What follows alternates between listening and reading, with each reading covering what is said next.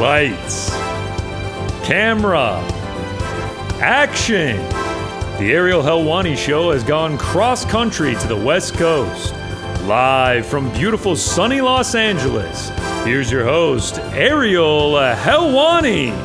Back in your life on this Monday, May 11th, 2026. Hello again, everyone. I sure hope you're doing well. It is so great to be joining you on this lovely Monday morning. It's still the morning time here in La La Land in Los Angeles. Oh, how I love Los Angeles. I mean, I hate their sports teams, but I do love Los Angeles. And I gotta say, right off the top, this studio is fantastic. Obviously, this is not our usual studio. We are live in LA right now as we speak, as we are coming to you. Look at this spot right here. And I want to give a big thanks. Look at that Billy Madison poster right there. Yes.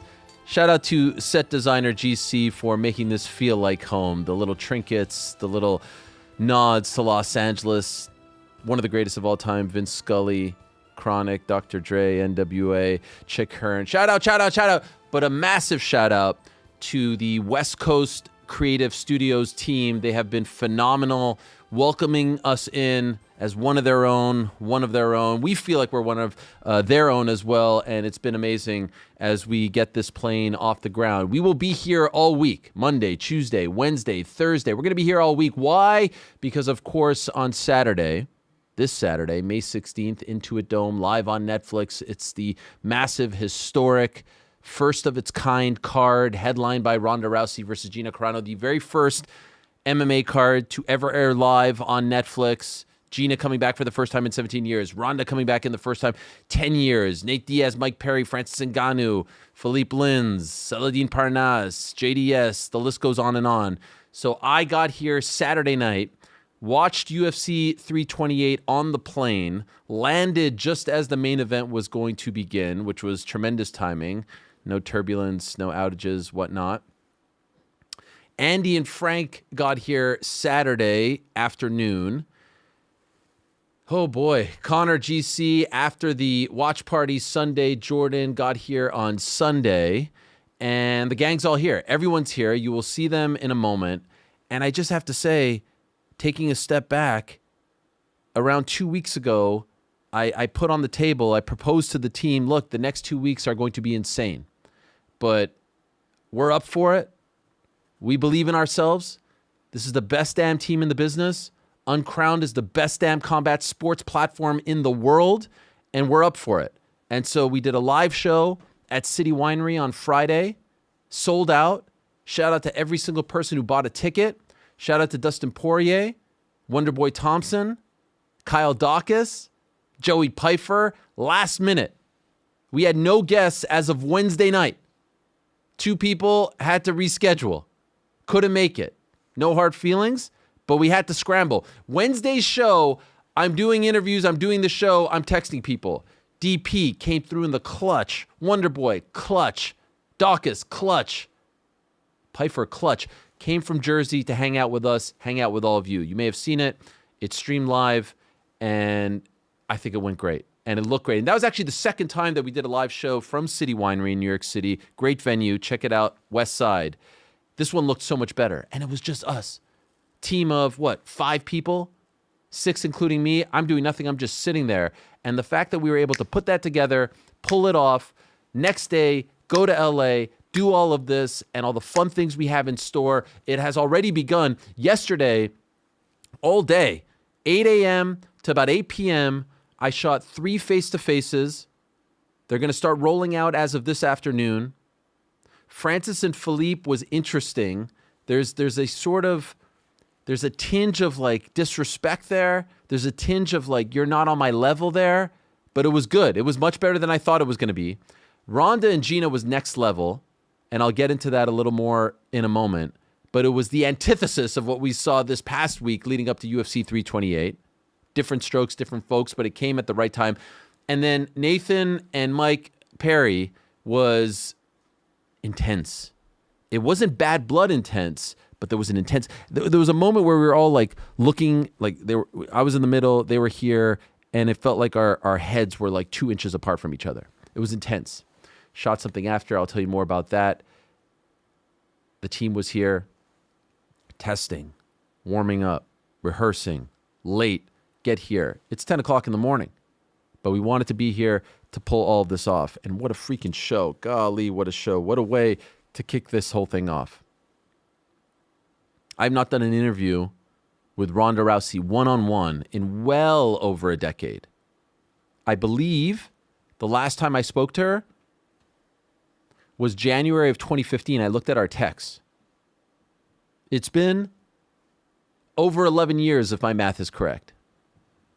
She's joining us on the show today. And some of you know about the history. Some of you know about, what do you want to call it? The grudge, the beef, the whatever. Ronda Rousey live on the show today at 4 p.m. Eastern Time, 1 Pacific.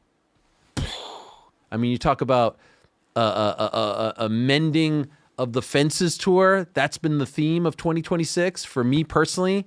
From, Colby a couple weeks ago, Ronda now, Gina, and so many others. It's been phenomenal. It actually feels spiritual. It's a breathtaking experience to mend fences with people that you used to have relationships with. Ronda Rousey is going to join us live on the program, 4 p.m. Eastern, 1 Pacific. At 12:30 Pacific, 3:30 Eastern, Jake Paul is going to join us. Obviously, this is a massive week for him and Nikisa Bedarian. They're launching MVP MMA. Is it a one-off? Is it not? I think a lot of that depends on how Saturday does, viewership-wise, on Netflix.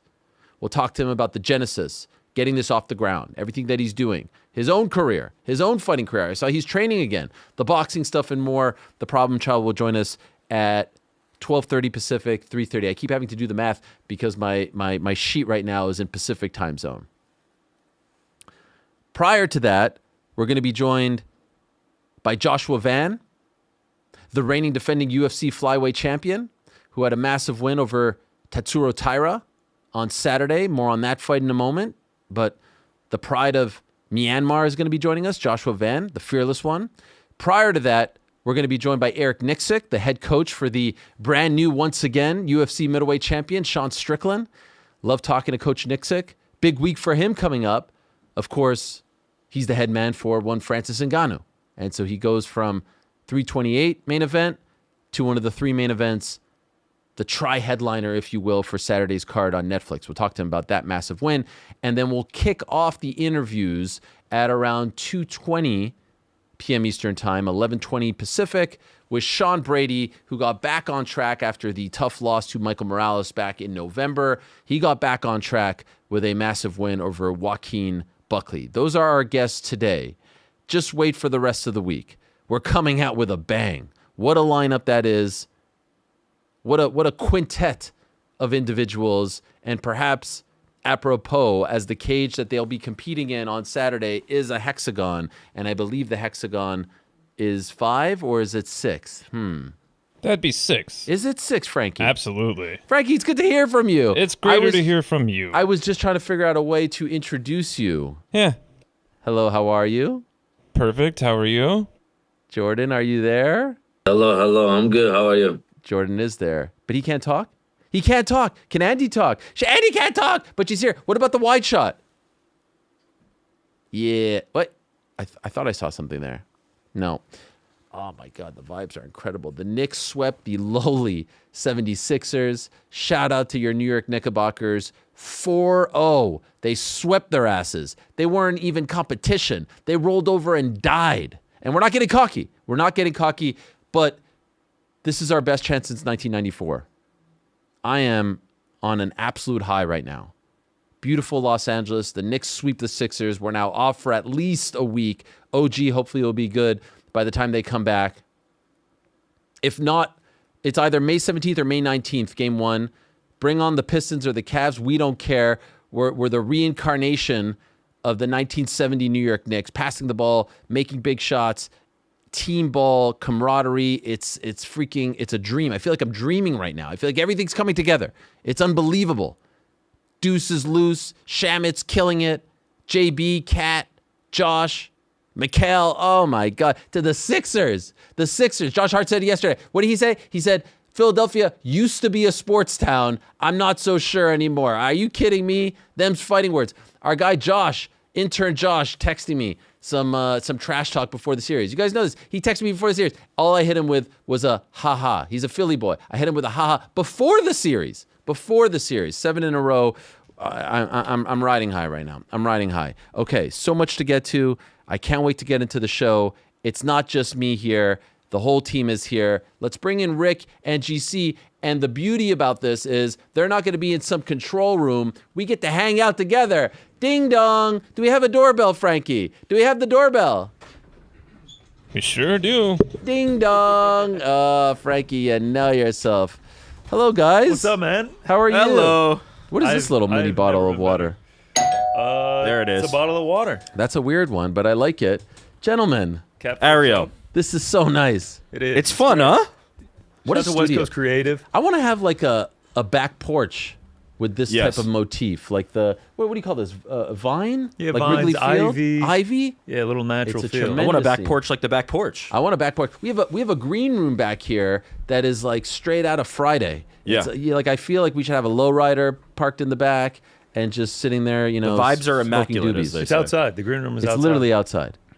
First time in LA for you. First time in Los Angeles. Have you had a chance? You've been here like literally 24 hours, right? 24 hours straight to the studio from the airport. Passed out in the Uber on the way here, so I didn't see anything. Got here. We were here till late last night. But I did wake up this morning, opened up the curtains in my hotel room. There's a Hollywood sign Oh right my there God. staring Yeah. back at me. So I got the authentic There's vibe nothing so like far. seeing the palm trees. The sun hits differently Tall out here. palm trees is Yeah. crazy, yeah. I love LA. Like I said, hate the sports teams, but I do want to say, like, I feel like we've got a bit of an Shohei. olive branch here. The real olive branch is right behind you, the Kike Where's Hernandez. Kike at? Right Where's there behind Kike you. that There bum he at? is. This is him? This is Kike? With the double trophies, back to back. Kike, you're some kind of piss, Kike. Avoiding me, by the way. I reached out to Blake Snell and I said, come on the show. MIA. They don't want the smoke. Maybe we'll pull up to Dodger Stadium tomorrow. Maybe we go to them. Yeah, maybe we go to them. Still to come. Invasion. Yeah, why not? Like NWO style or love it. WCW DX style when they showed up in Norfolk, Virginia, 1998 or something like that. We're on their turf. I like This it. is amazing, guys. It's This fun. is amazing. This is so much fun. Yeah. This is big for the show. Ronda Rousey on today. 11 years since I we mean, last real spoke. ones know what a monumental day this is going to be. Jake Paul on the show today. Jake Paul on the show today. Joshua Van on the Eric show Nicksick, today. Sean Brady. Eric Nicksick, Sean Brady. A lot going on. Shall we get into the news and notes? Shall Yes. we get into it? Let's Because I do think it. a lot of people want to hear our thoughts. Friday's show was amazing. Shout out to DP. Shout out to everyone who showed up. Hell yeah. Wonder Boy. All the fans were amazing. Everyone was so. You know what I loved about Friday? Can I just say, lately, and it's not. It's no different than usual. But there's a lot of shit. You go online. You text your mom on this phone. Yeah. Happy Mother's Day to all the moms out there. Much love, much love. You're the best. Peace and love, especially to our very own Andy. Happy Mother's Day to all the moms. She had to work on Mother's Day. Golly, this is what we do for all of you. The sacrifices. But you're online and it's just shit, vitriol, venom, negativity. And then you see these people on Friday and they're all beautiful souls. Unbelievable. They're all hardcore fans. Massive smiles on their faces. They just want to be here. They want to hang. They want to watch. They want to partake. They're just so happy. It was great. They were giving me score updates throughout the night. It reminded me that that's not real, and our fans are just such lovely, amazing people. So once again, everyone who showed up, and came out, love you, because that was it renewed my faith in humanity. Could not have said it better. Social media is not real life. Those are the people that watch the show, that love this show, that we do this for. And Friday was incredible. The energy was amazing. Rick was opening magic packs with fans. Oh, yeah. It Brought me was cards. tremendous. No way. So Gabriella, who won the contest that we gave Yes, away, yes, we yes. actually ended up giving away 2 sets of tickets, but Gabrielle won the tickets. She submitted a video. It was incredible. She talked about her husband who loves magic. Her and her husband came to the show. No way. Brought packs of magic. I'm ripping them. Everybody's gathered Legends. around. It was incredible. That That's is unbelievable. that's what we do this for. Those are the real Yes. fans right there. Yes, so shout out to them. UFC 328 has come and gone. Sean Strickland is now the second 2-time UFC middleweight champion. First being Israel Adesanya, the guy who he beat a couple years ago. I have so many thoughts on this. Okay. Sean Strickland deserves all the flowers, all the credit in the world. Absolutely. Sean Strickland asked for this fight. He called his shot. He did everything that he needed to do to get the fight. Yep. He had the performance against Fluffy Hernandez in February, and then he talked his shit, and he got it. He got them to take the bait. he maybe wasn't the most deserving person to be fighting Khamzat Chimaev, but he got that shot because of the performance and because of his mouth. Yep. And so we have seen people have good performances and then speak and not show up. He freaking showed up. Like he looked so good in that fight. I think he broke Khamzat in the second round. I think the aura of invincibility that surrounds Khamzat, credit to Gilbert Burns, a little bit left there. Credit to Kamaru Usman, a little bit left there. What Sean did in that second round in particular, I think changed the course of the fight. I had a 2-2 going into the fifth. I thought he won the fifth, and I thought he won fair and square 3-2. I think we also had it tied going into the fifth. We had it 38-38, and then similar to the judges, we had it split. I had it for Strickland. He had it for Chimaev. I mean, it was an incredibly close fight. I don't blame anyone for scoring it either way, but I agree with you wholeheartedly right there. In that second round, when he ends up on top and he's just sort of mauling Khamzat, I think everyone felt that switch of like, oh, this is for real. This is a fight. This is going to be incredibly close. The live odds reflected it. I think after round 2, Strickland was like minus 200, and we were like, wow, something is going on. And I think even if Chimaev had gotten the nod there, if he gets the 48-47, the scorecards are this close, I feel like the aura of invincibility would be gone anyway. Yeah, it seems like every time Khamzat doesn't finish somebody in the first round, everybody starts to ask the questions, right? Is he as good as we thought he was? Sean Strickland has talked about it, and I think he said it recently after this fight. Like he thinks he's going to lose every fight, but there's a moment in the second round where if you don't kill Sean Strickland, he's always going to be there, right? That moment in the second round, the first round, domination by Khamzat, right? But not to the point that he had Robert Whittaker and others in trouble. The point in the second round where he's on the offensive and Khamzat Chimaev either slips or gets rocked or whatever that moment in the second is, I'm sure in his brain, Sean Strickland was thinking, oh, like, this is a guy just like me, and then the rest of the rounds indicated that. The rest of the rounds, he just did what Sean Strickland does. It's amazing because it feels like every time we're like, nah, Sean's not going to do it, he wins that one. Yep. And then there's other ones where you're like, oh, he should win this. He doesn't look good in that one. Sure. I think that was part of the frustration that Eric Nicksick had a year ago when it felt like he didn't quite show up for the Drickus fight. He has this style, this sort of Philly shell style. He walks, he's flat-footed. He's just throwing ones and twos. He's not moving his head. He's just there, boom, boom, boom, boom, boom, and it just works. And the takedown defense is solid, and the takedowns are solid, and it's just amazing to see this guy do his thing. Like I saw people, shout out to the post-show crew, because in the comments, I don't think it reflected what they were saying. They were giving him all the credit in the world. That was a great, solid game plan that was executed perfectly, and he broke Khamzat Chimaev. Now, I will say, I didn't think Sean was going to win that fight until Friday morning. Khamzat looked awful on the scale. Yeah. And so for the first time in the build-up to this fight, I was like, oh, we may have an issue here if you're Team Khamzat. He looked awful. He always looks awful, though. Did that factor in? Okay. I thought that was How particularly about after bad. round 1? You see him come out, you see him get the grappling, a dominant round 1 by him where you're like, okay, maybe the weight cut didn't matter. I think it affects you in different ways. Yeah. And I think that it could come and creep up and affect you leading up. I mean, this doesn't even tell the story. He looked awful. First of all, he was the last one to show up. That never happens with champions. They want to get it over with. Like last 10, one to show 20 up, minutes to go, too. exactly.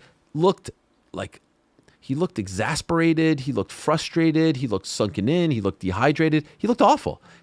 And so for the first time in the build-up, I was like, wow, I think everything that the likes of Chael had said and others, this could come into play. Ultimately, gun to my head, would I have picked Sean? Absolutely not, because I have that much respect for Khamzat and he's that dominant.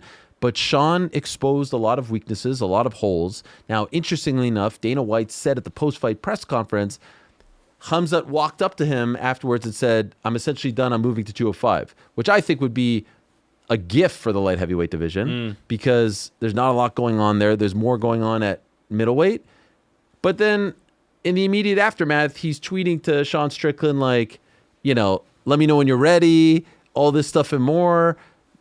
See you again soon, or see you soon again. There's one tweet. I think there's another tweet later where he's like, let me know when you're ready. There it is.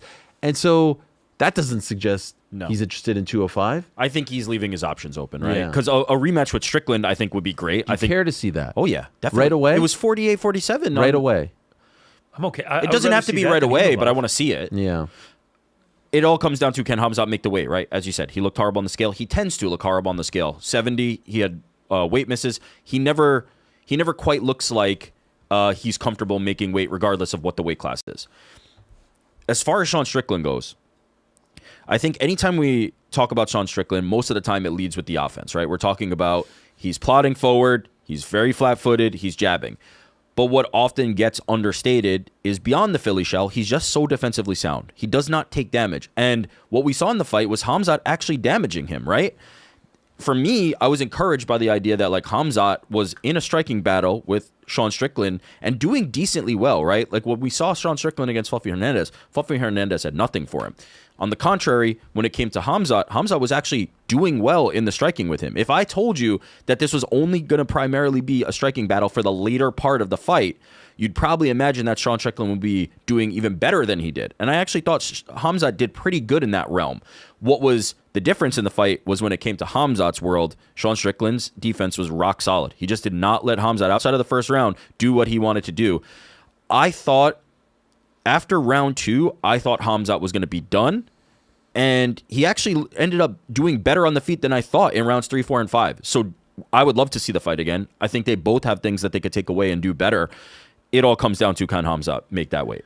You mentioned that round 2, that moment where he kind of like fell to the ground and like people thought he was hurt or something like that. He just went straight to his back. Yeah, I went back and rewatched it, and it does look like Strickland hits him with an overhand right, and it looks like he kind of loses his balance, and he immediately goes for a takedown. He doesn't get it, so he just accepts going to his back and having Strickland come off of him. Yes. That's what I think happened, and then he came out in rounds 3, 4, and 5, and it sort of had cleared the cobwebs at that point. Yeah. Still kind of curious on why he just chose to strike with him, because to your point, he was having success offensively, but the jab the entire last 3 rounds, the final 15 minutes of the fight, Sean Strickland could not miss with it. I would love to see the stats on the percentage of how many he missed, or how many he landed. Like Eric Nicksick after round 3 says to him, he's just like, he's got this pillar guard going, and he just has no answer for you. I mean, every single time he bumped it out there, it was landing, and we essentially watched a guy steal the belt from Khamzat Chimaev by just jabbing him to death.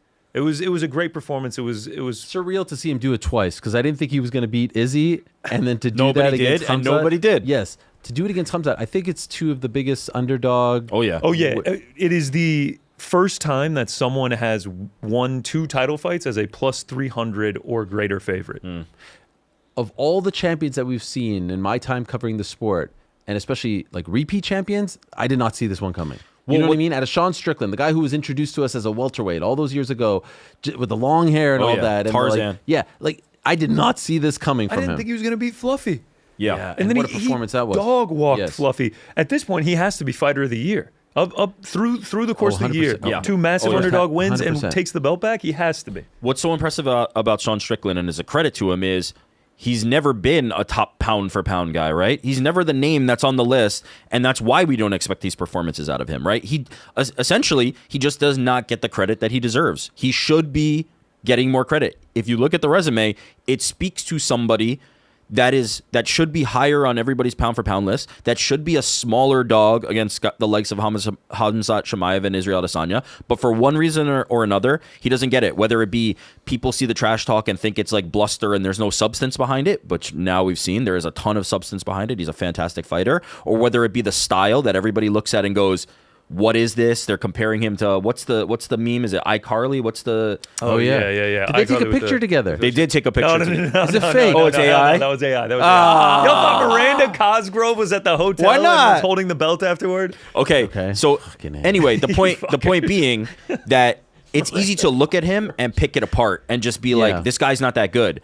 But when the product comes out, when he steps into the octagon and fights, he's fucking fantastic. Okay. So for all the Sean Strickland fanboys who get very in their feelings if he doesn't get his respect and flowers, it's been 20 or so minutes. Do you feel good now? Do you feel like we're giving him his love and respect because he deserves every single thing that we're saying about him? Every single thing that we are saying about Sean Strickland, I hope you feel it. We're giving him all the respect. We just said he's fighter of the year, 2026. So far, he's that guy. He is that damn good. And in addition to being a great fighter, he's a big-time draw. Oh, yeah. You look at the press conference views, you look at the weigh-in views, the traffic on Uncrowned, everything. Dana said it was monstrous numbers on Paramount Plus. He is a draw. For better or worse, you like him or not, you either want to see him win or you want to see him lose. But you feel some sort of way, and that's a credit to him. Isn't this also a reason to do the rematch? But now comes the but. Okay. Now comes the Oh, but. Now okay. comes the but. Because I feel some sort of way about this. I feel actually quite strongly about this, and I couldn't wait for today's show to talk about it. Okay. A couple of weeks ago when he did that media day at the PI and Johnny Eblin's off to the side, and that's like when he really like cranked it up. Yeah. You know, all that stuff that he was saying about, he was saying about Khamzat, and that's when the gun comment came Yep. out and all that. We had a whole discussion. Is it too far? Is it not? And my stance was, yeah, this feels like it's a little bit too far. Like, we can't be talking about guns and all this stuff. Then we got to the next step, which was him tweeting on the Friday, like 8 days before the fight, like, I'll be leaving in handcuffs. I'm gonna do X, Y, and Z to this guy. And then I brought up on Monday of last week, like, does this guy want to fight? What's going on here? You know, like, this feels self-inflicted. You're about to be locked in a cage with this man. Stop threatening that you're going to beat him up before the fight. Just beat him up in the fight. You know what I mean?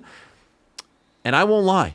For the first time in a very long time, I was there at 5 p.m. on Thursday waiting for that press conference to start. And that's a credit to him.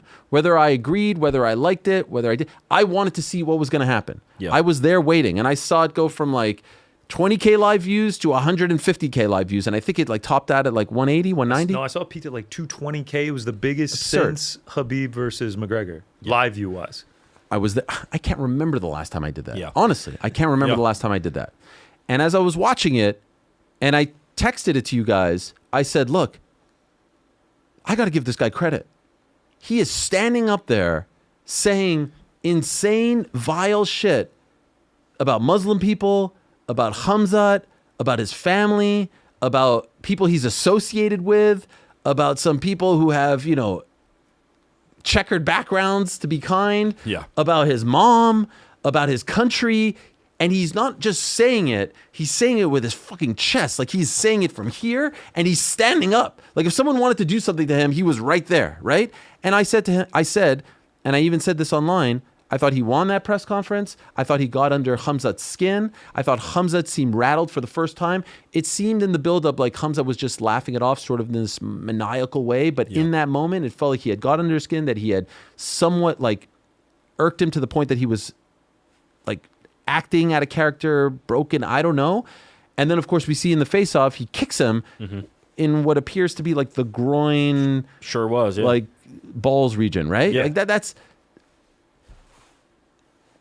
what Sean was saying at that press conference was crossing the line.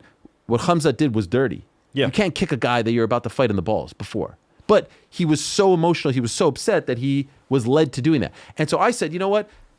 I think that Sean won that, and credit to him, he stood there and he, as they say, stood on business, right? He did not backtrack at all. Face to face with this guy, he did not backtrack. He even went online afterwards. Great. Weigh in, gets on the microphone. This guy's a coward. He didn't make weight. Those scale, all that.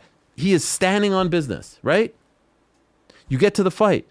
You've got the Lewis Tyson thing, right? Yep. Lewis Tyson scene. It's security in the cage. How many times has that happened in the UFC? It's Maybe rare. once, twice, something like that. Anticipation, all-time high, building up. Holy shit.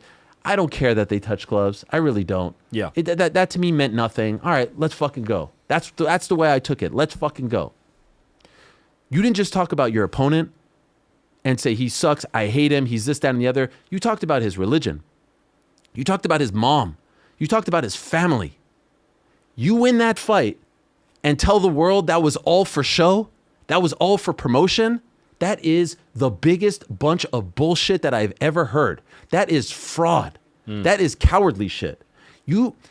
I have always said that, and Sean's a big boy, and I think he can handle this. You cannot do what he did and say what he did in the build up to that fight and then tell us seconds after the fight is over, I was just trying to sell the fight. Yeah. You can't do that.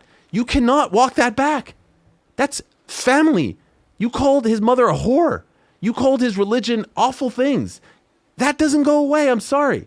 And all that tells me is you're not who you say you are. And I thought on Thursday and Friday, he is exactly who he says he is because he stood there and said it all from his chest.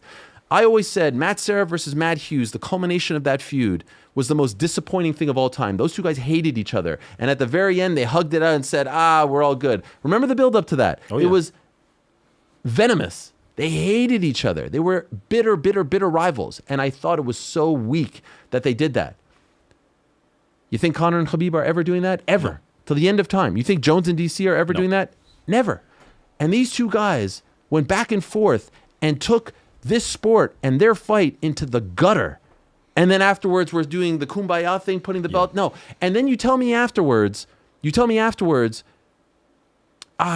the cage with someone, 25 minutes. Excuse me, that wasn't your debut. You know what that feeling is like. You know what that phenomenon is like, sharing the cage with another human being.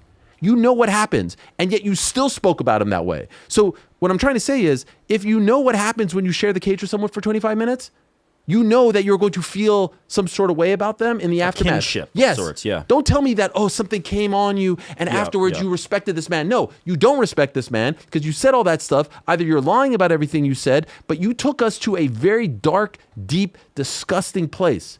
And you know what? Fine. That's how you feel. And then you tell us in the immediate aftermath, I didn't mean any of that. I apologize, guys. Guess what? When Conor McGregor won the belt at Madison Square Garden, he apologized to nobody. You know what I mean? And this dude is apologizing for all of that 48 hours later. You don't get to say that about someone's religion and parents and mom and then apologize. I felt that was so weak. I felt that was so disappointing. Look, I have nothing against Sean. I like Sean. In fact, I told his team long before all this, I think Sean and I have some things in common. That was BS. Okay. That was disappointing. I feel a very similar sentiment to you. I think a lot of people do. I want to unpack, though. What is the solution for that? Are you saying don't do the first part, right? Don't take it to those extents if you don't really mean it? Yeah. Or are you saying on the back end, leave it where it is, don't apologize, keep that. Yes, because to Ariel's Be point, real. almost none of what he was saying to Khamzat Chimaev in the lead up to this fight was about his fighting skills or his heart or his demeanor in the cage. This man left his country. Yes, it was about his country. He's the Chechenian whore. He sells out the Kadyrov. He does all these horrible things. I just don't understand, to Ariel's point, how 25 minutes in the octagon changes all those things that you disagree with outside of the I'm not of the confused cage. at all about the switch. What I'm asking is, does he not do the first? Are we saying don't sell the fight, don't do that part? Or are we saying on the back end, be unapologetic, just say fuck it? I have always said, leave religion out of it, leave family out of it, leave these things out of it. Obviously, I know you hate this dude, you're going to fuck him up, this, that, and the other. Great. I think that didn't need to be said in the build-up to this fight. But man. And then, if you are going to say it, stand by it. Okay, so don't, when you're done, we're not friends. Respect to Khamzat. He tested me. Yeah. But F that guy. Yeah. And if you want to get that belt back, beat 5 MFers and I'll see you in 2 years. I think that's probably and the by right the way, answer. you didn't make weight and I still stood here and beat your ass. What? That would have been incredible. You would have been a legend. And now you're telling me I'm sorry and the world doesn't like me and now I liked it. And it's like, come on, man, you're a walking contradiction. We're starting to see it more and more now with this, like, this vitriol, this nasty stuff pre-fight, and then by the end of it, it's like, well, dude, I was just trying to build the fight. You know, you're seeing Colby with Usman and with Leon Edwards, and it's like, yo, sorry, man, like I was just trying to build the fight. No. Like, you get it. It's just the fight game. I am with you. I would rather, if you're going to say all of these things afterward, be like, I still meant all that. I respect him. You know, we spent 25 minutes in the octagon went to together. war? Look at my face, man. He broke my nose. Like, he is a hell of a fighter, but I still don't agree with the guy. Fuck him. I have so many like contradictory thoughts. I love all of this. I think this is such a fascinating discussion. For one, the talk works, right? We have to acknowledge that, and you acknowledge that many times. Like the viewership to this, that works no matter what, right? Your issue is with the switch up, right, at the very end. For me, my personal experience with it is, I don't have as much of a problem with Sean switching it up because I don't necessarily want to hold him accountable for that. I can kind of see the promotion part for what the promotion part is.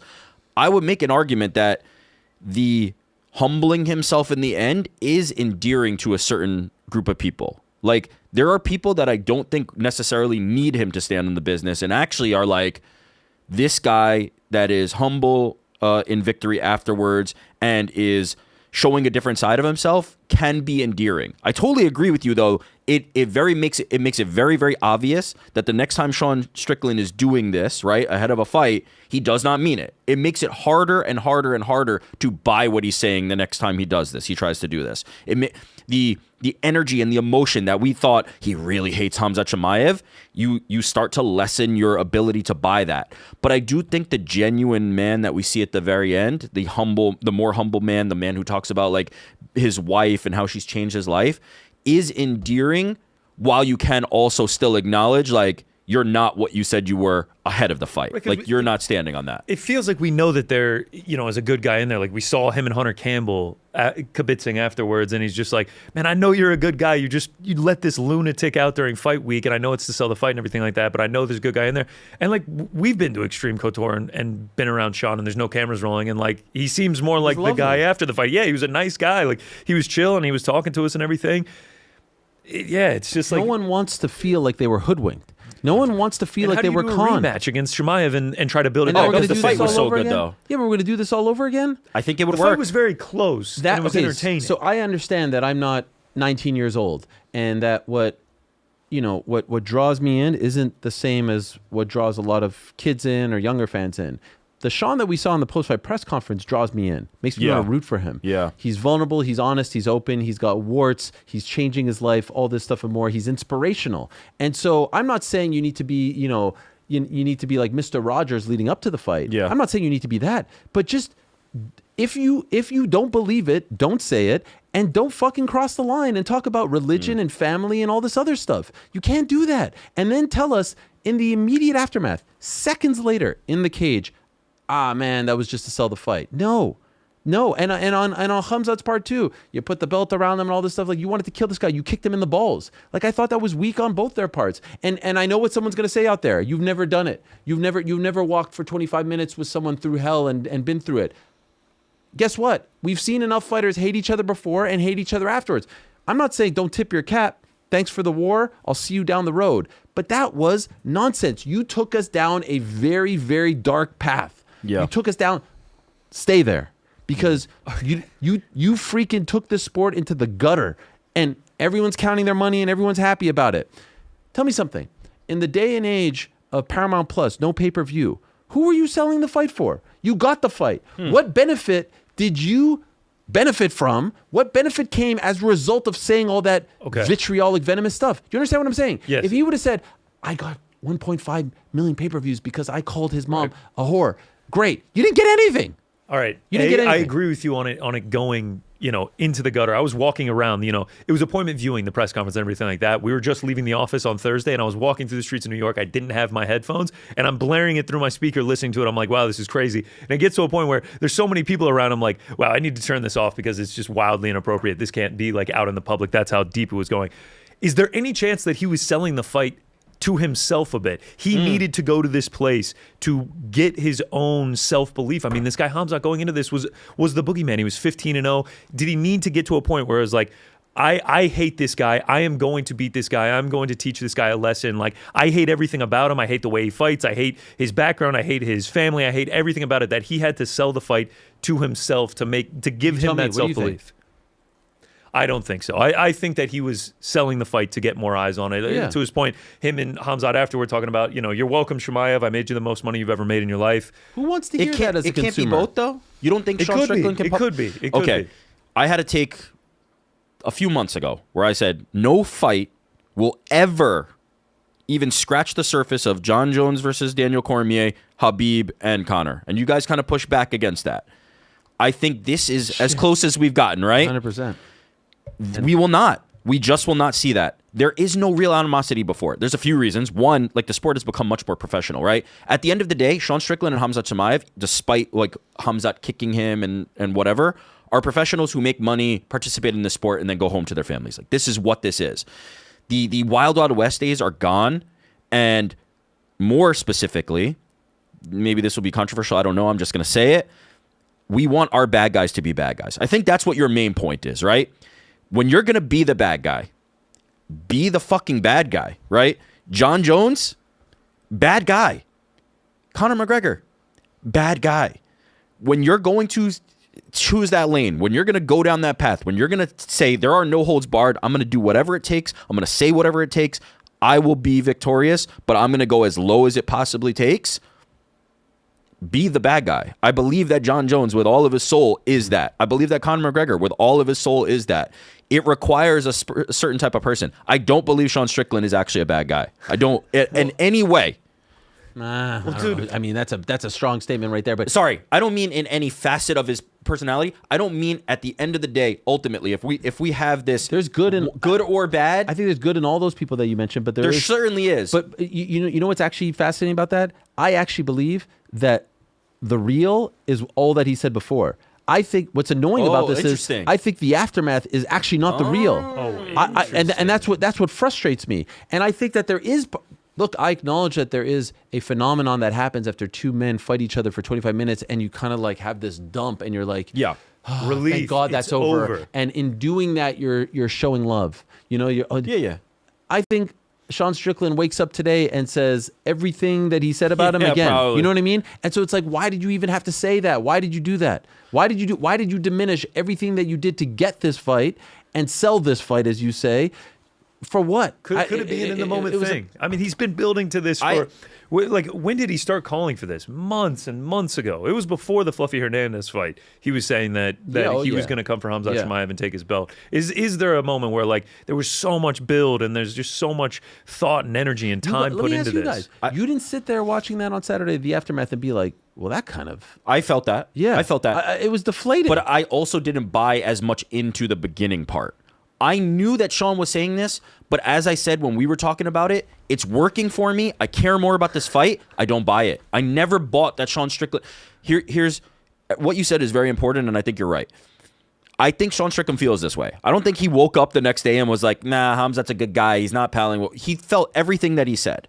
But the difference between a blood feud like Conor and Khabib and Jon Jones and Daniel Cormier is the intensity of how much you believe it. Is the intensity with which you're willing to prove that you believe it. Is the intensity with which you're willing to stand on that. And I don't think Sean Strickland feels or cares enough about Khamzat Chimaev to pursue that. But Conor McGregor hates Khabib with every bit of his being. Jon Jones hates Daniel Cormier with every bit of his being, and vice versa, right? These guys just do not like each other, and they will go to the ends of the earth to display that, prove that, any opportunity that they have. He was in that department with Khamzat. I mean, it's proven to not be, right? Him yell? No, that's what I'm saying. Like, he got me.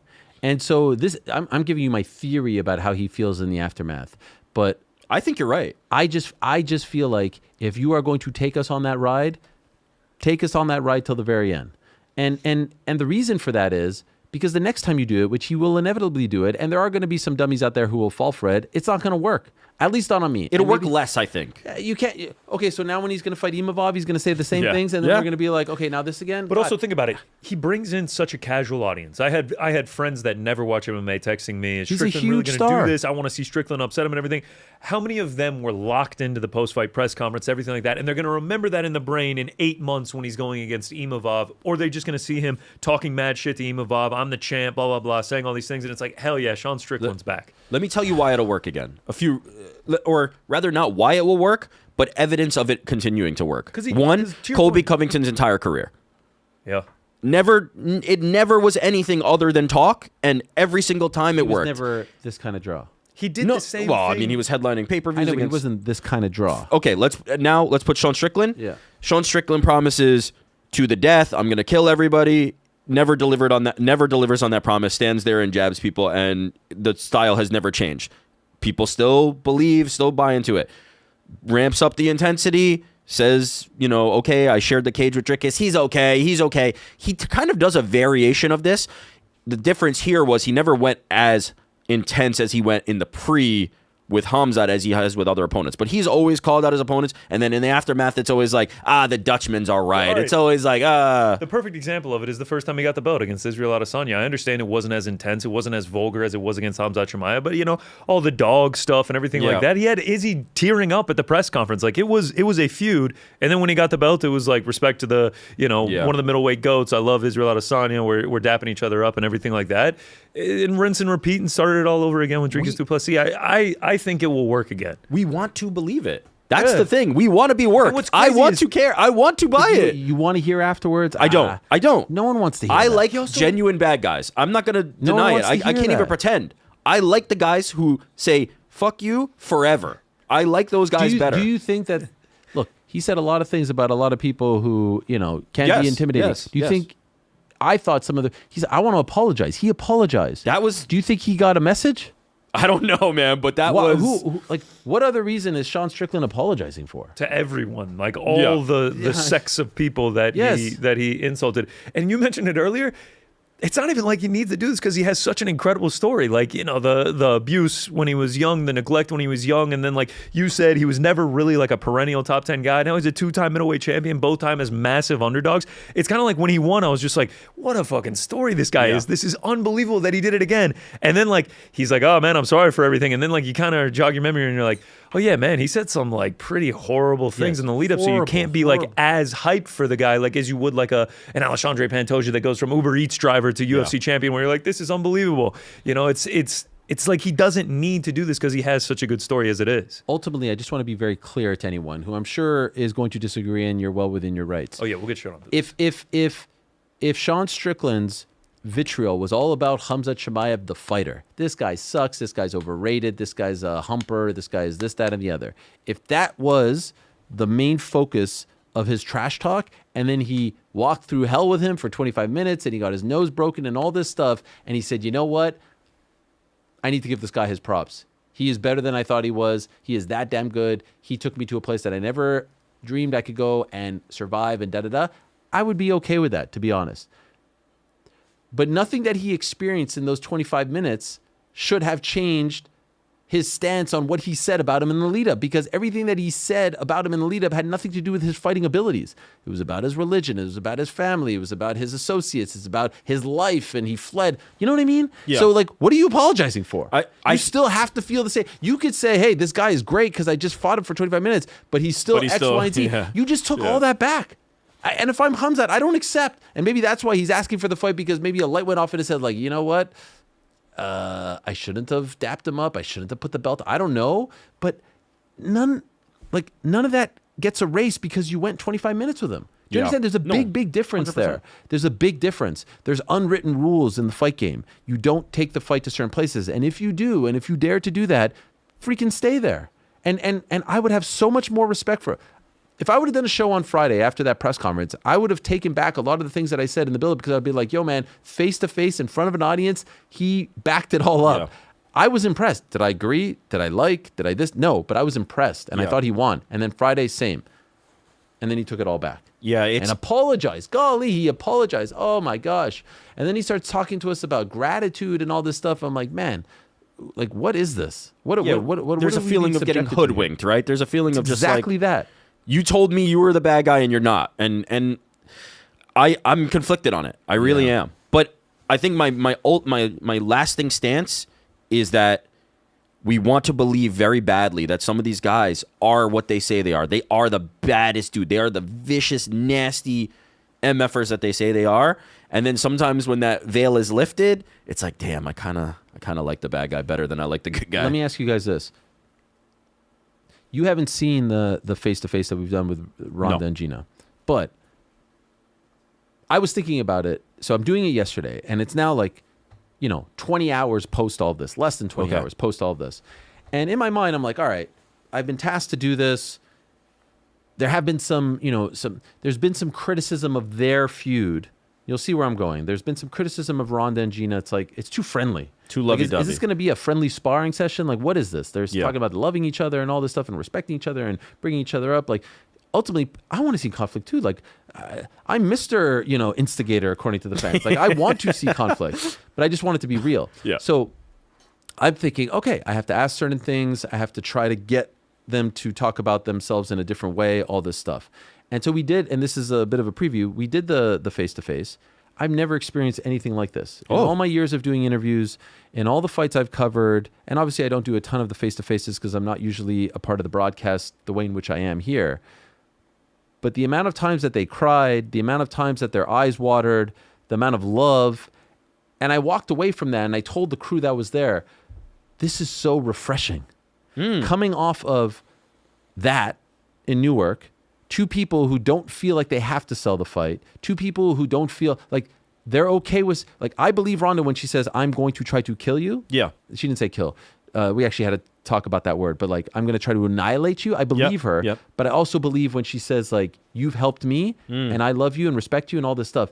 And I wonder, because I see some people be like, oh, where's the buzz for this fight? And trust me, I think it will build, we're just getting off that whirlwind, right? Yeah. It would have been stupid for MVP to try to compete with last week. No. Now the coast is clear. Yep. I think, and maybe I'm showing my age here, maybe I'm getting soft. I think this is coming at the perfect time because that was so vitriolic and venomous, and this actually feels like a breath of fresh air. They're not faking it. They're actually being real, true, and anytime I tried to even venture into conflict, they were like, we're not going there. The amount of times their eyes watered was crazy. Like, things were shared in that conversation. I don't know how much of it is going to actually air, but like very personal stuff that I'd never heard of. It was like therapy. It truly was like therapy. It was wild to be a part of. I couldn't believe what was happening. And I'm not trying to oversell this by any stretch. I swear to God, I do not work for MVP. I can't say this enough. It felt different. And so I think people will feel some sort of way about this fight differently now that they experience that. Or maybe I could be 100% wrong and people will be like, that's some weak ass shit. I don't know. I think there will be a group of people that appreciate it and like it, but I think there's also going to be a large contingency of people that come to the fight game for that vitriol. This is that late Saturday night. It kind of feels like you're not supposed to be watching it, blood sport, Even if you're told seconds later that it was all fake. Yeah, but once they got you, they got you. That's after. How many people tap out right after they hear that decision read and they don't watch the pressers and they're just like, man, Sean Strickland did it. I can't believe it. They're out drinking at a bar and everything like that. They're not tuning into all of that. I think that a lot of the fans of this sport want that vitriol. They want that nastiness, and that's why Sean Strickland is such a big draw. I'm one of them. As I said, I like the bad guys, right? Like, I want that. We're getting to an interesting thing, which is a meta conversation about why do people want to watch fights? And I think there's multiple reasons why you could want to watch a fight. I think the easiest one, the most obvious one is, I don't like you, you don't like me, right? And that's what Sean Strickland and Khamzat Chimaev were selling. I don't like you, you don't like me, we're going to fight, fuck you. That's a very easy sell and why it always works so easily. But a very interesting sell, which sounds like, I haven't seen this piece that you did with them yet. I'm looking forward to it.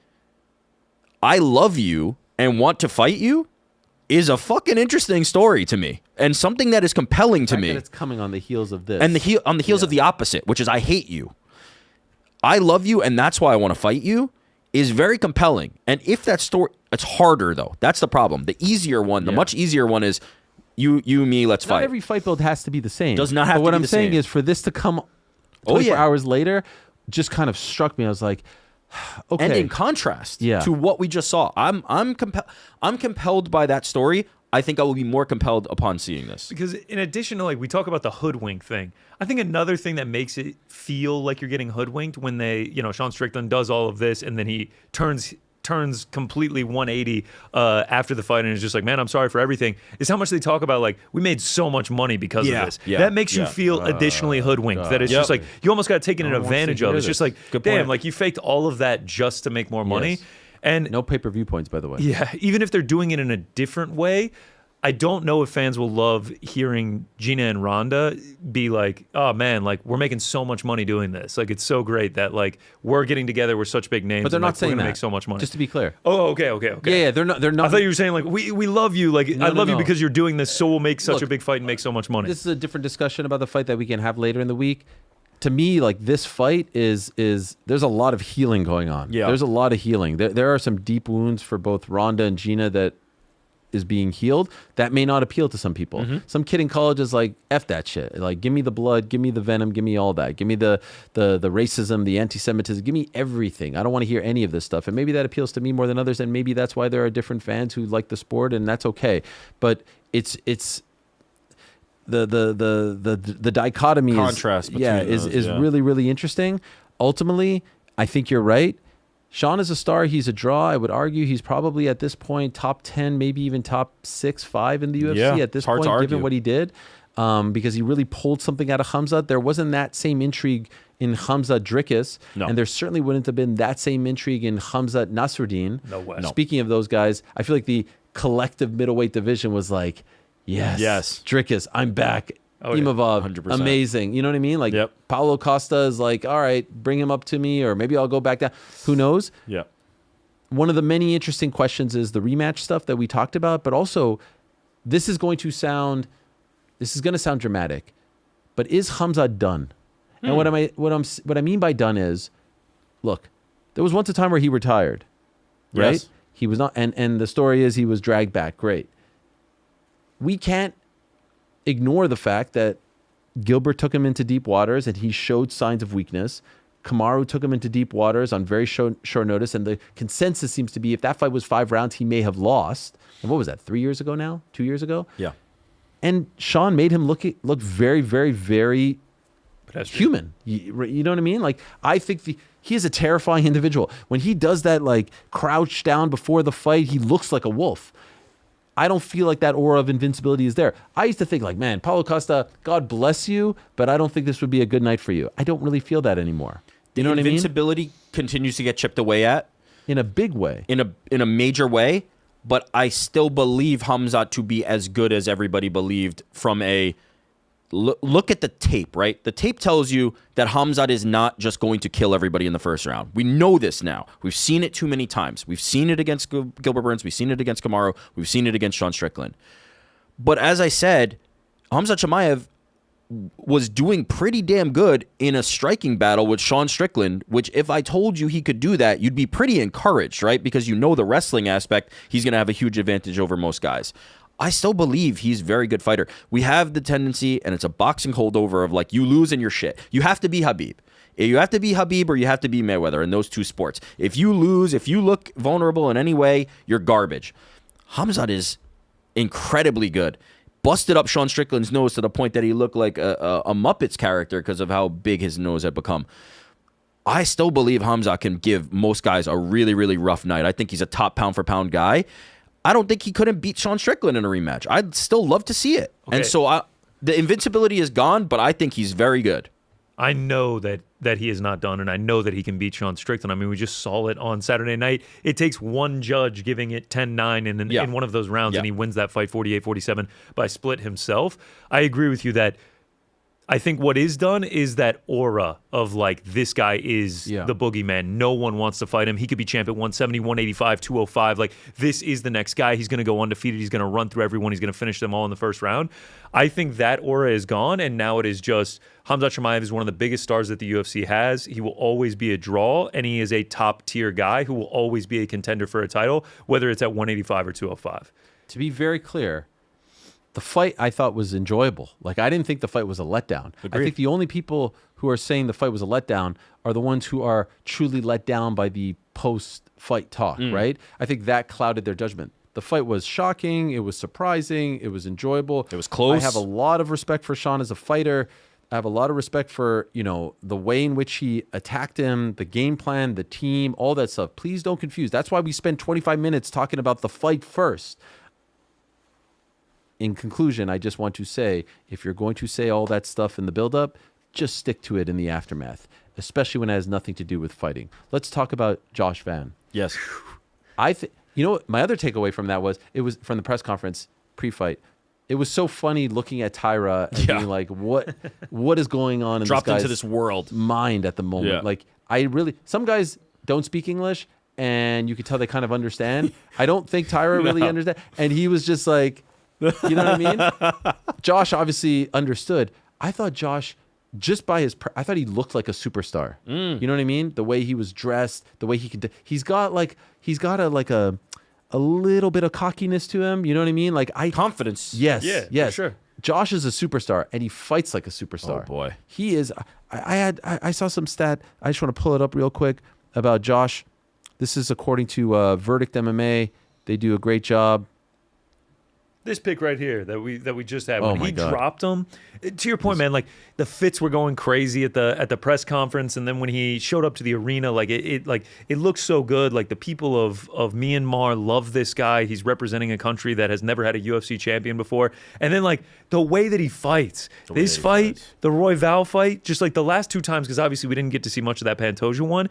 He is a star in the making. This picture right here is so crazy. Absurd. I saw a graph yesterday on Twitter, and I'm sorry, I'm blanking on the name of the account. He does a fantastic job with statistics for the UFC, but it was a graph of how many significant strikes he has. You know, right now he's number one all time in significant strikes per minute, and he's 400 significant strikes ahead of Max Holloway at this point in Max Holloway's career. Wow. And now he's a champion, and now he's defended the belt. He has a massive fight with Alexandre Pantoja to go. His style is fan favorite, fans will love it. His ability to defensively grapple against Tatsuro Taira showed a lot to me. Makes you really wonder about that Pantoja matchup. And then just the boxing, dude. The boxing is so crispy when he gets Taira those. had the 5-inch reach advantage. Bro, when he gets those combinations Yes. going and everything, and like, respect to Tatsuro Taira. My God, he took an absolute beating. Unbelievable. It was a great fight. It was the fight of the night. Could be fight of the year at the end of the day. That's a great point. As of right now, it probably is, right? That and then Hokit Blades. Oh, right, of course, golly. The stat was Joshua Van already ranks second in UFC flyweight history for significant strikes landed despite having just 11 fights in the promotion. He averages 110 significant strikes per fight and has landed 100 plus in 7 of his 11 UFC appearances. And Pantoja is amazing. He never really had that dance partner, and I feel like this is going, like just the shot of him, kind of looking. Yep. Great to have him in attendance. I call out can't at wait the for that end. fight. The call out, everything. Like, I can't wait for that fight because there's also the, hey, I actually did really injure you and deserve that one, and I celebrated. And that annoys Pantoja. Like, even when he was on, he's so respectful and nice, but he said some things that he didn't like. He insinuated that he didn't love about the way Josh celebrated. Flyweight is great right now. I think it and came Van is out the a man. little bit. I think it came out a little bit when Van was just like, yo, get your shit right, and we can Yes, run this thing back. And Pantoja was just like, what the that was fuck? Like, great. it's just like, That dude, was I gave great. you so many flowers and everything like that. Like, yeah, the touch of disrespect from Josh Van, but the fight itself, like when it comes to an actual in the octagon 25 minutes, that might be the fight that I want to see most right now in the UFC. If it's not number one, it's top 3. Just the way that they fight will just lend to such a fantastic war for a title.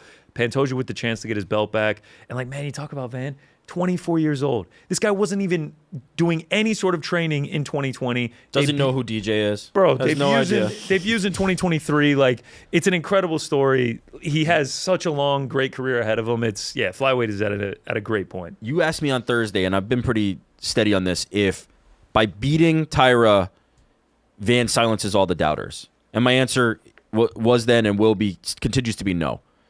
The only way he silences those doubters, the only way people will really believe is if you beat Alexandre Pantoja, because Alexandre Pantoja was on such a trajectory, like starting to sniff and scratch and claw toward the Demetrius Johnson level. He was on that path before the unfortunate injury happened. But what I did say, and you tell me if you agree now, sitting here later, was that it will go a long way toward his confidence, toward feeling like a UFC champion, toward being able to carry himself. And Ariel talked about like how his swag and how he was dressed and all these things. Josh Van feels like a guy who believes that he is the rightful champion and will beat Alexandre Pantoja. And there's no doubt, right? There's no doubt in his mind. The confidence is real. Him saying, like, Pantoja, get your shit together, doesn't really even mean anything because it's like, Pantoja got hurt. Like, what's he supposed to... My shit together, my elbow? Yeah. But in his mind, there's no excuses. There is no excuse. Like, why are you not in here with me? Whoever is in here with me, I am going to beat your ass. And not just that, but like you're a black belt, bro. Like, you should know how to land. Like, Yeah. you should know how to Yeah. post. Like, you shouldn't have broken your arm. I did that to you.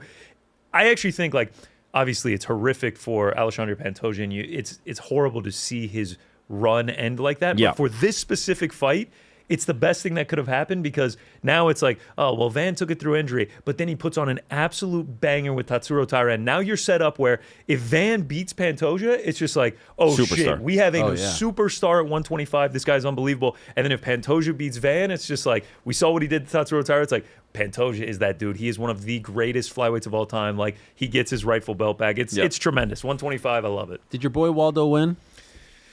I scored it for Volkov. I think Okay. 30-27 Volkov is one of the most egregious scorecards we will see all year. That round 3 was clear Waldo Cortez Acosta. We said it as it was about to be read. We were just like, man, this could go any way. And when it was read 30-27, I was just like, oh shit, this is Waldo, because the first 2 rounds were so close. Yes. I don't mind the Volkov. I scored it for him 29-28. But not. But man, 30-27 was bad. But then all the judges scored that final round for Volkov, which is the crazy part. We thought that something would have happened in I the don't know how early that's rounds. possible. I don't know how you score that 3rd round. I thought Volkov won, though. I scored it for Volkov as well. Yeah, some people thought he won, but I meaning Waldo, but I don't think that it was. I don't think 30-27. It was a very close fight. Neither guy put their stamp on that. Does Waldo's stock go down? I mean, No. he comes to fight, man. Yeah, heavyweight. It's tough for your stock to go real. Like Agreed. You know what I mean? Yeah. Derek Lewis You can just be had back an like awful that. performance, and no one's even talking about Yep. it in the build-up to this fight. No doubt about it. Sean Brady won that fight. Yep. Bro. What a comeback, right? Joaquin Buckley joked afterwards. I don't know if this is true. Like, I didn't practice wrestling. We saw him practicing wrestling. We saw him with Kamaru Usman training specifically for that. So I don't know. Whatever that means. But Sure. Brady was dominant. Takedowns, landed 40% of them. Just like Brady is still that dude, man. And maybe this is, maybe this is just like more love from Michael Morales, who is unbelievable as well. And people have bad nights. And, he talked about, Yep. I don't think he's offering excuses, almost got, canceled and all this stuff. Who knows where he was at? I'm not selling my Sean Brady stock just yet. No. And I think this was a reminder that there are levels and that Sean Brady is still in that higher echelon at 170, and maybe Buckley has a little bit more work to do. I think the Buckley stock is the one that's more interesting, right? Yeah. Like when you talked about Josh Van, when you talked about Sean Strickland, when taken down, they had answers, right? It may not be flawless, right? You're not going to necessarily keep Khamzat from taking you down or Taira from taking you down. But once you're down there, you know how to stay safe. You know how to find the answers. Once Buckley got taken down by Sean Brady, he had no answers. He needs to, if he has any hopes of being a top contender, he needs to figure that out. But I'm not selling Brady stock, but shit, I just re-upped on my Michael Morales stop. I just doubled down, tripled down, buy as much as you possibly can on Michael Morales. Yeah, it feels like the game plan is out on Buckley. If you can wrestle, you're gonna be able to beat him. What about King Green? Dude. Like the fact that he's still doing this at his age with the miles that he's had and looking like this against a guy who missed weight by a pretty large amount, 4 pounds. Yeah. Usually that guy wins this fight. He didn't get a bonus. He was upset about that. What about, hey, he didn't get a bonus, but we're giving him his own shorts. Get the fuck out of here. What was that? the most like, no raises for anyone this year, but pizza in the break room. What was that? That's that bullshit. We got That's ice cream bullshit. cake in the break room. What was that? Bizarre. Has King Green been asking? I will admit, like I haven't watched every single presser he's done. Has he been asking for his own shorts? Like where did that come from? Maybe no, What I don't was think that's like a thing that he's been like beating the drum on. Here's but a high five. he's always talking about money, even in the My the man is a media business day. owner. He's not looking for custom shorts. Yeah, what was that? It was bizarre. But you mentioned how about King Green still doing it? I think like jumping ahead, obviously, and we'll get to it. But like Jim Miller and King Green, Yeah. the two of them Talk just about Jim Miller, continuing man. to after everything to he's do been through in this. his life. Crazy. They just signed him to another 5-fight contract. That was the last fight on his deal. And if he fights out the deal, he will have had 51 fights in the UFC. Unreal. 51. Unreal. UFC 100, 200, 300. I'm not counting him out for 400. We're already I at am. 328. That's very far We're away. at 328. We 51 fights is insane. Okay, in the UFC. Not to mention all the other fights he had before the UFC. it's too far away. But we continue to check in on this. Hall of Famer Jim Miller, yes or no? Yes. Yes, I think so, yes. Accumulation of stats. I think he has the most fights, the most wins, the Longevity second most. is something, yeah. Like you also talk about, like he has the second most finishes behind Charles Oliveira, Yeah. one of the most beloved fighters of this generation. problem with that. Jim Miller, like It's also the UFC Hall of Fame, right? So it's not like it's like the baseball Hall of Fame where it's like we have these stringent standards. There's guys in there that Jim Miller is just better than. Jim Miller Hall of Famer, stamp it. one of the most problem. important stats in this game is longevity. The amount Yeah. of guys that we 100%. see coming to the UFC in the last 3-4 fights and out, it's kind of like the NFL, you know? The average time in the NFL is like 3 years. I feel like the average amount of fights across everyone who's ever fought in the promotion is like 3 or 4 fights. And for him, like you said, to do 51, 10 years ago, this guy was telling us that he had Lyme disease. Yep. 10 years ago. And here he is. Who knows where his career is going to UFC go? 200, he's telling us he's fighting Lyme disease. Yeah. And not to mention everything that he's just been through with his son. Yep. God bless him. And thankfully, he doesn't have to deal with that anymore. He was sick. He had cancer. Now it seems like it's all gone and he's in the clear. Unbelievable stuff. By the way, speaking of Hall of Fame, massive shout out to Chris Weidman. Yeah. They announced that he is going into the Hall of Fame. What a class this summer, right? Great one. Him, DJ, it's a great class.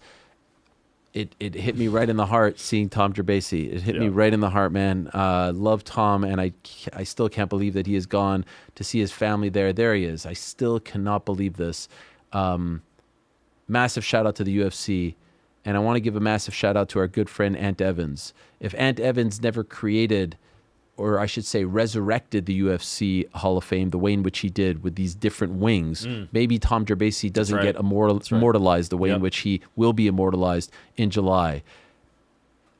That's a first ballot human being, let alone Hall of Famer. 100%. And every single media member in MMA and boxing owes him a debt of gratitude. The UFC owes him a debt of gratitude for what he did for them on the editorial side. Yep.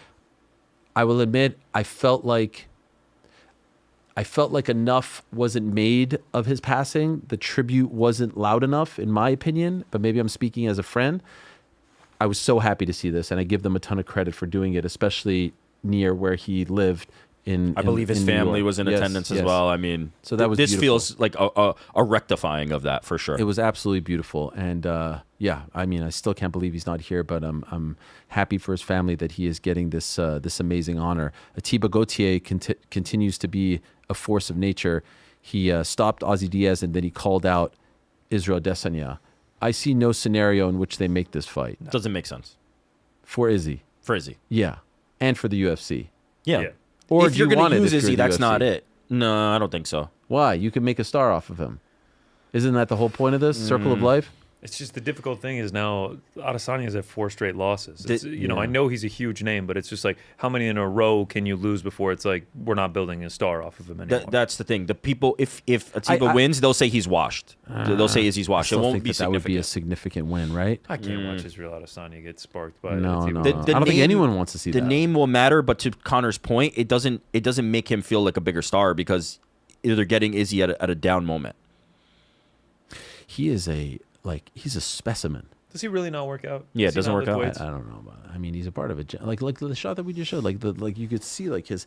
It's genetic, man. You know there was that Every thing. single muscle Like look in at that. Look at that. Like you remember when there was that there was like this exhibition in New York where it was like the human body and you saw like the bodies. Yeah, that's what he looks like. Look at the bicep. That's what he looks It like. just ripples across the chest. It's absurd. Shout out to Yaroslav Amosov. What a run he's had. Yo. What a life he's had. But now Yes. in the UFC, beating a guy like Joel Alvarez is The way he did. unbelievable. When he picked him up and put him down, got the finish, even right after here. Joel kind of hurt him in that Dumped him. second round, it just proves how deep 170 is. And a lot of these Bellator guys came over to the UFC and didn't have success. You can't say that about Amosov. Oh, yeah. 2-0, 2-0 ranked. now. I would imagine he's going to get a top 10 opponent at this point, and he's 30-1 in his MMA career. I don't care who you're fighting. Getting to 30-1 is difficult. Sweet spinneroonie there. Yeah. Grant Dawson with a great win over Mateusz Rebecki, and revealed afterwards that earlier in the week he and his wife lost a baby, had a miscarriage, which I can't even imagine how he was able to fight and win after experiencing something so traumatic. So massive shout out to him and his family, and hopefully that the wife is doing okay and they'll be able to rebound from this. Roman Kopylov with the win, Pat Sabatini with the decision win as well. Bysongor Susurkayev is another name to obviously keep your eye on, and brought some joy to the Khamzat Chimaev team. And Jose Ochoa wins and then proposes to his Yes. to his significant other who was in Brazil Remotely, yeah. but then gave us the update afterwards that she said yes. Wow. Let's go. It was Congrats. nice. It was amazing. I'm going to let you guys go so we can Yes. set up for our first guest of the day, who's not going to join us, but tremendous stuff. And then we'll see you guys on the back end with a special surprise, yeah? Special surprise, brother. Special surprise. We love LA. Do, do, do, do. What's that? Who sings that song, Frankie? I actually don't know. What about this studio here, huh? Oh, it's a lot of fun. People just sort of take it for granted because we do it so effortlessly. And when I say we, I'm talking about you guys. To pick up the show and do a live show from City Winery on Friday. No questions asked, flawless, streamed on X. Shout out. You could see it. It's on my feed. To pick up the show and recreate our setup here, like I wish you guys could see what's going on that side of the fence. Again, shout out to the West Coast Creative Studio to just being so amazing and opening its doors to us. Incredible. I'm overcome with gratitude, as Sean Strickland likes to talk about. I'm overcome with just emotion because it's just so amazing that the show, the operation, has reached a point to where we can do this. And we're going to do it for International Fight Week. And you better believe we're going to be in Las Vegas. And speaking of Las Vegas, and speaking of International Fight Week, the boo birds were out. The naysayers were out. I have told you, I was the first person to tell you Conor was coming back. I was the first person to tell you that it's going to be Conor versus Max. I'm still the only one, and we've got people out there like Chael and others who are refuting it. Max is doing interviews and is alluding to it, but not saying it's 100% done. And in the flow of our live show on Friday, I did say, I can't wait in 24 hours. I'm going to shove it down all your throats. I was a little excited in front. I can't dictate or decide or tell you when they're going to announce things because that's arbitrary. What I can tell you are the facts. And so I will never get wrong fight bookings, matchups, things of that nature.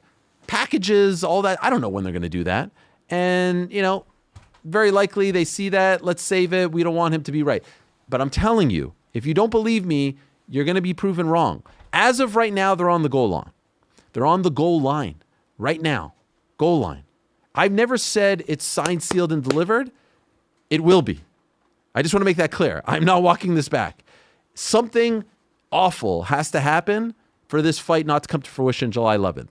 A massive 11th hour atomic bomb of a right turn will have to happen. As of right now, there is none of that. It is not in sight. But they're at the goal line. They haven't scored the touchdown. They haven't gotten into the end zone and given the ball to the referee as Barry Sanders used to do. They're at the goal line. And so I know that there was a hope to do it in Newark, and I think that doing it at the White House is too late. That will be less than a month. So I figured, all right, Newark, there's a lot of people watching this big card, but truth be told, they could do it on a Tuesday night and everyone's going to go gaga. They announced Conor versus Cerrone on Thanksgiving evening. I remember it because we had to do SportsCenter that night, left dinner. They don't care, but it ain't done. So Dana is right. It is not signed, sealed, and delivered. Is one side signed, sealed? Is the other side? No, but they're at the goal line. They are at the goal line. So I ain't walking back. Baldy, you led us astray. You're shams with the Bucks. You're shams with Giannis. Believe me or don't. I'd like to think that the track record speaks for itself. I'd like to think that batting 1,000 speaks for itself. I don't know about the freaking announcements. I don't care about the announcements. You believe me or you don't. If you choose not to believe me, then God bless. That's fine with me. No skin off my back. No problem. But trust me when I tell you, that is the plan.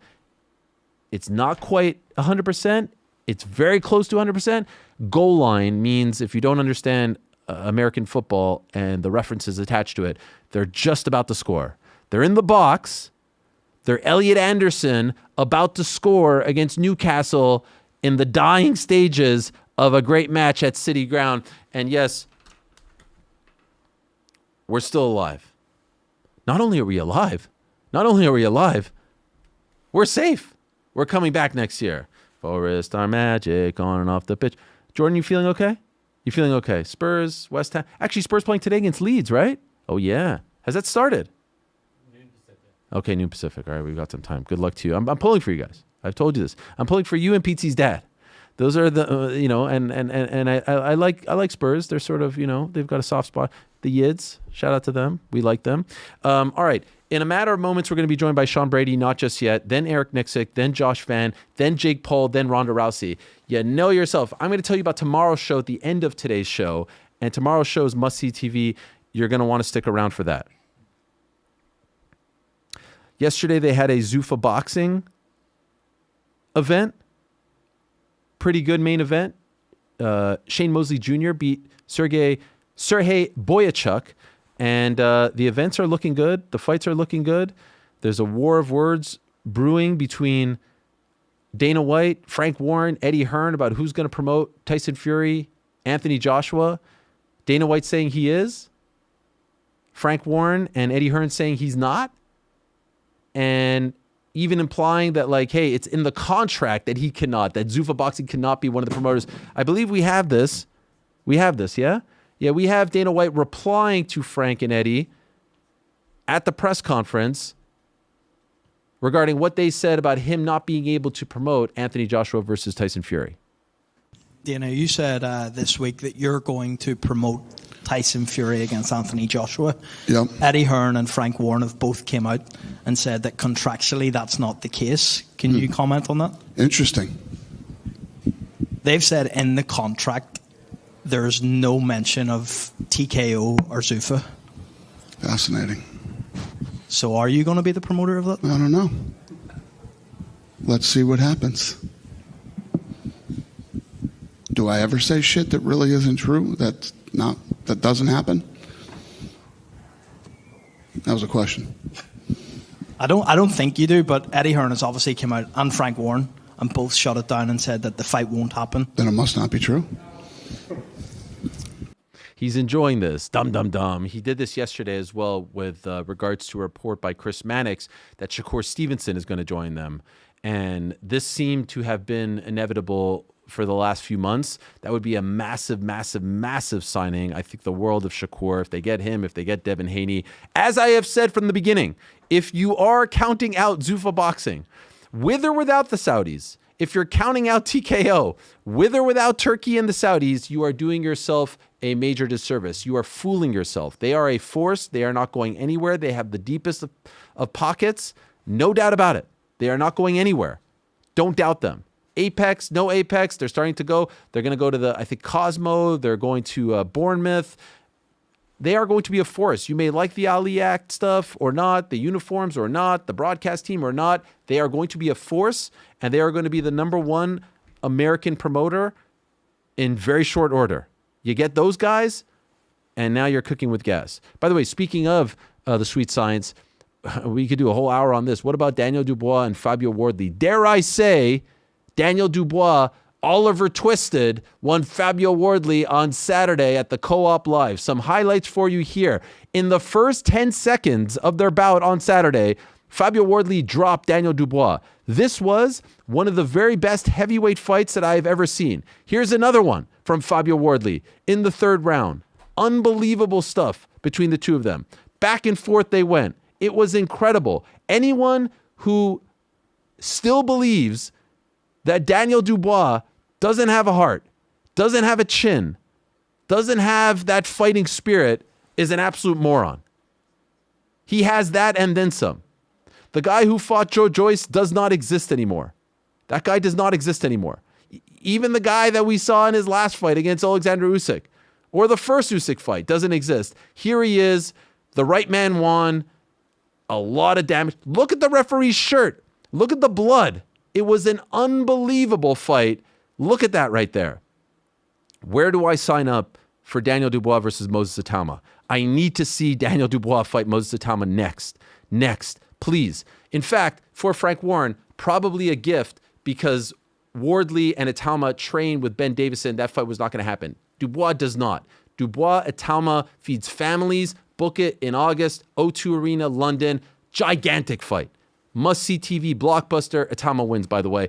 Would love to see that fight. All right, let's get into our first guest of the day. He had a massive bounce-back win on Saturday at the Prudential Center against a guy who, there was some bad blood there. There was some back and forth. He shut all of that up and then some. He is now exactly who we thought he was and back on track. He is the pride of Philadelphia, the one and only Sean Brady. Kind enough to join us off the bat here today. Hello, Sean. We are live from Los Angeles here. We are not coming to you from the City of Champions, New York City, of course. We don't need to talk. You represent. It was a good weekend for Philadelphia, as far as I'm concerned. We don't need to talk about Sunday, Sean. Don't worry about it. Yeah, somebody has to still do it for Philly. So that's right. Our sports teams not looking too hot, but as far as MMA goes, we're doing all right for ourselves. Just one question about that. Did you see Josh Hart of the Knicks say, "I thought Philadelphia was a sports town"? I guess they can't be that anymore because like all the Knicks fans invaded Xfinity Wireless. Did you see any of that, or no? Were you kind of off the grid? A little bit off the grid, but we were watching some of the games throughout the week at the Airbnb. Like I don't follow basketball like that. Oh, But, okay. My bad. I knew it was rough. I knew it was rough for us, and I did hear something about like, I guess they buy tickets and then they were saying not to resell them because all the Knicks fans were going to buy them. But yeah, I didn't follow it too much, but it does suck knowing that we lost to you guys, even though I'm not a basketball fan. I know. I like that you say that, so then you can't like assume all the heat. So I appreciate that. You gave Philly fans something to be excited about, and you should be very excited. What a performance, man! Do you feel like you got your mojo back? Do you feel like or maybe you never felt like you lost it, but to me, that was just a reminder to everyone that you are still a top tier welterweight. Yeah, I never felt like I lost my mojo. I just felt like I just never got going against Morales. And that's like, I think that's what hurt me the most is that I didn't get to show everything that I did that camp because it was like the best camp I've ever felt. And I just went out there and I got caught and it just never got going. And now that's something I like promised to myself this fight was I was like, no matter what happens, I'm going to go out there and I'm going to show what I'm capable of. And if I do that, I'm going to win this fight. And I'm going to show everyone that I'm right back to where I belong. Like Buckley, before he lost to Usman, he was on a 6-fight winning streak, knocking everybody out. Very dangerous guy. And it was a very dangerous fight for me to take right after what happened to me against Morales. You know, a lot of people were writing me off in this fight. And man, it feels good to shut them all up, and especially shut Buckley up after the way he was chirping before the fight, man. So I really was locked in this fight. I was locked in all camp, and there was no way I was losing to him and letting him be me sitting here today, getting to talk the way I get to talk. Was this one of the more personal fights of your career? Usually you don't engage in the back and forth, but this one seemed a little bit different. It wasn't personal for me. He was trying to make it personal, but what pissed me off was when he talked about the interaction we had at the PI where like he made it seem like he bitched me up when there was footage like at the PI that if they were able to release it, it would show me like clearly getting like more like intense than he was because I don't do the social media shit. And that's what I was telling him in person. I'm like, yo, bro, like, I don't like that shit. I don't like talking shit, but we're face to face now. And he was just trying to be funny about it. And then, but I knew like, that's not who he really is. You know what I'm saying? Like it was all a show. And I said that in my media and the day I seen him, he was sitting down, like I seen him on Wednesday in the Fighter Hotel. He's sitting down.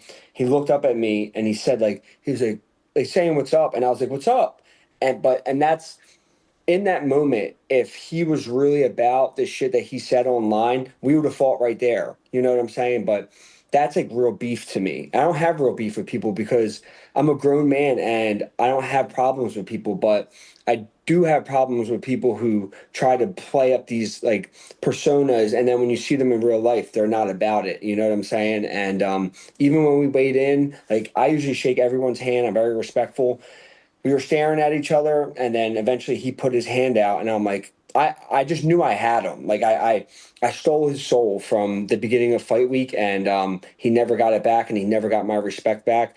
And even afterwards in the cage, because I didn't see any of the shit he said on social media because I blocked him and my buddy was running my social media the whole time. But I know that he did say something about my wife and my daughter not being able to save me. And I just told him afterwards, I'm like, yo, I don't care what you say, but keep my fucking daughter's my name and my wife's name out your mouth. And he was like, oh, I never did. And I hate when dudes act like that. And then it's just not really.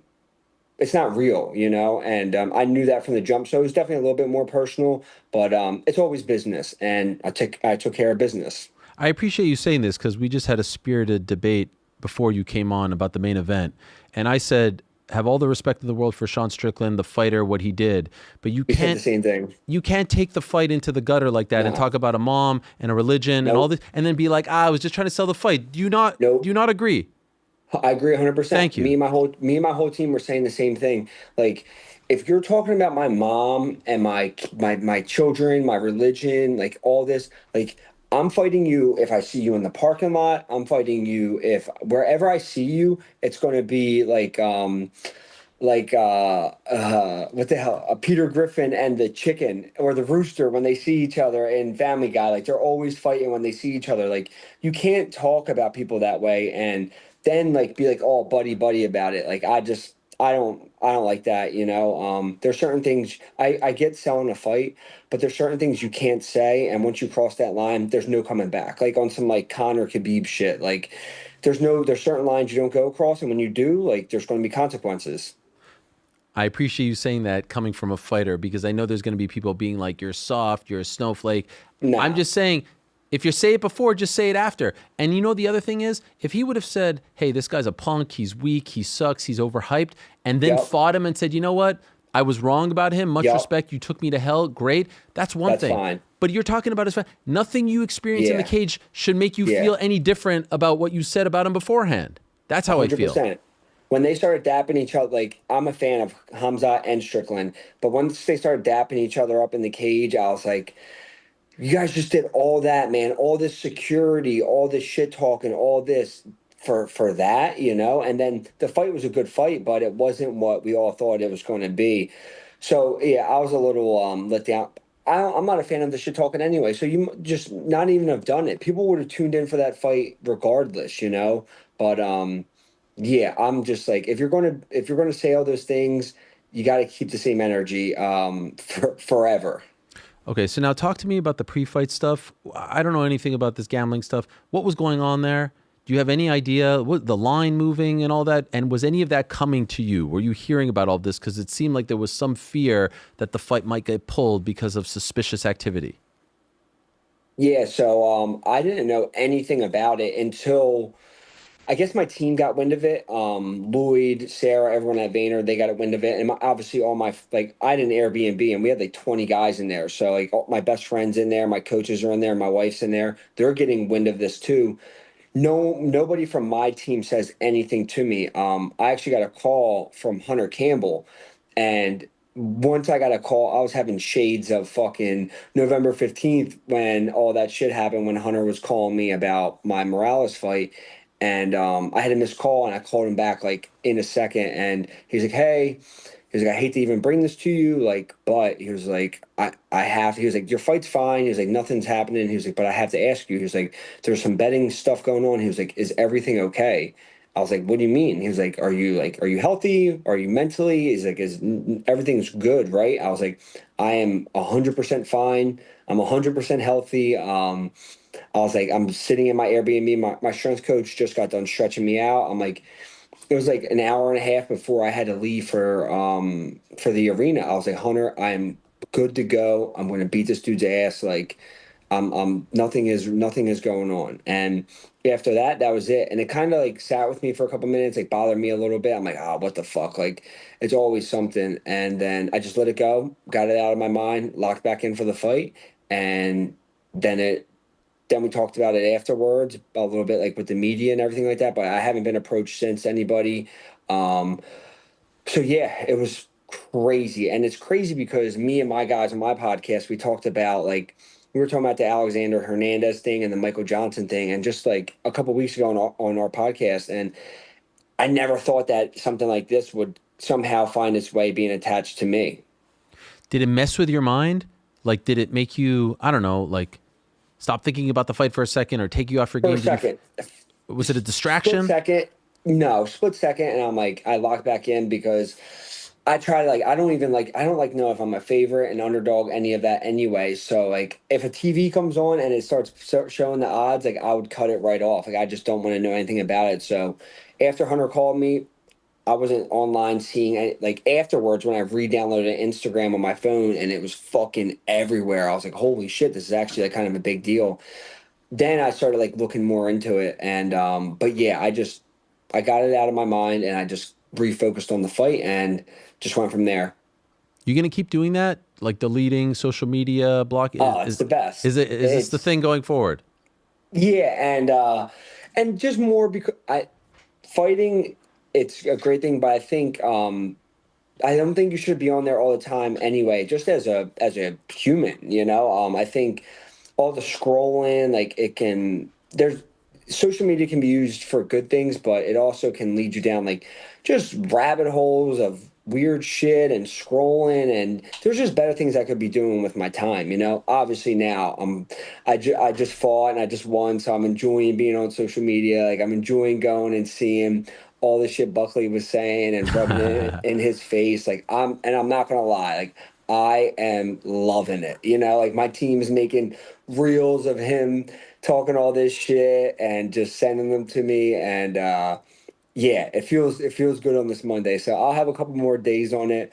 But yeah, definitely during camps, like getting rid of it, it's definitely the move because I don't want to see all the good things people are saying about me. I don't want to see the bad things people are saying about me. And especially after losing to Morales, like same way when I lost to Bilal, a lot of negativity, and that can just feed into your life. And like I was saying in my post-fight interviews, if you're not on social media, none of it's real, and it's not real anyway. But if you don't see it, these people aren't real who are saying these things about you. So because none of them would ever say them to your face, and so that's where I'm like, I don't need to see any of this, especially before a big fight like against a dangerous guy like Buckley. Do you believe Buckley when he says he didn't practice wrestling for this fight? No, because he was wrestling with Usman in the videos of him training down at Killcliff, and he posted videos of him training at other gyms of him grappling. Like I know I took Buckley super serious. I took him as serious as I've ever taken anybody because he's an athlete. He has knockout power. He's big. He's strong. He used to be a middleweight. He had success. Like if you go look at his fight against Nasruddin Imavov, he had Imavov in trouble in that third round. Imavov couldn't get him down, and that's a guy who's getting ready to fight for the middleweight title. So you have to take him super seriously. He was knocking out all these guys at welterweight until he ran into Usman, and he had Usman in trouble in that late round. So I took him as serious as ever. I'm sure he knew, like he was saying I suck and this and that, but he knew what was up. And but it wouldn't have mattered whether he trained, didn't train. I was going to do the same exact thing to him regardless. Correct me if I'm wrong. You did say afterwards you thought the fight played out in a easier fashion than you expected, than you thought. Why? Just the way, like that. We trained fucking so hard for that fight, and I thought he was going to be harder to take down. But it just goes to show how good I am. Like, and it reminded me of like when I got ready to fight Kelvin. Like, I just fought Bilal. I lost to Bilal. They give me a southpaw, short, explosive, big knockout power, and I would just watch his highlight reel over and over and over again. I did the same thing with Buckley, like just trying to learn and make sure I didn't end up on the other side of that highlight reel. And I went out there, I dominated Kelvin. It felt easier than I thought it was going to. And honestly, I feel like this fight, even though I didn't get the finish, I felt like this one was even easier than the Kelvin fight. So Philly's in about what, 3 months' time?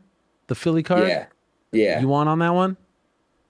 I do. I would like to be on that card, but it's got to make sense for me.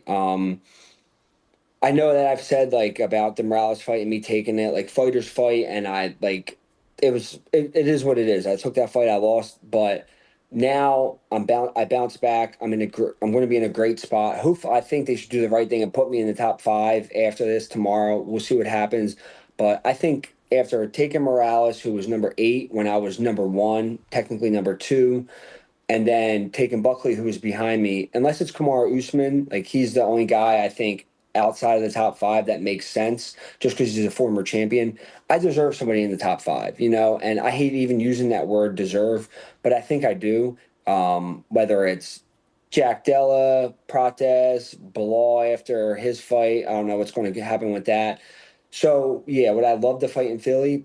Yes, but it has to make sense for me. I'm 33 years old. I'm getting better and better every time I fight, and I want to get to be a champion, and I just have to take things that make sense for me.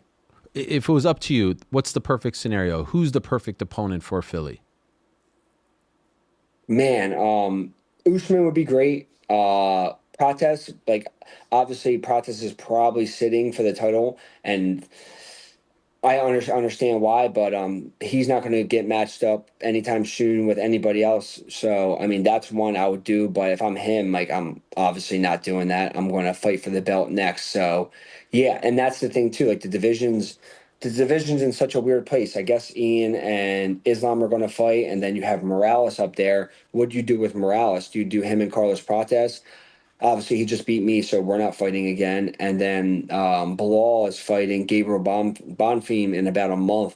So it kind of puts me in another weird spot to where I was after the Leon fight. But I'm in a good spot, and I'm coming off a win, and everyone knows that what I deserve. So we'll see. Maybe it'll be Usman, but yeah, I'm not sure what their plans are going to be. But whether I fight on the card or don't fight on the card, I'm sure I'm going to have teammates on there, and I will be there regardless. I said after the Prates fight that I think it should be Carlos Prates versus Michael Morales next as a number one contender fight. Islam versus Ian in Philly. If Ian would have won, I could see them running it back with Islam, just considering he's been so dominant. And even if Islam wins, let's be honest, he doesn't fight all that often. So Prates is looking at a year off if he's going to sit and wait, which I don't think makes a lot of sense because he's looked so good as of late. I really like the idea of, if Bilal wins, you guys running it back to see, okay, this is one that you want to write. Yes. And if he wins, he's back. If not, you get past him and can move on with your life. I think that's the one that makes the most amount of sense for you if he wins against Gabriel Bonfim in June. Yeah, I feel like that would make perfect sense. You know, it's been a little bit since that fight. I've lost one, but I've won a lot more. Bilal's obviously went on, became a world champion, lost his last 2 fights. So if he comes back, bounces back, gets a win against a top 10 guy and Gabriel Bonfim, why not run me and him back? You know, I know they don't love doing rematches, and I know they don't love the thought of me and Bilal running it back, but I think that one would make the most sense. And that's one, like, I have nothing but respect for Bilal, but I want to get that one back if I can before I know he's getting a little bit older, so that's one I definitely want to get back for sure if I can. Yeah. By the way, were you surprised that Jack looked the way that he did against Carlos, or were you expecting that? I picked Jack to win. Okay. I mean, I knew Prates could do what he did, but I was picking Jack to win. And you could see shades of where Jack could have won that fight. He took him down in the last 30 seconds of the first round. Obviously, the round ended. And then second or third round, I forget when it was, but took him down against the fence, was on his back. He went to go put that other hook in, and he slid off the top. So there's shades of what I thought Jack could have done there. And unfortunately, he didn't get to do more of it. But yeah, his head, like, it just felt like whatever Prates threw was hitting him square in the face, you know? Like, he has that high guard, and he was getting hit with that knee. His calf was getting chewed up. I think it wasn't what Jack was doing wrong. I think it was more of what Prates was doing right, and he just looked really, really freaking good. And, yeah, you know what my game plan is going to be against someone like Prates, so I'm getting him to the ground as fast as possible. Better chance of beating Islam, Ian or Carlos right now? The Carlos that we just saw a couple weeks ago. I guess I don't think either one of them have much of a chance, to be honest with you. Maybe it's Michael? Is it Michael with his judo? I would give Michael more of a shot than Ian and Prates just because he's bigger than he's going to be. Like, Ian's not a huge 170-pounder. Like, he's tall and long, but he doesn't get that heavy.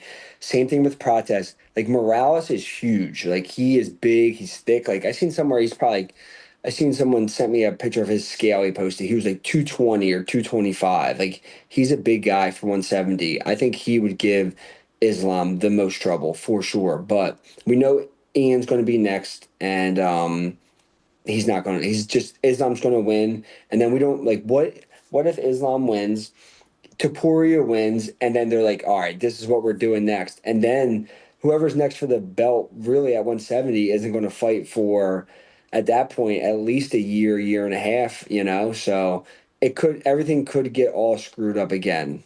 Yeah, that is the weird thing. And especially when, you know, the champion isn't fighting that often, you don't want to sit. It's easy for us to be like, yeah, just sit, but we're talking a year out. By the way, how good is the Monday after a win, after you didn't get it the last time? Like, is it one of those things where you're like, man, the air is better, the coffee is better, whatever, you know what I mean? Like, yeah. There's not waking up a winner, man. It's the best, especially just know, like, I know everybody trains hard and everyone earns it, but man, I put so much into this, and I put so much pressure on myself to perform and just go out there and do what I did. And yeah, man, there's no better feeling than this, and just being able to breathe for a little bit, because it's stressful, especially when you're coming off a loss, and you got to get back in there and just show these people. It's the same thing, just like after when I lost to Bilal. I sucked after I lost to Bilal. I go on this nice 3-fight winning streak. Everyone starts believing in you again. And then I lose to Morales, and boom, everyone hates me. And now I beat Buckley the way I do, and now everyone loves me again. But people, I'm sure, are still probably going to talk shit. But yeah, man, like I said, if you're not on social media and you don't see it, it's not real, I'm gonna enjoy these days, and like I said, just not just shutting Buckley up that's worth its weight in gold to me. Extra sweet. I'm genuinely happy for you, and I'm happy for the good people of Philadelphia that they had something to cheer about as far as sports are concerned. You can rely on Sean. Sean's your guy. You can rely on Sean Brady. Yes. We got Andre Petrosky this weekend, Jeremiah Wells. We had Pat Sabatini too. All these guys aren't directly from Philly, but our gym's in Philly, And then who else? We got Kyle Dawkins. Kyle's from Philly. Yep. Still trains in Philly. Kyle's been training with us too, so I'm excited to see Kyle. I think I'll be out at the White House card. I don't think I'm going to be at the fights, but I might be a guest fighter, so we'll see. Sick. We'll see if I make it on the list to go to the White House card. Sick. Well, enjoy that. I hope that comes to fruition. Enjoy the victory, most importantly. Perhaps we'll see you on the Philly card. If not, enjoy the time off, and we'll talk to you soon. Thank you so much, Sean. Thank you, again, brother. Congrats. Appreciate it. There he is, the man, Sean Brady. Massive win for him on Saturday, and he gets to shut up Joaquin Buckley. And as you can see, he's very, very happy about that. We're live from Los Angeles on this Monday. We're going to be here Monday, Tuesday, Wednesday, Boys in the Back on Thursday. We're doing stuff off air, pre-tapes, packages, segments, amazing stuff. The studio looks amazing here. Shout out to our friends at West Coast Creative Studios. Frankie is in that. Look at this set right here. This is nice. I like this. I really like the nice little touches that GC, he's such a great set designer that he brought to the table as far as the little trinkets, Chicken Shohei, Wayne, Magic, Billy Madison, Vinny Scully, Dr. Dre, and even this. Look at this. Look at this, guys. It's like we're in Hollywood. Hey. You see that, Frank? That's what they do when you're on set. You see that? Oh, I see it. Why do they do that, by the way? For sync. Ah. So you have a when I do visual interviews, and an audio. They ask me to clap. Is it the same thing? Yeah, that's kind of one way, the Temu way of doing it. The lo-fi way? Yeah. I love LA. I actually really love LA. Do you like LA? Are you an LA guy? I like LA when I'm here for fun, but when I'm here working, what the hell? Yeah, it's a little loud. I'm like, oh man, we're here to cook. Have you been to Erewhon yet? Did you get the $15 smoothie?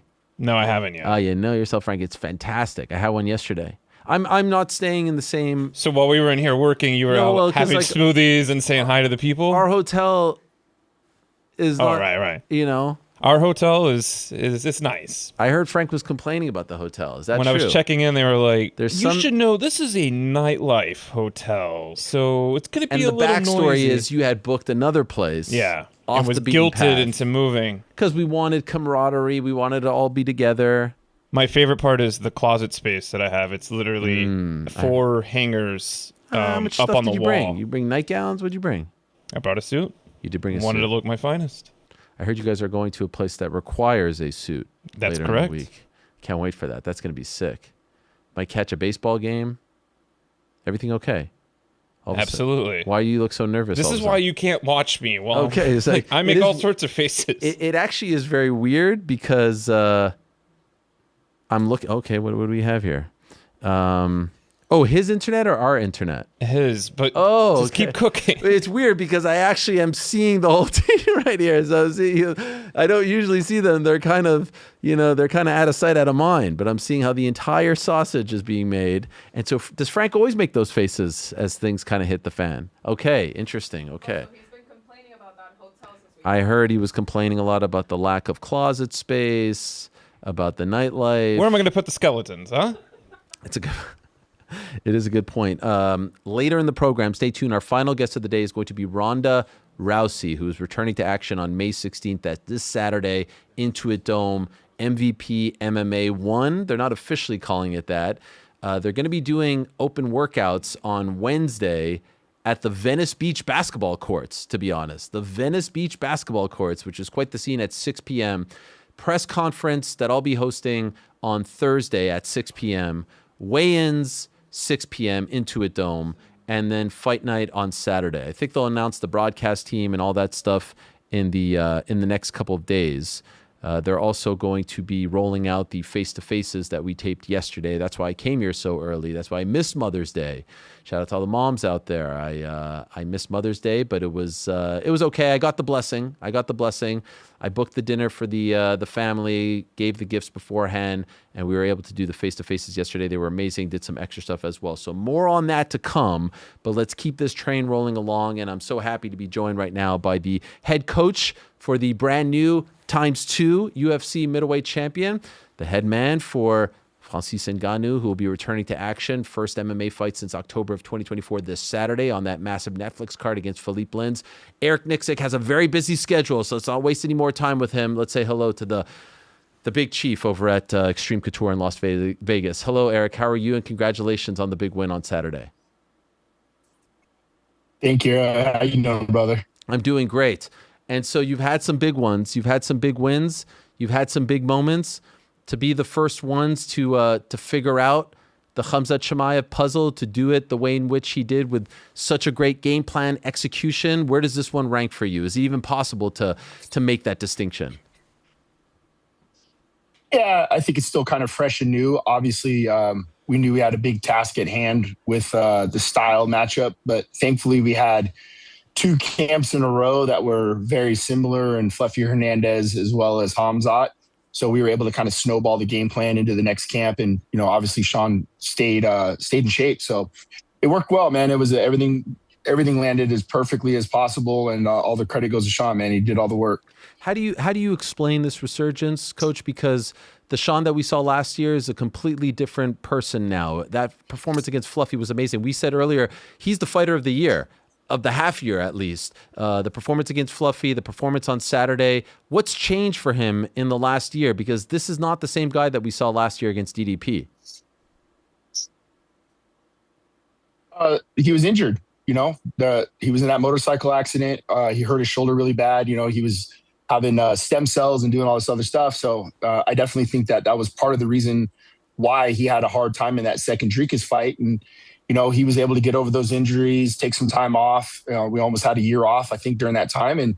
And we know what he's capable of, man. Like, this guy, I've said this time and time again, we know he's championship material, and the level that he fights at, he could beat anybody in the world on his night. And, just consistency in the room. I think that's the main thing. He spars, he grapples, and he does everything right, takes care of his body, and this is the result. In short, in a tight little verbal package, can I ask, what was the game plan? What did you come up with in order to try to be the first ones to beat Khamzat? Well, it's not what I came up with. We lean heavily on Sean, right? Sean is the game plan. Sean is the style that I think a lot of times you can overthink a game plan, but you allow your fighter to be who he is and what he is, but also kind of try to dictate what Khamzat's game plan is going to be versus that particular style. The biggest thing for us was just owning the geography, making sure we weren't putting our back against the cage and inciting the takedown. Try to keep Sean more in the middle. We didn't attack the body as much as I would like to have. I think that was going to help as far as like neutralizing the midline level change, but also the cardio of Khamzat.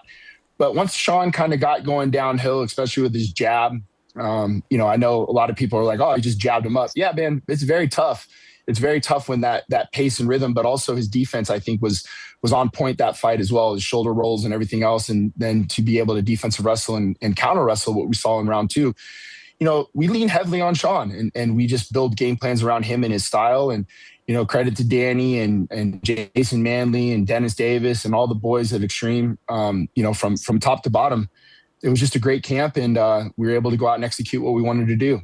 I love this caption right here, and I'm wondering if you can explain it a little further. You don't beat a wolf by becoming one. You beat a wolf by being something it doesn't understand. The sheepdog. What does that mean? I love this, but what does it mean? Explain it. Well, I mean, we all know the analogy, right? Like, who's protecting the flock? And that's the sheepdog. You have to have that sheepdog mentality to be able to protect the flock, be able to protect your team, be able to protect your gym. To me, that's the epitome of who and what Sean Strickland is. And that's been kind of the mantra all camp is, don't become a wolf. How do we beat a wolf? You have to do something that the wolf doesn't understand, and that's the sheepdog. So that's what we hung our hat on all camp, man. You're the sheepdog. We're the boogeyman, not him. We live underneath the boogeyman's bed. So that's what we kept telling him.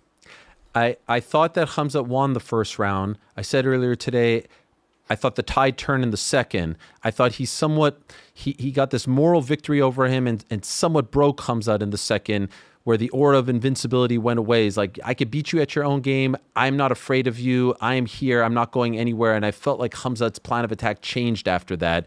Do you agree with that sentiment? Do you think it happened at a different point?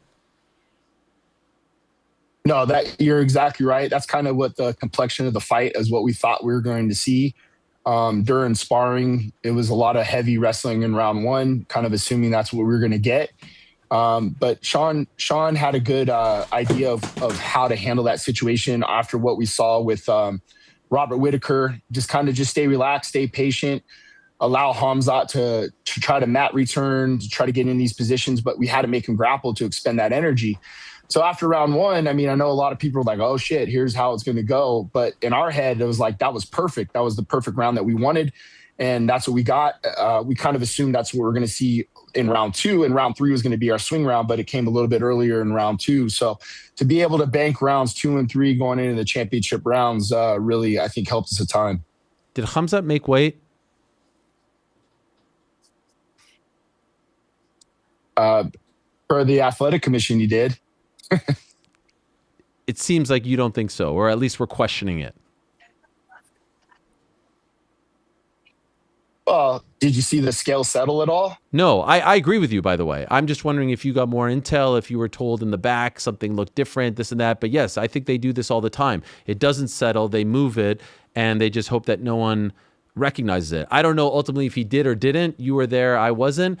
But yeah, it did not seem like it was crystal clear, 100% settled.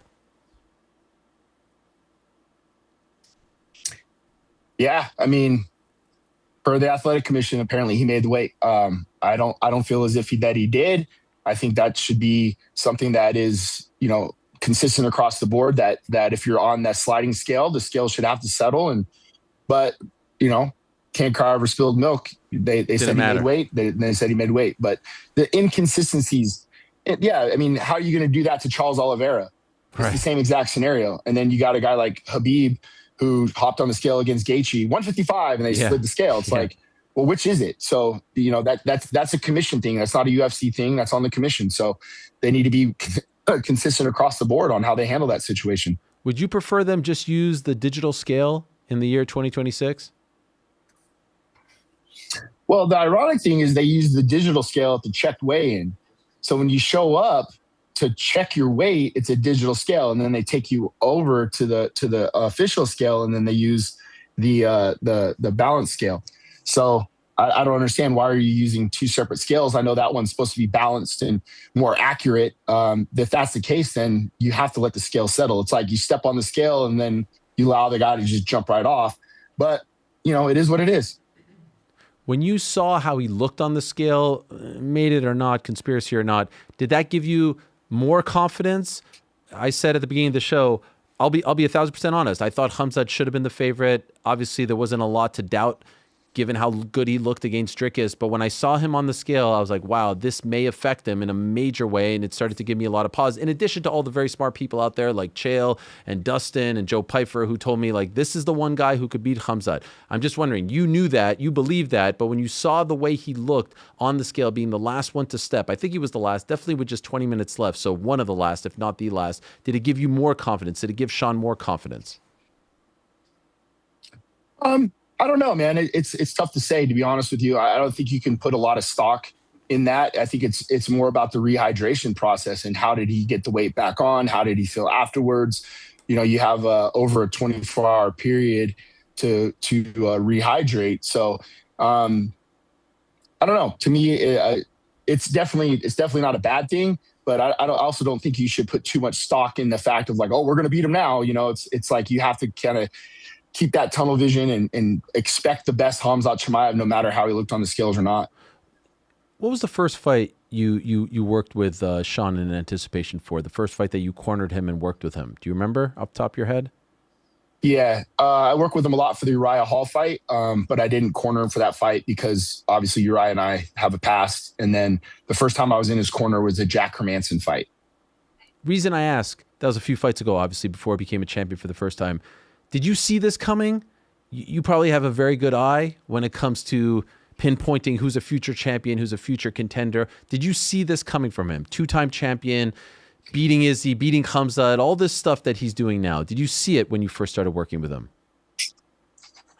I see it in a lot of our guys, but I see it more in the work ethic and the determination, the resiliency, you know. And I think when he started buying in more on the fact that he's a captain, he's a teammate, good things are going to happen to guys when they start giving back. And that's really, to me, what the emphasis of what helped Sean a lot was, you know, he surrounded himself with good teammates, good coaches, and he knew that we were all there for him. And in turn, he became very close to all the guys in the room. And I think a lot of that energy has kind of spilled over into his mentality. And but yes, skill for skill, I think he's continuing to grow, and he's always had that championship mentality within him. So I'm not surprised by any means. That answer kind of reminds me of a clip that I saw on Saturday of Hunter Campbell speaking to him after, where he's like, I know you're a good guy. You say crazy shit sometimes, but I know deep down you're a good guy. And so you obviously know him better than most. Who is Sean Strickland? Who is the guy that you see every day at the gym? Is it the crazy guy that said all the stuff leading up to the fight, or is it the guy that Hunter was alluding to?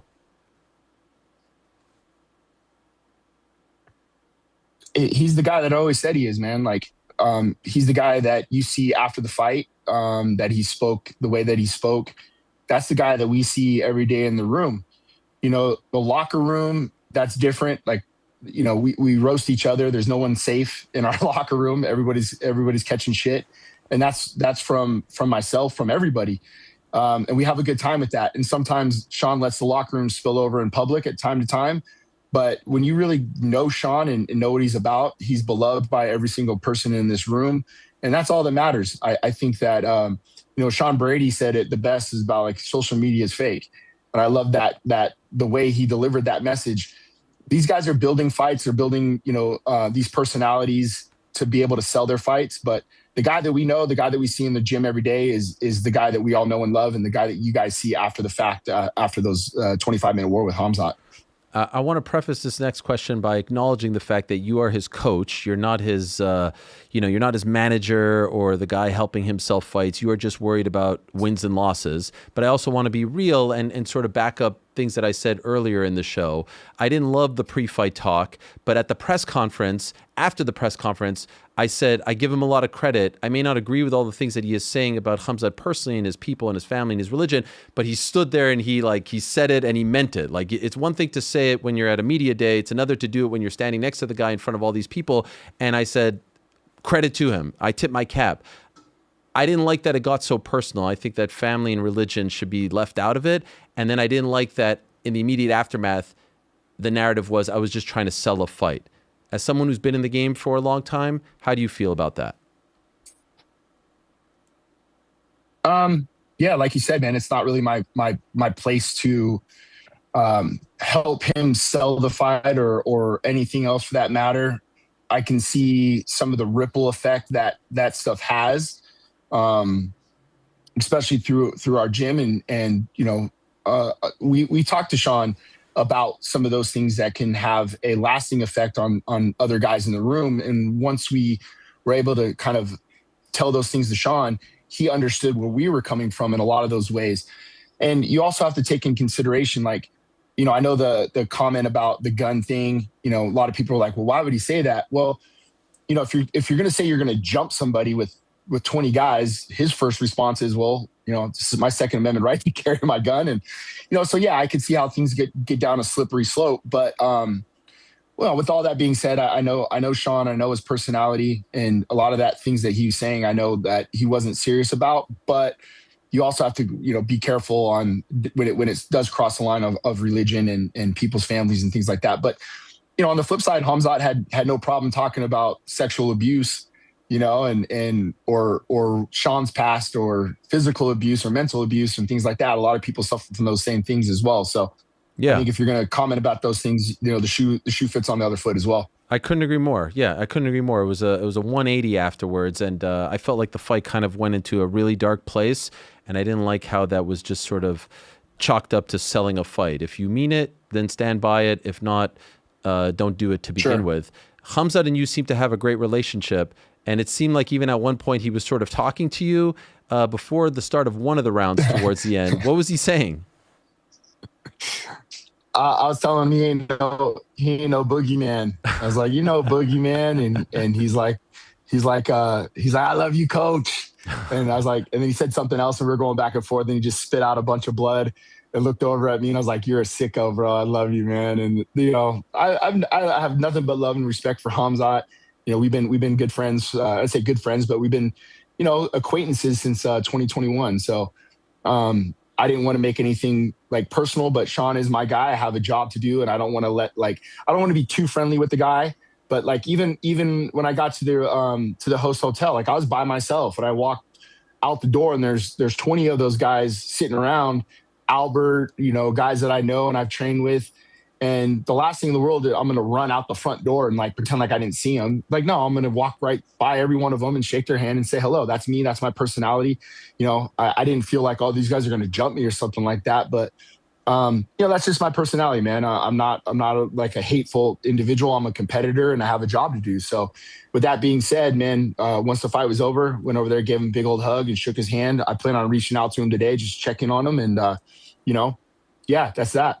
That's class on your part. Would you like to see them run it back, or do you want to see him fight someone new like Imavov? Now, I know he fought him way back when. It feels like a lifetime ago. I mean, in the immediate aftermath of this, do you think they'll go back to Khamzat, or do you think it'll be Imavov? I mean, that's up to the promotion on what they decide. But I'm guessing, the way everything kind of transpired and what I've been hearing, I'm guessing Khamzat's going to move up to 205. Yeah. And then Imavov will be the next opponent. And, he deserves that. He deserves that opportunity. I know we kind of leapfrogged him into this spot. So if it's not Khamzat, then I'm sure it's going to be Imavov. And, both great competitors. I think the move up to 205 for Khamzat does make a lot of sense, seeing the landscape of the light heavyweight division. And if that's the case, then, I'm sure Imanov's the next man up. Can I ask you about Johnny Eblin? I love the clip of Sean saying, please don't sign this guy UFC because he's that damn good. I want nothing to do with him in the UFC. And it seemed like he was a big part of the camp as well. What was your take on the former Bellator middleweight champion who is fighting for the PFL title in July? Oh, man, he's the real MVP. He did a great job. We brought him out about a week and a half, 2 weeks to finish up camp.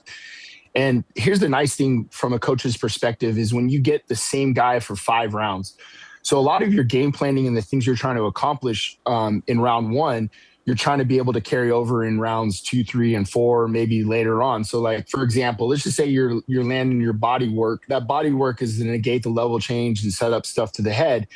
But if you have a new partner every time, you kind of have to hit the reset button. So Johnny gave us the ability to be able to push and then make adjustments in between rounds, but all the while giving us, a very, very good look. Like he had Sean on his back foot the entire time, and Sean had to literally fight Johnny every round. So he's a huge asset to the team. I got to meet Johnny. It's been a while now. This is before he fought Gegard Mousasi, and then Sean went out there and helped him. So that alliance there has been a huge benefit for not only Sean, but the entire gym. And, he's a huge asset for us and love having him out here. Last thing before I let you go, I would imagine there's an adrenaline dump after a week like that, after a fight and a win like that. And now you're right back at it this Saturday with Francis on the biggest of stages. Do you give yourself a second? How do you keep going and then ramp up once again for this massive fight? Like how does the body, how does the mind transition from Saturday to what's to come this week?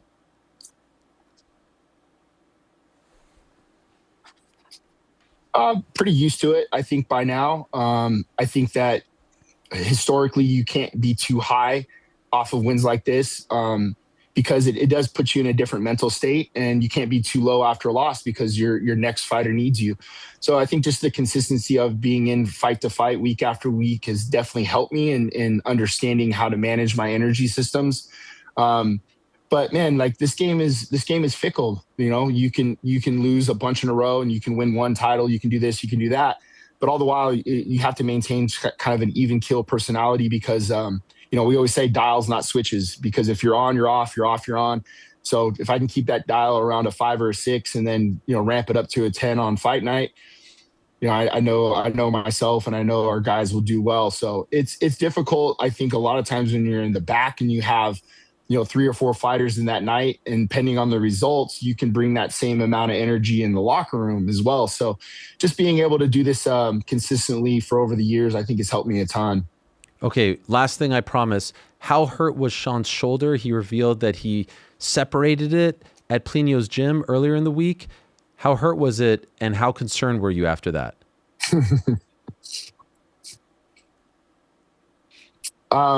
Yeah, it was hurt pretty bad. Wow. He landed under the wall, sparring with Johnny Eblin on Tuesday, kind of basically a brick wall. And yeah, I think, you know, with Sean, you have to like pull that out of him if how hurt is he? But all the while, I knew that he was going to be able to go out and perform. But I think that it definitely affected his right cross. You know, I think a lot of people heard us asking for him to finish up with the right hand. I think I took a little bit out of him, but you know, it is what it is. And that's something that we just had to deal with. And, you know, I didn't want to bring it up too much because I didn't want to put it in his head or anything like that. He said he was fine and he was going to work through it. And that's exactly what he did. Makes the performance that much more impressive. Thank you so much, Eric. Really appreciate it. Congrats on the win. Good luck this week. Hopefully I'll get to see you out here in Los Angeles. Can't wait for Francis's fight. Again, a tip of the cap after what you guys did on Saturday. Truly, truly, truly impressive. Thank you, Ariel. I'll see you this week, bro. I'll make sure to run into you. Can't wait. Thank you, Coach. All the best and safe travels. There he is, the head man over at Xtreme Couture, Eric Nicksick, one of the very best in the game.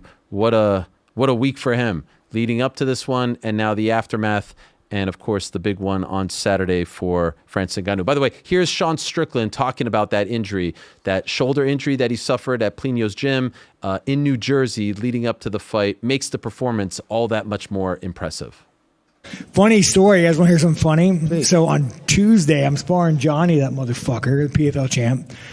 And I'm at Plinio's gym, Cruz's gym. And he fucking shoots on me, and I hit his brick-ass wall, and I separated my shoulder. So I had a grade 1 AC joint separation on Tuesday, and I remember laying in bed on Tuesday night. I'm sure Chris has a video of me slamming the fucking shoulder, dude. Get some better pads. And I'm laying, I can't lay on my left side. I'm like, you're such a fucking idiot. You are such a fucking idiot. So in the back, I'd normally like to get better warm-ups, but I didn't want to warm up and throw my shoulder out. The entire time, like, you're a fucking moron. There is something very endearing about the way in which he handles media when he's acting like that. Like the post-fight press conference was virtuoso. It was captivating, talking about his emotions and gratitude and all this stuff. I like that version of him. I understand that version doesn't necessarily sell fights, but I believe that there's a finer balance that can be found. Maybe I'm crazy. I know a lot of you don't agree, but those are my views, and I'm going to stick to them. Obviously, the best fight of the night, and maybe the fight of the year as we stand right now, happened in the co-main event. It was Joshua Van against Tatsuro Taira. What a performance, what a fight, what action. And once again, Van is that guy. He looks truly like a superstar. When you see him at the press conference, when you see the way he carries himself, even the interviews, the sound bites, the swag, as they say, he comes across as a superstar. GC did a fight feast eating food from his country, and the people loved it. They're so behind him, they're backing him, and it feels like now we have something very special. as we head into the rematch against Alex Pantoja. But first, let's give him his props for what he did on Saturday against the very tough and very game Tatsuro Taira. He's kind enough to join us right here and now to react to that victory. There he is. The champ is here. Hello, Josh. How are you, my man? I'm doing good, man. How you doing? What was that you just put in your mouth? Was that gum? What? Oh, it's a little, what is that, beef jerky type of thing? Mm-hmm. Oh, caveman. Oh, nice. It's made by TJ Dillashaw. Oh, sick. Actually, yeah. Okay, shout out. How does this one feel? The other one, like, it's weird because the title victory, there was all this controversy surrounding it, and it felt, inconclusive. This one, there was nothing inconclusive about it. I'm wondering, does this feel like the official title victory, or were you always counting the first one as the official? Well, we can't count out the first one, right? I won, so this is just a title defense, man. Okay. How'd you feel about the performance? How'd you feel about what you did on Saturday? It was good. It was good. I actually wanted I think I could have finished him in the third round, but I actually want to prove a point. And, I kind of fucked that up. Fucked that one up, How so? Well, I was rushing the rear naked choke, you know what I mean? So and I didn't have the hook over it and things like that. So that was my fault, man. Any particular reason why? Do you feel like you were too excited, overzealous? Why do you think you did that? Because I don't know, man. I was just like excited, I was like, oh, Shay is here, and I was just like, let me try to get it. Did you see that one picture of him on the ground after you dropped him? Do you see the one? We could show you this one right here. Oh, that's crazy. I thought he was out. I think I woke him back up, like when I hit him back, while he was on the ground. That's a crazy shot right there to do that to another human being. So in your mind, were you disappointed that you didn't put him away in that moment? Nah, man. I knew he was tough. So shout out to Tatsuro Taira. Yeah, I saw you give him props online on social media, called him a dog, all that stuff. Was he tougher than you expected? Did the respect grow after going in there with him? Yes, I see. I see why he's where he at. I think he have a lot of heart, and he's good. He's a great kid, man. He's gonna be great for sure. Yeah, he presented some challenges, I guess you could say, with the longer reach and just his particular style. But it didn't seem to matter to you whatsoever. Were you concerned going into the fight about any of these things, these attributes that he brought to the table? Nah, man. I sparred, people who are longer than him and, taller than him and things like that. Even Royval was taller than him and stuff like that. So the thing is, like I always say, man, it's always my timing and my distance that keep me different from these guys, So it don't matter how long they is or how tall they is. Like if they don't understand the distance and the timing, I don't think they can put hands on me. The significant strikes output and like the delivery is amazing. I read this stat earlier that you're now already second in UFC flyweight history for significant strikes landed, despite just having 11 fights in the promotion. You average 110 significant strikes per fight, and you've landed over 107 of your 11 UFC appearances. Number one is Brandon Moreno. He has 1308 significant strikes. You're at 1230. You're going to pass him in your next fight. Like, your output is nuts, man. Yeah. That's crazy. Yes. You get tired out there? Nah, never. I love it. And your fight and your relationship with Tatsuro was the antithesis of what we saw in the main event. I was wondering what you and Tatsuro were thinking at that press conference. That was one of the most heated and just sort of like all the vitriol. And you guys were just sitting there chilling, like you didn't have to do much. What are you thinking in that moment when Sean and Khamzat are saying the things that they're saying and the atmosphere is as hot as it is? Well, it was crazy, man. Khamzat is a cool dude, man. Who's chopping it up in the back a little bit. And he was like, let's go have fun. And I didn't think it was going to be like that, You did it. And I was like, yeah, let's do it, bro. And then he came out and then they started going at it. Each other, and I was like, I hope I don't miss this. So I put my phone ready just in case some fight broke out, so I can record it. Did you like that because it kind of took the pressure away from you guys to sell the fight? Like they were doing all the talking. Yeah, I enjoy every moment, man. It was a crazy, like, that was like one of a kind, man. I ain't never been into a press conference like that, you know? I liked what you wore to the press conference. Can you tell us what it represented? Yeah, that represent my Chin root, right? I'm from Myanmar, and Chin is the state that I was born in. So that's our traditional clothes. And shout out to Suitably. I send them our culture clothes, and then they make that happen. So, wow, they recreate because that's an American company, right? Yes, no, Canadian. Oh, Canadian, yes. I think Montreal. Yes. Is that right? Yeah. Ayman Zahabi does work with them as well, and they just recreated it. And did they nail it? Yes. They just surprised me on press conference day. Wow, what was that like to get that? Like, because it represents your country, your people, where you're from. To see it, to wear it, and to wear it on a stage like that. What did that mean to you? It mean everything, man. It mean the word to me, man. You know, just to show the world where I come from and my traditional clothes like that. And what did the necklace represent? Or was it just a great necklace that you were wearing? It's just some eyes, man. This my mom and my dad. You know, when like this is where the village that I was born. It's right next to our old house, so that's the only pictures I have of them. So my boy made me a change and just kept wearing them. Wow, was your mom at the fight? Yeah, she was there. Okay, how'd she feel about it to see her baby boy in a war like that? She was happy. She enjoyed fighting now, so it was crazy. Oh, now she's cool. She's down with it. Yeah, she loved it. She loved every moment of it. Did you know that beforehand? Did you know that Pantoja was there? He was, because I met him at the face-off. Oh, really? Where was he? Yeah.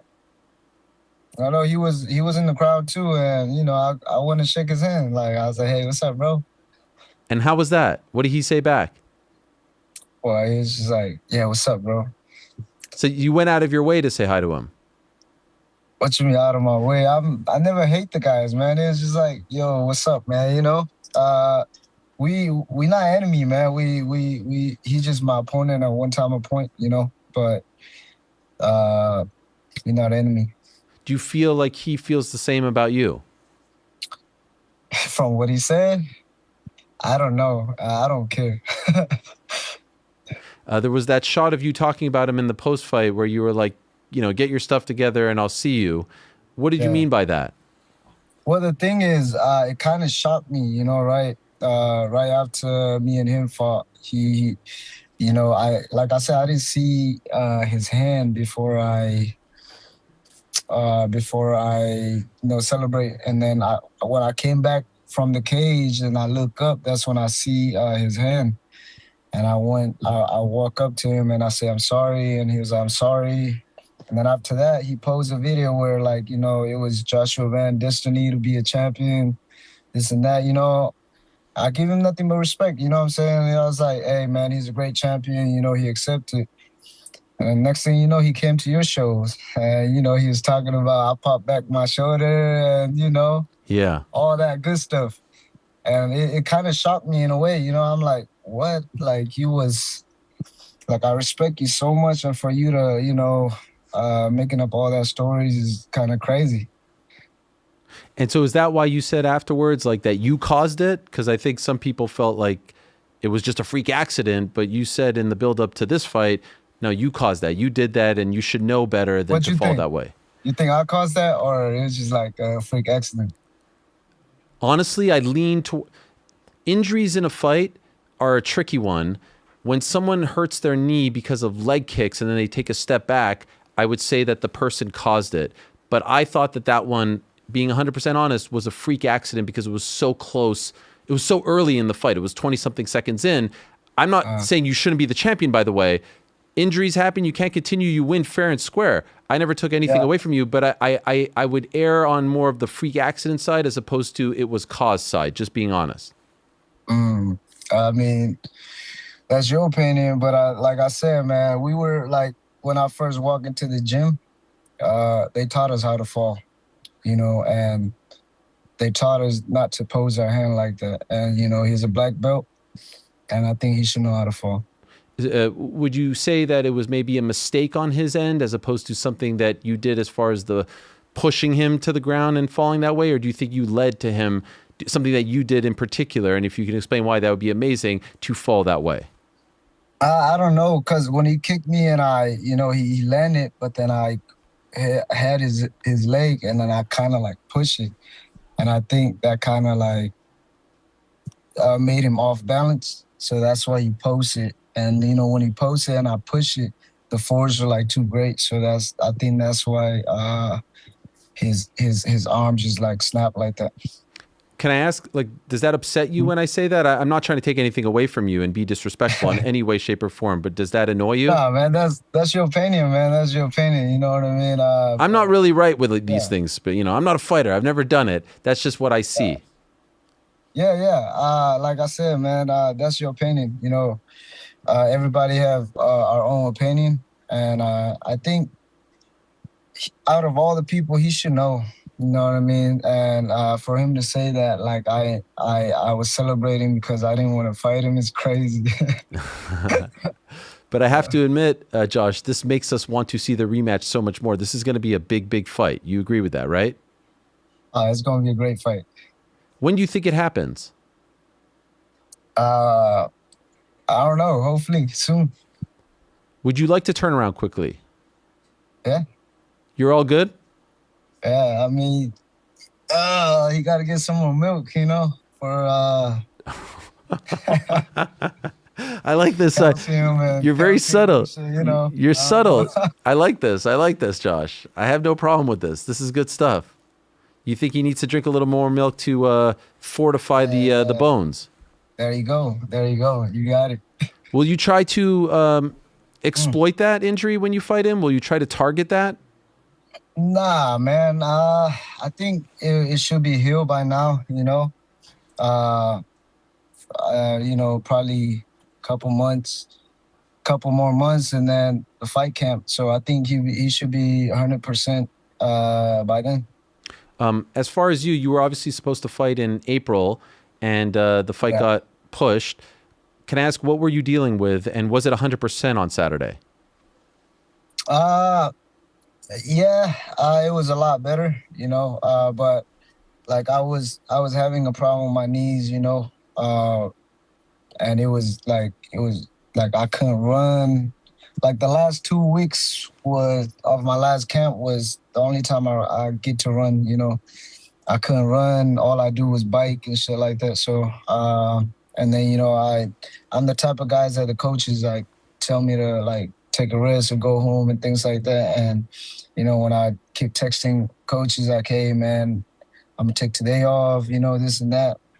I think they see something that's not usual. So I think that's why they call it off, I think. Was that difficult for you to be that close to the fight and then have to wait a little bit longer, have the setback, if you will? Yeah, Daniel Pineda already told me like 4 weeks out, man, he was going to call it off. I was like, nah, man, I'm doing good. I'm still sparring, look. And then he kept watching me. And 3 weeks out, I was ready to spar. I put my shin guards on, gloves on. And all the coaches were outside, and then they was like, hey, Josh, come out. And they have my managers on the phone. They was like, this is what we decided. And that was it. Did you see Manel Cap's tweet about you? What did he say? I could read it for you. We have it here in a moment. Okay, big props to Joshua for the achievement. A lot of people and fighters have been hating on him, and the only answer I could find is jealousy. Many fighters can't handle the success of others, and that's exactly why they'll never truly succeed themselves. The journey started when he took the opportunity after I broke my foot. He stepped in and beat Royval. Congrats to the young man, but I'll see you soon, and I'll take back what is mine, not on my time, on Allah's time. That's very good coming from him, man. Now he's speaking the truth, man. Like I said, we ain't never enemy, man. You know what I'm saying? Seemed like he was giving you love there. Seems like he was giving you props. There you go. Yeah. Like it's always respect. You know what I bring to the table. I know what he brings to the table, man. When it comes to fight, we fight. And I feel, and maybe I'm wrong, I feel like you get way more I know you said that you felt like Pantoja was making you out to be the bad guy. I feel like a lot of the fans love you and are excited about your success and feel some sort of way in a positive way about you. Do you get that impression as well?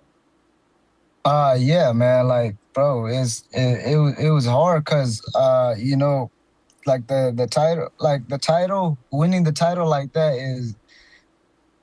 is already bad, right? I won't wish upon my worst enemy, right? But you gotta remember, like, and then Pantoja came back and say all these things and all this other stuff, like it kind of like annoyed me, you know. And on top of that, my fight got canceled, and then now people start saying like I ducked Taira and all this other stuff. So now, in my camp, man, I was just pissed off, you know, trying to hurt all my sparring partner and all this other stuff. So the coaches have to be like, yo, bro, you can't hurt. You can't hurt all your sparring partner, man. You know, calm down, stay calm, relax, you know, and that's what you see in my last fight too. You know what I mean? I was calm and relaxed. What's the reaction like back home to this win? Do you have any sort of sense? We talked once about the celebs reaching out to you, the media attention. What's it been like? It's amazing, man. As of right now, like I kind of stay off social media a little bit because it's like we haven't like Saturday night. I didn't get to sleep until like the Sunday night, you know. Wow. Because I got back to my hotel at like 2:30, and then I have the Burmese fans, the Chin fans and stuff like that. You know, we having prayers, and then there go 5 in the morning, and then our shuttle leave at like 5:30. Oh, wow. We got to catch that flight and then come back. And then, you know, my church members, they came here and then prayed for me and things like that. So it was just, a lot of praying. Wow. So after the fight, like some people go party and you're praying. Yeah. Wow. We have to thank, give to our God, glory to God. In the hotel room, or you went somewhere else? No, not in the hotel room because there was a lot of people. So we did it in the hotel lobby. Okay. Wow. So just in front of people? Yeah. Yeah. Incredible. And then you just went straight to the airport? Yeah. And are you able to go back home, or forgive my ignorance, or is that not possible right now? No, but I'm going back to Thailand, and I'm going back to Malaysia, where I was in refugee camp and things like that. So wow, when are you doing that? Next week. When was the last time you were there? Like 13 years ago. Wow. Are you gonna go with your family? No, just me and my boys. You gonna bring your belt with you? Nah. Too heavy, right? Yeah. I don't like bringing my belt around, man. But considering all you've accomplished and how far you've come, I'm sure it's going to be very meaningful and emotional. Yeah, it would be great, man. Like, you know, I want to go check out my old school and, you know, where they teach me education and stuff like that. So it'll be a great memory. Incredible. Well, enjoy that, my man. Well deserved. Congratulations on the win. Another great performance on the Fight of the Night award as well. Maybe Fight of the Year by the time the year is all said and done. You got one last year. Another one. Back to back. Yes. I love it. Well done, Josh. Thank you so much for coming on. Really appreciate it. And congrats again. Thank you, brother.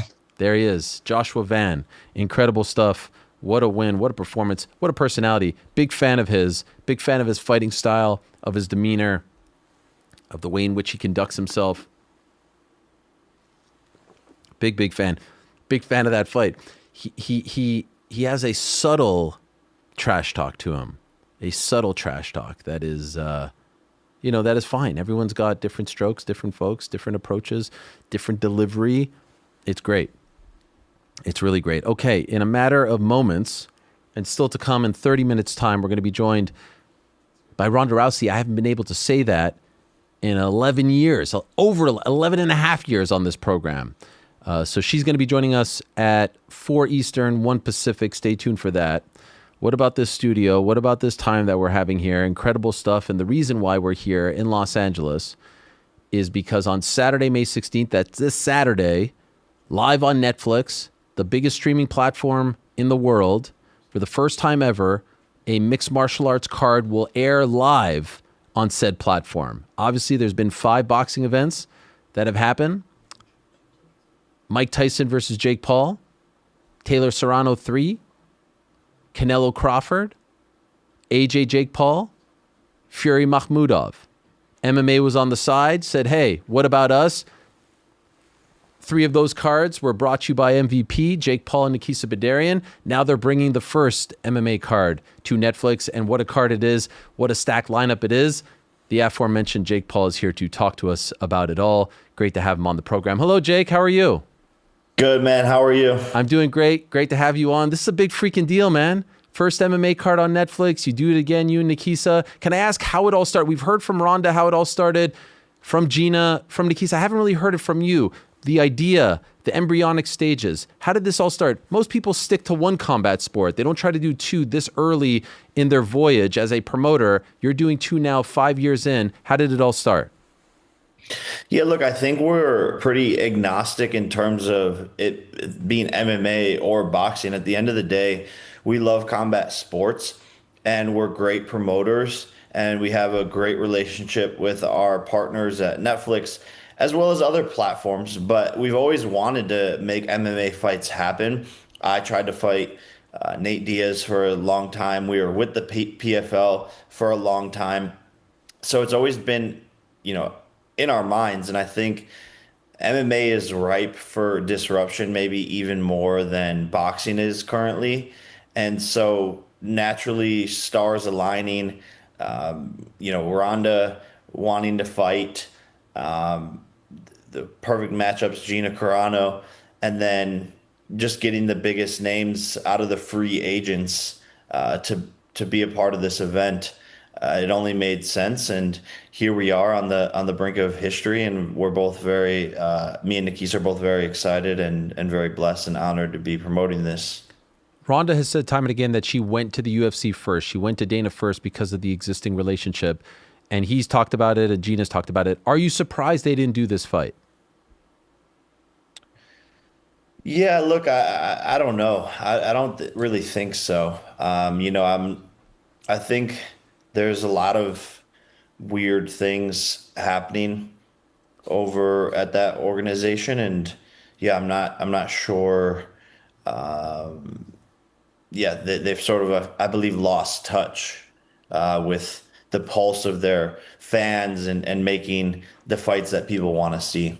When you say weird things, what do you mean? Are you referring to that or something else? Referring to that and just, I think fans are starting to not be as happy with the way things are run and the fights that are being made, the cards that are being put together. Just hearing the people speak, and obviously I don't know anything that goes on behind the scenes, but you can kind of feel that as well. Like I'm a fan of the UFC. I have been since I was, maybe 12, 13 years old. And I've also noticed a difference just in the organization. And it's hard to say what it is, but it's just doesn't have as much hype anymore. Historically, when a new kid on the block, tried to put on a mega event, the UFC would try to counter it. There would be, games that were being played, all fair. This is the promotional game. You know how it is. This time around, they didn't do that. And even as recently as Saturday, when Dana was asked about the card, he said, I love Ronda and Gina, and left it at that. No shots, no back and forth, no nothing. Have you been surprised by the approach, by the response to you guys coming out and putting on this card? With fans or no, with him, with the company. Historically, Affliction comes on and puts on a show. They counter it to try to hurt the show. This time, they haven't countered it. They haven't done anything, and he hasn't said anything really negative about the card as well. Yeah, no, I mean, I haven't been really following any of his thoughts around it, but you wouldn't want to compete with this show. And I don't think they could. They're already comparing this, our first MMA event, to the most, promoted and talked about card, which is UFC, 250 at the White House, and people are saying our card is better for our first event. So I don't think they would want to compete, and I don't think they could compete. Do you agree? Do you think this card is better than the White House card next month? I think they're like at the same level, to be honest, but mostly because of the White House. If we just were talking talent and names, then our card is better. Is there a sweet irony for you that when you came to the fight game early on, you were public enemy number one as far as MMA fans are concerned, and now you're trying to serve the MMA fan. Now you're trying to offer this alternative. They all hated you. They all wanted you gone. They all wanted their guys to beat you. And now here you are saying, like, help me save you. Help me remind you. Here's this amazing card with these guys. It's quite the turn in the last few years. Yeah, no, I mean, and it is pretty funny, but I obviously play a character a lot of times and, force a lot of hate. As a promoter, I'm different. And I'm a businessman that has always put fighters first. And that's why we found so much success in such a small amount of time in boxing, because we're getting fighters the biggest fights and the biggest paydays and, the most amount of content and followers and promotion. And so the same thing's going to happen in MMA, and we want to make the sport even greater and even better. And having another outlet for fighters to be able to go to where they're going to get just as much exposure and even more pay, I think will only help the sport in the long run. Just on that topic for a moment, I've been talking a lot today about Sean Strickland playing the character, building fights and whatnot. And in short, my theory was, like, he said so much about Khamzat in the build up to that fight. You can't walk it back in the immediate aftermath and say, oh, I was just selling a fight. Do you believe that there are certain lines that should not be crossed? And if you are in fact going to go there, that you have to stay there? You can't come out in the seconds after the fight and say, I was just trying to sell a fight. I didn't mean what I said about your mom, your religion, X, Y, and Z. How do you feel about that? Yeah.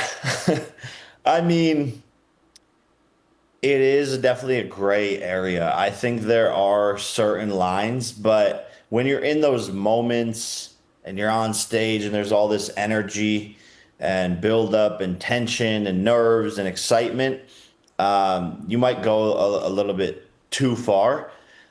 But at the end of the day, I think after you go toe to toe with somebody, you build a respect for them and you almost like want to be friends afterwards. It's this really weird feeling that I've experienced as well with people that I've talked so much smack to, but we're able to let that aggression and energy out. And at the end of the day, both respect each other for getting in the ring. But I do think there are certain things that you can't walk back in terms of like religion and just like all that crazy terrorist stuff that they were talking about and going into. To me, I found that to be pretty wild, even to my standards. What is the approach here for MVP MMA, if we're going to call it that? Do you think this is let's see how it goes? Can you tell us, no, we're in it now, we have plans? Is it a one and done? What is the status as far as your company's relationship with MMA? Yeah, no, I feel like we're already in it. And yeah, like we believe that this event is going to be extremely successful, one of the most viewed MMA events. Obviously this Saturday on Netflix, everyone tune in. But I think we love promotion. We love disrupting. We love helping fighters. And this has already been such a massive success. And the fights haven't even happened yet. And so I know it's only upside from here. And me and Nikisa are both motivated to, continue disrupting MMA. Do you have a number in mind? Because we fixate on those Netflix numbers so much these days, like which did the most, you and Tyson. Obviously, there's Canelo, Crawford, etc. You and AJ. Do you have a number where you're like, this is a success? We need to hit this number. I want to hit this number. Do you think of it that way beforehand? Yeah, those conversations are had. once or twice, just like a thought of what's going to happen. And, making a prediction is always fun just to see how accurate you can be in terms of the viewership. But I don't know, man. Like this, I know it's going to do amazing, but I also think there's something parabolic that could happen here where it even shocks us with how big it is. What's that number? What's the number you'd be happy with? I would be happy with like 20 mil. Okay. And you think it's doable, attainable? For sure. I think that's a very conservative estimate. And that would make it the most watched MMA card of all time, off the bat. Correct. Ronda has talked about wanting to be a part of this, like a face, if you will. Would you like her to be a part of this? Would you, even if she's not fighting, would you like her to be one of the faces, if not the face of MVP MMA? Yeah, we would love to work with Ronda further, and I think she's a great promoter and great on the business side of things. And yeah, it's been awesome working with her already, and so I think it would be great to have her moving forward as a part of MVP MMA. What have you made of just her renewed enthusiasm building this card? Like that press conference in New York, when she went off on Kayla Harrison, like we haven't seen that side of her in a very, very, very long time. And it just seems like she's enjoying this. As someone who really wanted nothing to do with the sport 10 years ago, has it surprised you to see how invested she is in all of this? Yeah, like I'm just excited by it. I think she's, from what I can see, like found a, more confidence in herself and feels so good about herself and what she's doing. And, is a bit older now and so more comfortable in what she wants to say, and it's been getting me fired up, and so I'm here for it and I'm loving it. You have a history with Francis, you have a history with Nate. What is it like promoting them now? Yeah, look, I mean, it's definitely weird. I think maybe more for them, but yeah, look, I mean, at the end of the day, we're here to make history, and I think they are too. And I think they see how big of an opportunity this is, and yeah, I'm here to put MVP first and promote these guys and make it as big of an event as possible. Is that a tricky balance for you? Because you're also an athlete and a fighter, but you're a promoter as well. And so when Francis is up there saying he wants to beat your ass, I would imagine the athlete, the competitor comes out in you, but you don't want to diminish him and make him seem like a scrub as his promoter. But you have an ego, obviously, we all do. And so that's a tricky thing that most people in your position don't have to deal with. So how do you balance that? Yeah, I really didn't balance it. I kind of just let the athlete side come out, and I just started talking smack back to him. But then afterwards, I realized that, yeah, I was like diminishing him, and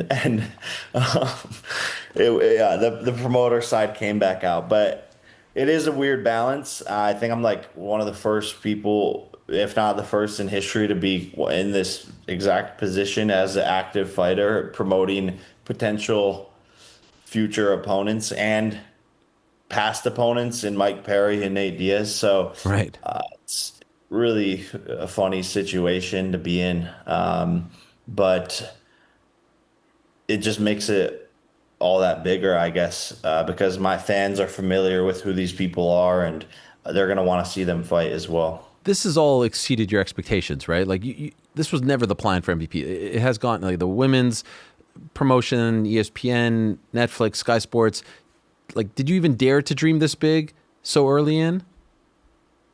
Yeah, I think that's what's funny about it is, I dreamed as big as possible with my own career, so none of that shocked me. But definitely the rise of MVP and our success, the numbers we've put up, how fast we've, taken over women's boxing and all of these things, that speed and pace has definitely surprised me. And I knew we wanted to get into MMA, but to have this good of a card as the first event, and it could potentially be one of the most watched MMA events ever, is definitely shocking. What have you made of Zuffa Boxing so far? They had an event last night. Sounds like they're about to sign Shakur Stevenson. They've signed some other big names as well. What have you made of what they've done? Man, I to be honest, didn't even know that they were doing anything. I saw like Connor Ben like fighting on some other card, and I thought it was supposed to be like I guess it was tied to Zuffa. Yeah, it was a ring card. It was a ring card, right? I don't know what's going on. Like, I'm trying not to like talk too much shit because What happened? What happened to the old Jake? You got old on us. bro, I'm about to be 30 in like 6 months, bro. I can't. You're be Unk out. Jake? But no, I'm Unk now, bro. Yeah. I'm a professional, bro. I need to put on a polo for the next interview, but it's just like I feel like I don't need to talk shit, like it's kind of just stating facts, right? Like you said they had an event last night. Bro, I'm on boxing Twitter. Like I didn't even see this shit. So, I wish them the best of luck and I hope that they can help make boxing a better place. And I just hope that the fighters don't get screwed over going to sign long-term deals with them. I think boxers need to be very careful in terms of not ending up like UFC fighters stuck in contracts and getting underpaid. So that's my only fear. But other than that, I hope they do amazing and put on big events and make the sport better. What about the war of words between Dana and Eddie Hearn? Have you paid attention to that? And if so, who do you think's getting the better of whom? Yeah, look, I mean, I think it's entertaining, and I think again it's growing both sides of the sport. Um, it's tough to say like if there's a winner. I think they're both like making funny and good moves. Um, so I'm here for it, and but yeah, I'm gonna have Eddie's back on that one and stick with the boxing people. But I think it's gonna be very tough for them to compete in boxing. Who wins in the fight? Eddie would for sure win. Really? Why? I know he has like actual sparring experience. I think the youth, the size advantage, and I think he would just have better sparring partners if he was training for it. He would know what to do, what coach to use, etc. By the way, we saw at the national championship game, you were in a suite with the president and Dana White was there. There was an interaction. Can you tell us about it? Yeah, I was just in Trump's suite. And Dana was like sitting there. I didn't even see him. And then I was like talking to the president and I like looked to my left and see Dana. And that's the first time we've ever met or been in the same room. And I was just like, oh, hey, what's up, man? Just shook his hand and he looked like really awkward. I think he felt uncomfortable, but like, bro, I just don't care about these things. To me, we're all human beings at the end of the day. But he was definitely awkward. He was like looking up at me like this, like listening to the conversation, and yeah, that was pretty much it. We didn't exchange too many words other than that. The interaction that we saw on camera was the only interaction that happened. There was nothing else?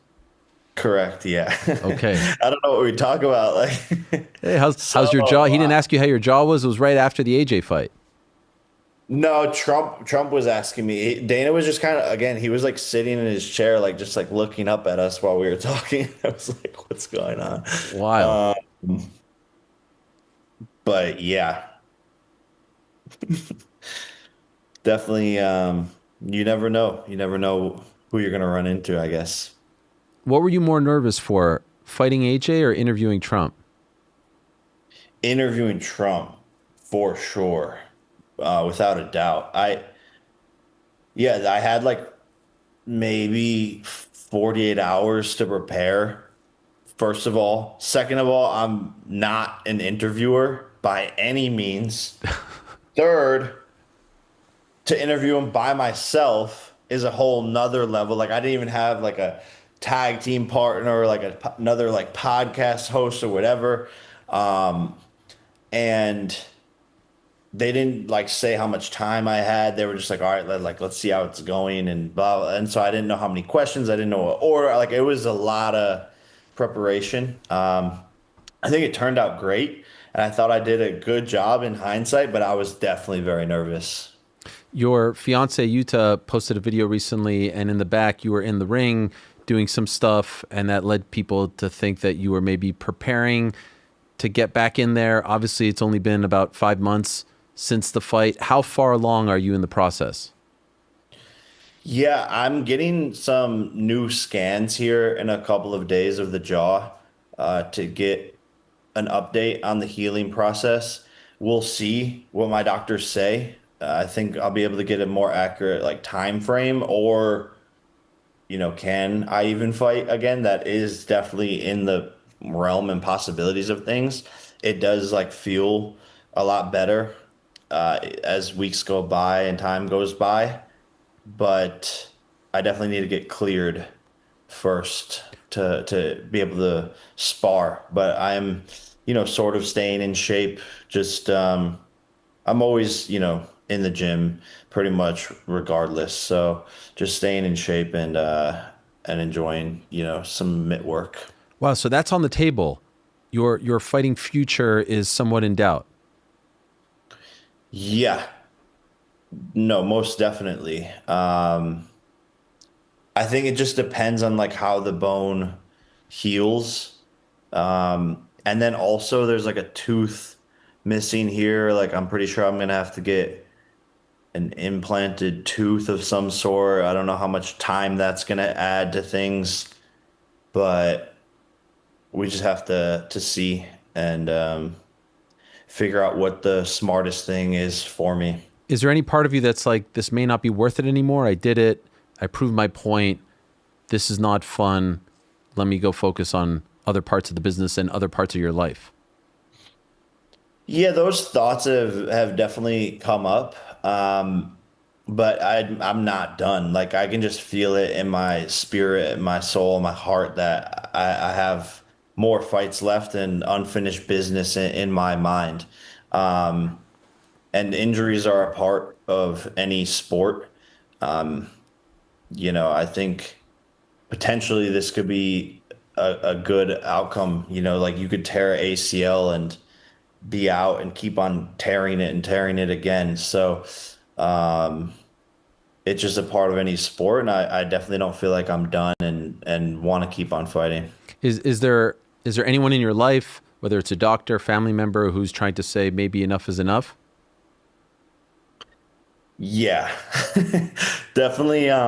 My doctor Arman, shout out to Arman, but he doesn't want me to fight again. Wow. That's on Arman Tarukian, right? Your pal? That's a different Arman? No, different. Okay. Arman. He's telling you no? He's saying he doesn't want me to. And Wow. then, yeah, there's like the occasional business person who's just like, you don't need to do this. Wow. What is your fiance saying? She is kind of in like both boats, like, because she understands being an athlete and like having that feeling inside of you of wanting to, prove yourself more and to compete in the love of that. But she also knows that like I don't have to fight and all of these things, and there's so many amazing businesses that I'm working on and are crushing it, that she has also mentioned the other side of like, yeah, you don't actually need to do this, but she's supportive of whatever decision I make. I wasn't necessarily expecting this, so I was going to ask, have you even thought about who a nice comeback fight would be against? But if you're in this sort of state of limbo, are you even thinking about that sort of thing? Not really.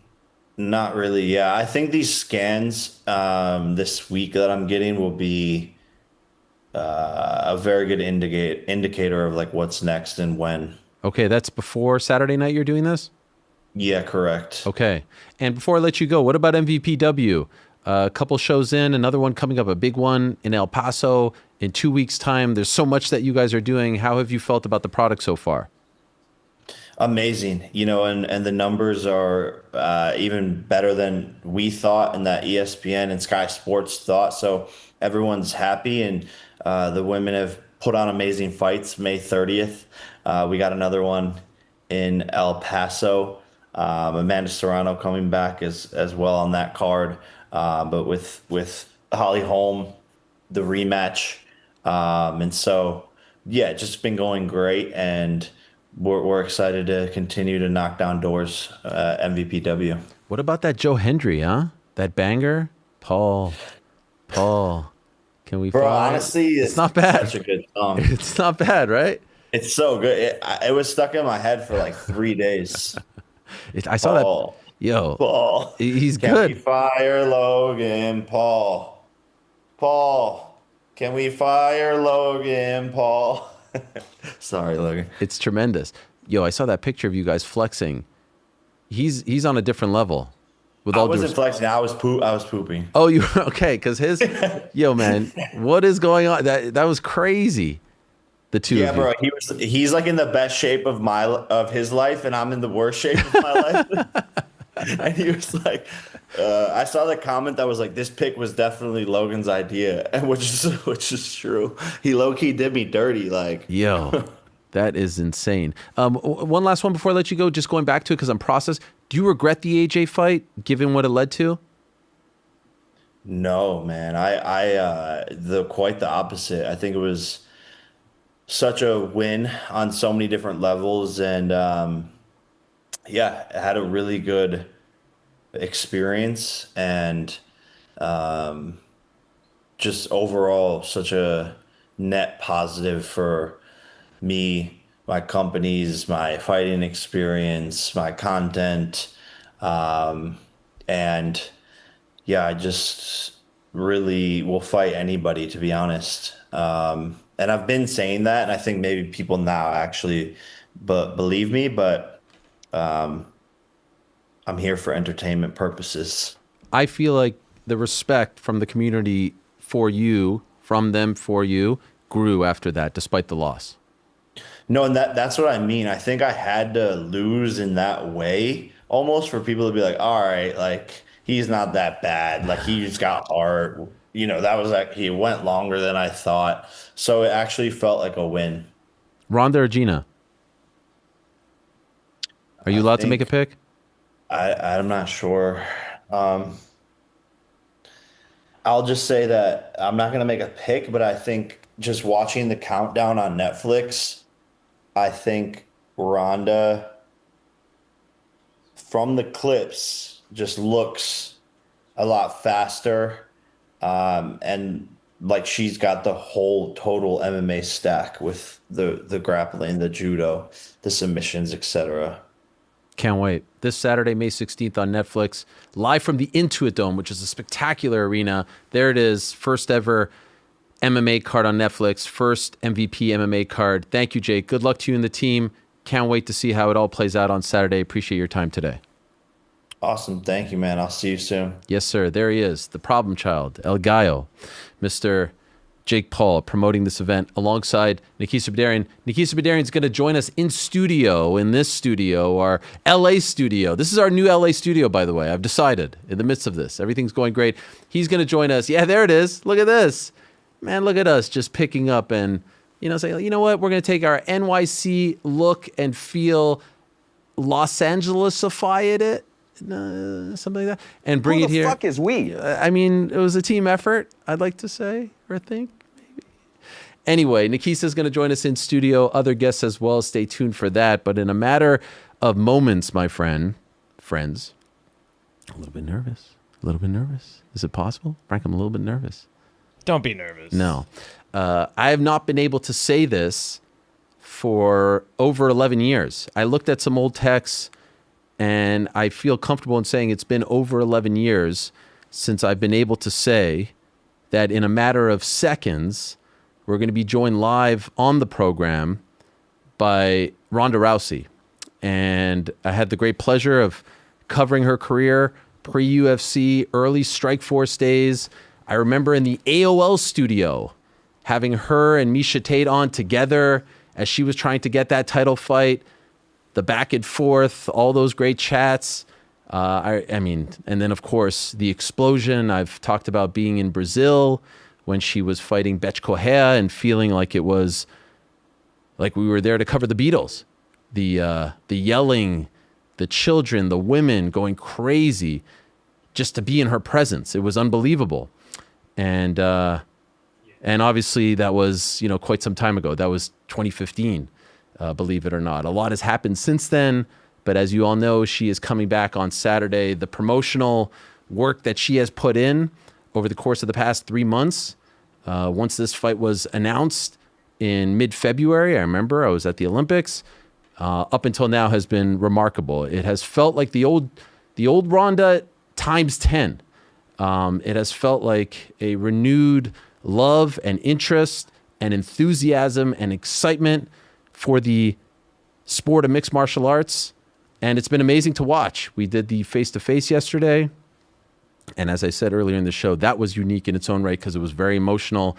And it was just the complete opposite of what we saw in the build-up to UFC 328. I was honored to be a part of it. I have been honored to be a part of the build leading up to this point and being in LA and, of course, the broadcast on Saturday. So this is a really big deal. And in a year where we've mended a lot of fences and have had people that we maybe never thought would ever come back on the show, it is an absolute honor and privilege to welcome back to the program after 11 long years to the first ever UFC women's bantamweight champion, the Olympic bronze medalist, the Triple Crown winner from the world of professional wrestling, the one and only Ronda Rousey is here. Is she actually here?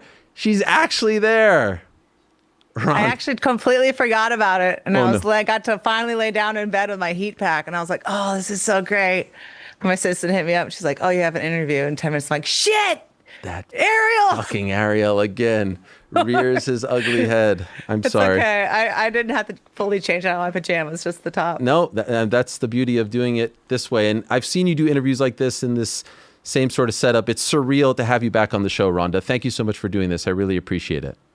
Oh, thank you. Yeah, I've come a long way from I think my first interview with you was that live debate with Miesha that was on my phone in the Santa Monica Promenade, which in front of what used to be Urban Outfitters, but now it's become I don't know what else. But yeah, it's been a long road. I've been reminiscing about that one because that was when Miesha was the champ and she was saying you don't deserve it and all that, and you came on and.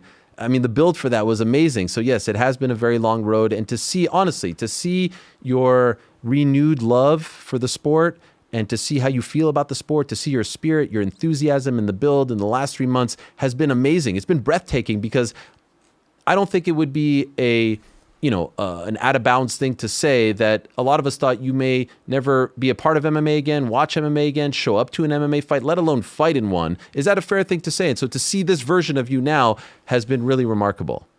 No, I believe the same thing. So that's not surprising at all.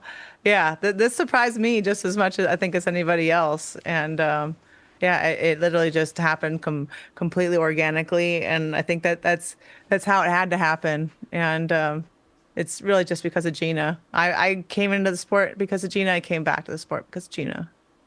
And yesterday, and it hasn't come out yet, but I've talked about it a little bit, the face-to-face that I was just sitting in the middle of, I had nothing to do with what was going on, was unlike anything that I've ever experienced. And part of your appeal over the years was, I think, the intensity and friction that you had with some of your opponents. People were intoxicated by that.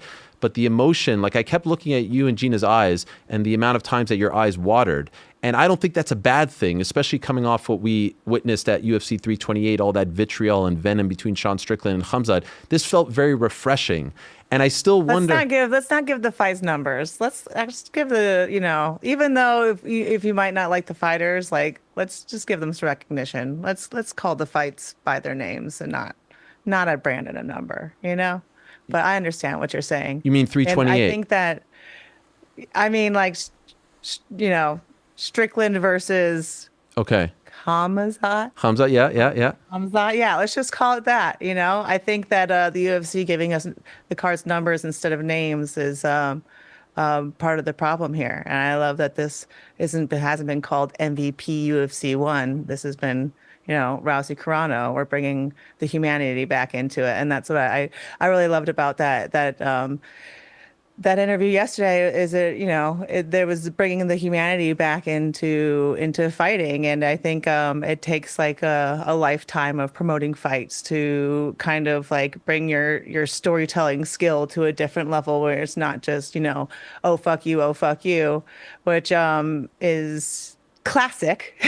We all love it in its own ways, but it's not the only way to tell a story. And I think that the combination of me and Gina is so unique that the promotion deserves to be unique.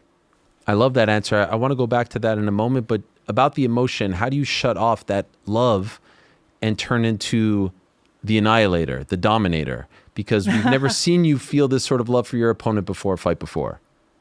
It's still passion, you know, like it's and I don't know, there's something maybe wrong with me. I think all fighters that truly fight have something in them that we need that venue to be able to unleash ourselves, that we're constantly, you know, holding ourselves back in proper society. And there's something in us that just like needs another adult in the room. You know, I need that referee in that cage to stop me from going too far. And I love that we have a venue and a cage where we can shut it and be like, okay, everything that we were doing in here would otherwise be illegal, but now we can do it because there's somebody else here to make sure that we don't go too far. And I can turn that off, that civility in my head. And I love that I can do it with someone like Gina that I actually really care about, and I can share that moment with her, because like fighting in a way, it's intimate and it's passionate, and I'm sharing that moment with somebody who I truly like respect and presents like such a unique puzzle that I think is going to like bring out the best of my martial arts. And anybody that's fought, I mean, they got sparring partners in the gym. I beat the shit out of my best friends, you know, and then we go and get a cybles after. I will happily like bend her arm backwards and like pop it back in, you know, wax off that shit. And I will drive her to the hospital and I will get her flowers, and hopefully, you know, we can laugh about it for the rest of our lives. Like, this is one of those rare situations where I feel like it's a feel-good story either way, you know? It's a win-win. It's not like, oh, man, I'm either going to have a great night or a bad night watching this. It's like, whatever happens, I think everyone's going to have a great night. I feel like one of the themes going into this fight, if not the theme, is that there's a lot of healing happening between everything that Gina's been through, you've been through, how it all ended, and that's unique in its own right. Can I ask, why did there need to be healing? Why do you think it had to end the way in which it did? And was there an alternative that could have happened in retrospect? I think everything happens for a reason, the exact way that it's meant to go.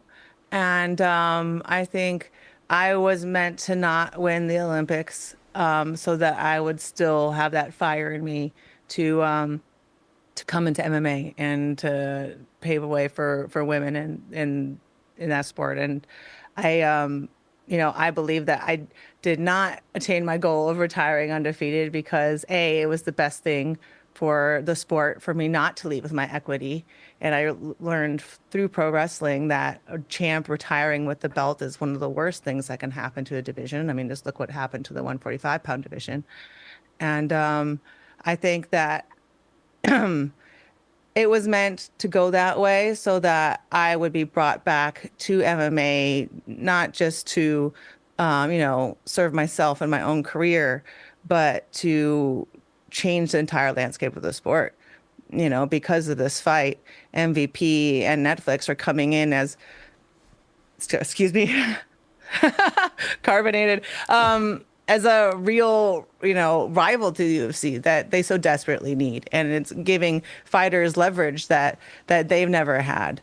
And this is something that never would have happened if I retired undefeated. It never would have happened if I hadn't come back at the exact time that the UFC was switching over to the streaming model. And there's just too many things that happened in sequence. If those things hadn't happened to Gina at that exact time, if I hadn't been at that exact moment in time when I'd seen her in that spot, so many things had to happen exactly the way that they did for this huge opportunity to happen, for me not to look at it and be like, oh my God, this is fate. This is the way it was supposed to go. I was always meant to do this, and, maybe after this, we'll see. I could feasibly be the Dana of MVP in MMA. I could be the most powerful figure in the sport since Dana.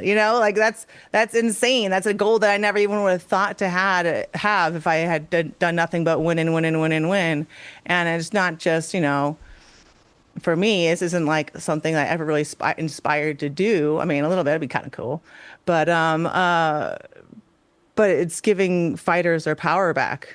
And I feel like that's a role that I was meant to inhabit. I love to be the designated bitch and to, I don't know how I say it. Doesn't sound like farting, but to break the wind in the front. What is the person called in front of the bicyclists? I mean, or whatever, the front of the birds that takes the brunt of the wind. I'm happy to play that role, and I feel like if anything happened any other way, the entire future of the sport would be different. And I feel like this is meant for things to be better for all fighters. And I had to go through those things to get to this point and be where I am now. And now I get it. When this was first announced, it felt like just a mega one-off event. But the things you're saying here, the things you have said at the press conferences and other interviews makes me feel like there is a desire and a want to keep going here. And so have you had those talks with the MVP brass, the Kisa Jake, etc., Netflix, to keep going after this, even if it means you're not fighting, but to be that Dana White that you're talking about, the face of it, and to lead that charge? Well, I think it's the talks have been, let's see how this event goes. This is an experiment, just like, me and Carmouche was an experiment for, my first fight in the UFC. And that ended up being a huge success and leading to the sport being changed forever. And I expect for this to be a huge success and for the sport being changed forever, but we don't know until we see what those numbers are. What makes this a success is the people that watch. And I know that times are tough. Gas is $6, but everybody knows someone with a Netflix subscription. You can go out to a bar somewhere and watch the fight. And that's how the person watching this can be part of forcing that change in the industry if they want to see it, if they really care about the fighters having, some bargaining power and bringing more talent into the sport, because we're creating a better future for the athletes in it. And without the people watching, we're just a tree falling in a forest. Nobody hears it without anyone to go out of their way to watch it. Do you think there should be a fighters union?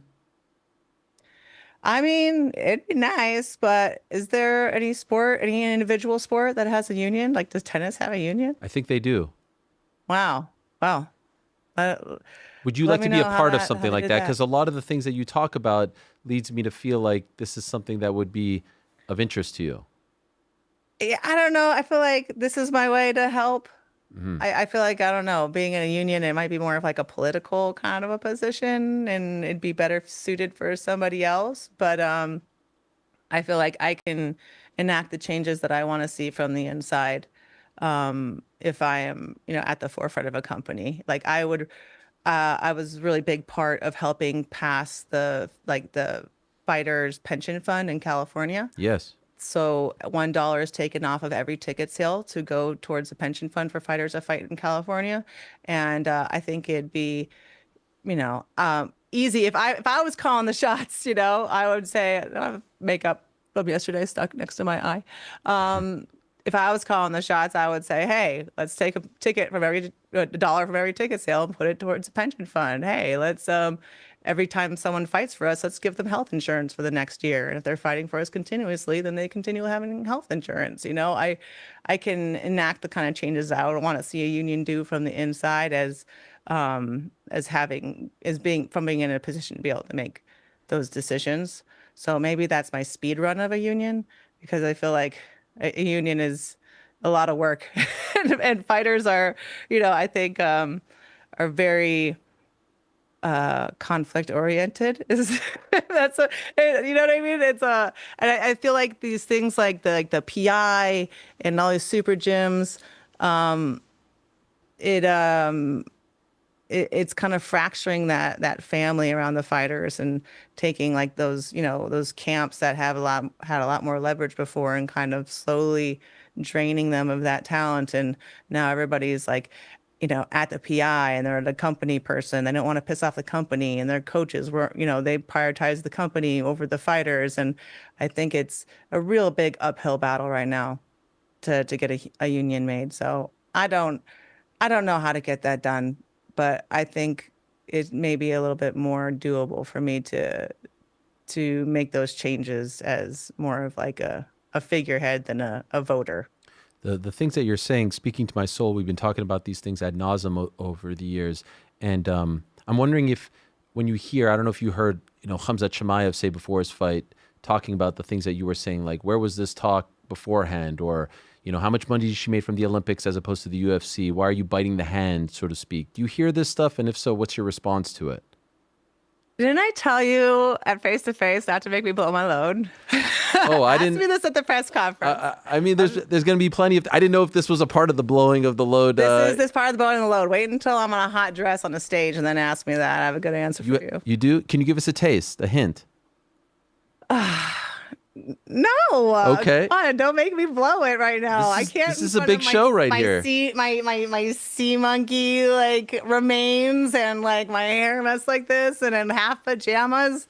I'm trying to go for the maximum reach here. Okay, this is my bigger promoter self. I gotta see now. I'm promoting the press conference. I'm promoting the promotion for the fight. You know what I mean? It just keeps. Fair enough. But yes, you'll be there. So you ask me that again. I will pick up on that in a couple days' time, Thursday.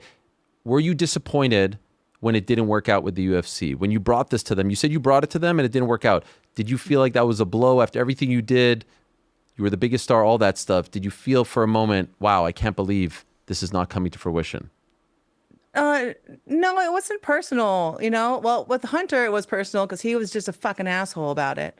How was he an asshole? Can I ask? Like, what did he say to make you feel this way about him? He was just being such a chauvinist prick, and he was being so dismissive and like being like just trying to get me and Gina to value ourselves less from the get-go and acting like this isn't the greatest thing that has fallen into his lap and since he's fucking been there. And he was like, oh no, you guys are just so much older and I just don't know how it's gonna do. And I'm like, who the fuck is this guy? First of all, I didn't even know who he was. I thought he was told me he's the lawyer that's going to come and show you your pay-per-view numbers. So I'm like, fine, I don't care. Like, I'm going to knock this out of the park. Like, I love being, having my pay be performance-based. Like, fuck you. I'll go show you. But then he was starting, Dana mentioned, like, because he wanted me and Gina to fight for the 145 title because it was vacant and it's a way to retire the belt. And then Hunter's like, yeah, but then we can get rid of that division. And like, just the way that he spoke of it, like how like dismissive he was and like the disdain that he had for the fighters of that weight. And I'm like, motherfucker, my husband's 6'7". My girls are not going to be 135. Like, this is what you think? Like women that are heavier than 135 pounds, like they can't offer you anything, that they're worthless, that they're worth scoffing at. And it just really like rubbed me the wrong way that like this fucking guy is the person that's going to be like shepherding the company that I helped build. Like that, it really it rubbed me the wrong way. And then I was actually talking to my mom about it because he was like, oh, I met your mom. She's so great. Tell her I said hi. And I'm like, all right. So after the meeting, I was like, Mom, do you know who Hunter Campbell is? And she's like, yeah, he's a fucking asshole. Screw that guy. And and I said, why don't you like him? She goes, he'd sell tickets to Christians being fed to lions. Wow. I'm like, why'd you say that? Because she's part of the California Athletic Commission. By the way, I'm not this pink, okay? This is making me look pinker than I am. No. And, I'm colorblind, so don't worry. You look great in my opinion. It's fine. So, so I was like, why'd you say that, Mom? And she's like, well, she's part of the California Athletic Commission, and she had a meeting with him about trying to get slap, allowed for California. And I guess in the meeting he was saying, this is like a really, I think my mom said, honestly, I think slap is everything that's wrong with society. Oh. My mom's very outspoken, Yes. but she's very fair. Like, she's not going to vote against something just because she thinks it's distasteful. She wants to know whether or not it's safe and that she does her job. And, but as a response, he goes, like, this is a really big opportunity for a lot of these people. Like, a lot of these guys would just be doing meth in a trailer park if it wasn't for this.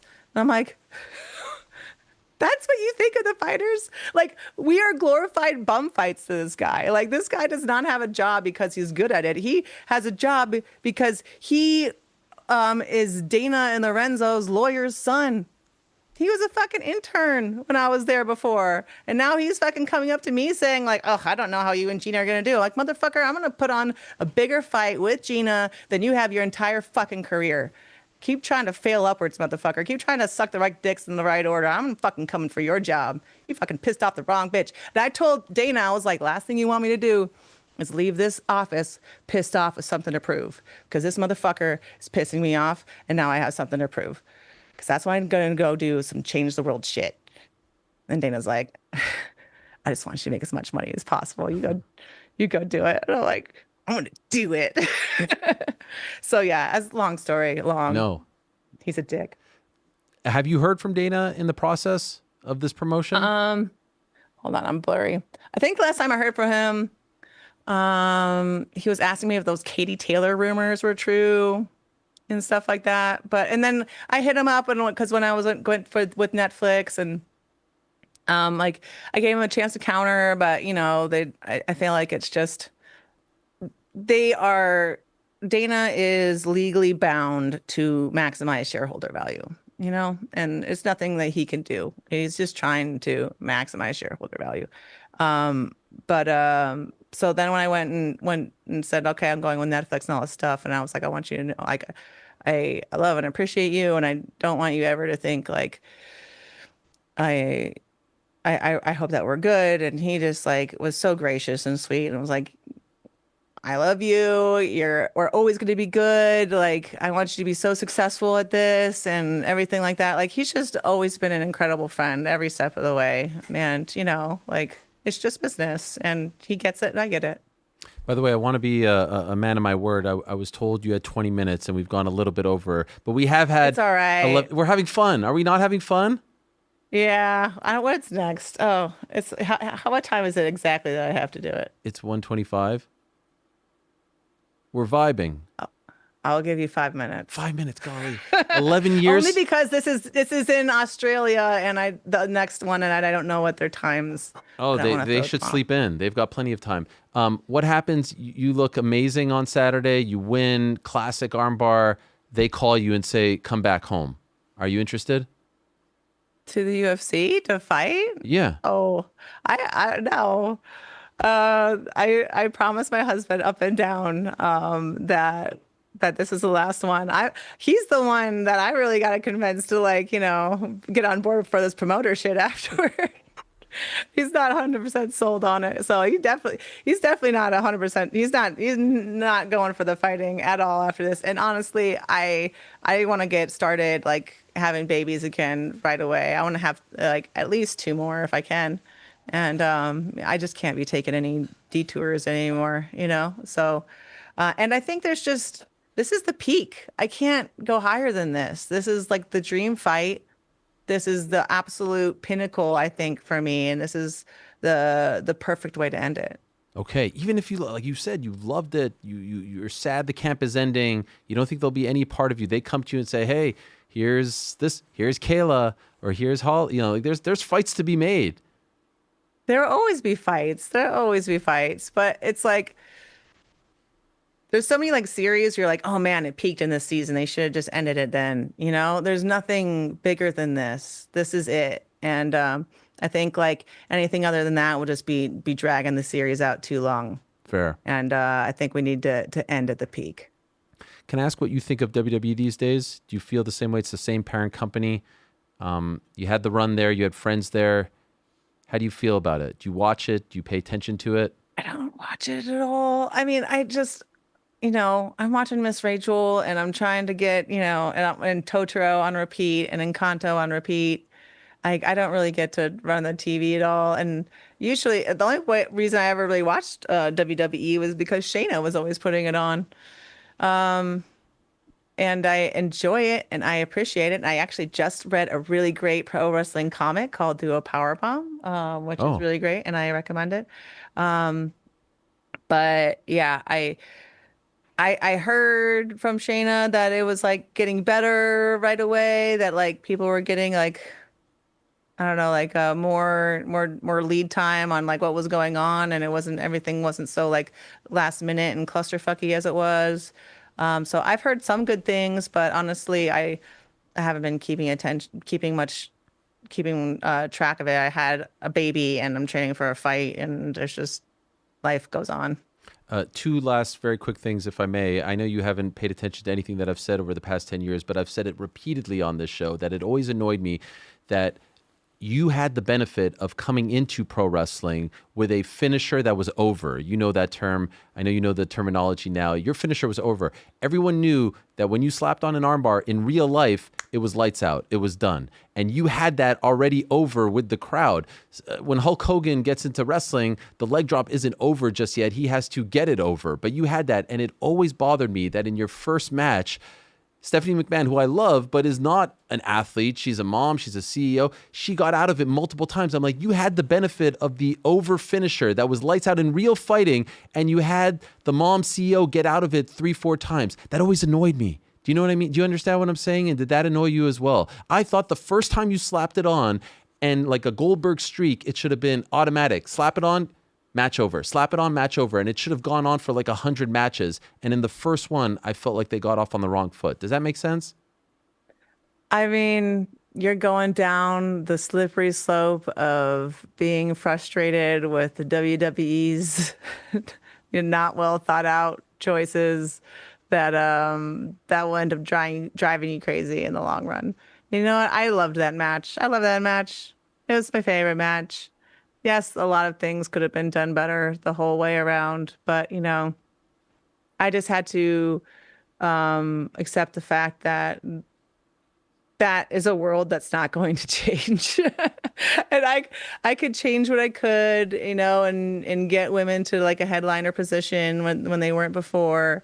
But it's a much older industry, and they're much more ingrained in things being done the way that they're being done. And then you also had like Vince McMahon at the very top, which was, its own issue. And it was just like, there's that getting caught up in all of those little things will drive you nuts. Fair enough. And I had a great time with my friends, just having fun, and they're doing, I think, much better now because I got to have my time there, and now they're doing much better things now with it than I ever could at this point. And I'm happy for them, and I had a great time most of the time. Last one, I promise. And again, thank you so much for this. This has been great. It's been like catching up with an old friend. I wish we had Caesar salad to eat together, if you remember that callback from way back. Do you remember that one or no? Caesar salad? I don't know, man. Oh, I was eating a Caesar salad the first time you did media, and oh yeah, that? You were in the back media... when they gave media food. Yes. Anyway, this is the question that I've always wanted to ask you, and it was what I would have asked you, and it's the only thing I wanted to ask you about the past, and it's, why were you so hard on yourself in the aftermath of Holly? I feel like fans end up falling in love with a fighter after they stumble and then pick themselves up and come back and say it's going to be okay. And I felt like you were so hard on yourself, and I know there was so much pressure on you to keep going and to win and to be that person. And I just wondered if, in retrospect, you felt like you were too hard on yourself, and if any of that was something that you wish you could have done over? Because that's the part. I never crapped on you in the aftermath. I never said any of that. I never said that you were a fraud or that you should have lost anything. I always just wondered out loud, why were you so hard on yourself? No one thought less of you or your achievements or what you had done, your place in the sport because of that one fight. And it felt like you felt like your position had changed in the sport. And I'm wondering why. Well, I was because I'd been dealing with these neurological issues for such a long time, and I didn't understand what was going on, and they were getting worse and worse and worse. And it just finally came to a head. Hi, baby. She just woke up. Oh, nice. Hi. It finally just, came to a head in that fight. And I just felt like it finally caught up to me and that my career was over. It just meant it was more than just losing a fight. It was like, man, I can't fight anymore. And, there's a lot of people out there that think I'm making it up or don't believe me or whatever, and they're like neurological problems or things that it's an injury and nobody else can see. And I think what I hated most about it was, like the very first time I got hit in that fight, it like knocked all my lower teeth loose and cut my, my lip open. And I got like this huge, now I know it was a migraine aura, which is a big chunk of my vision, like basically missing, like as if like someone took a picture of you. And I had lost my depth perception and I lost my ability to think clearly or quickly or being able to track moving objects, but I was still like on my feet and balanced. I've been trained my whole life to not show when you're hurt and not show it because then they're going to capitalize on it. They're going to know. And so that entire fight was just me trying to hide the fact that I couldn't see and I couldn't think. And I think, and the next one as well, it happened again. And that's how I knew. I was like, man, I can't fight anymore because of this. And I just felt like I was judged on my fighting ability and my fighting IQ because of what was happening when I was dealing with not being able to see, and then just knowing that my career was over because of it and that no one could understand. And people were making all these kind of judgments and assumptions about me and my fighting ability because of it. And then I would never be able to, I think, set it right after that because it just got to the point where I couldn't even get like hit anymore.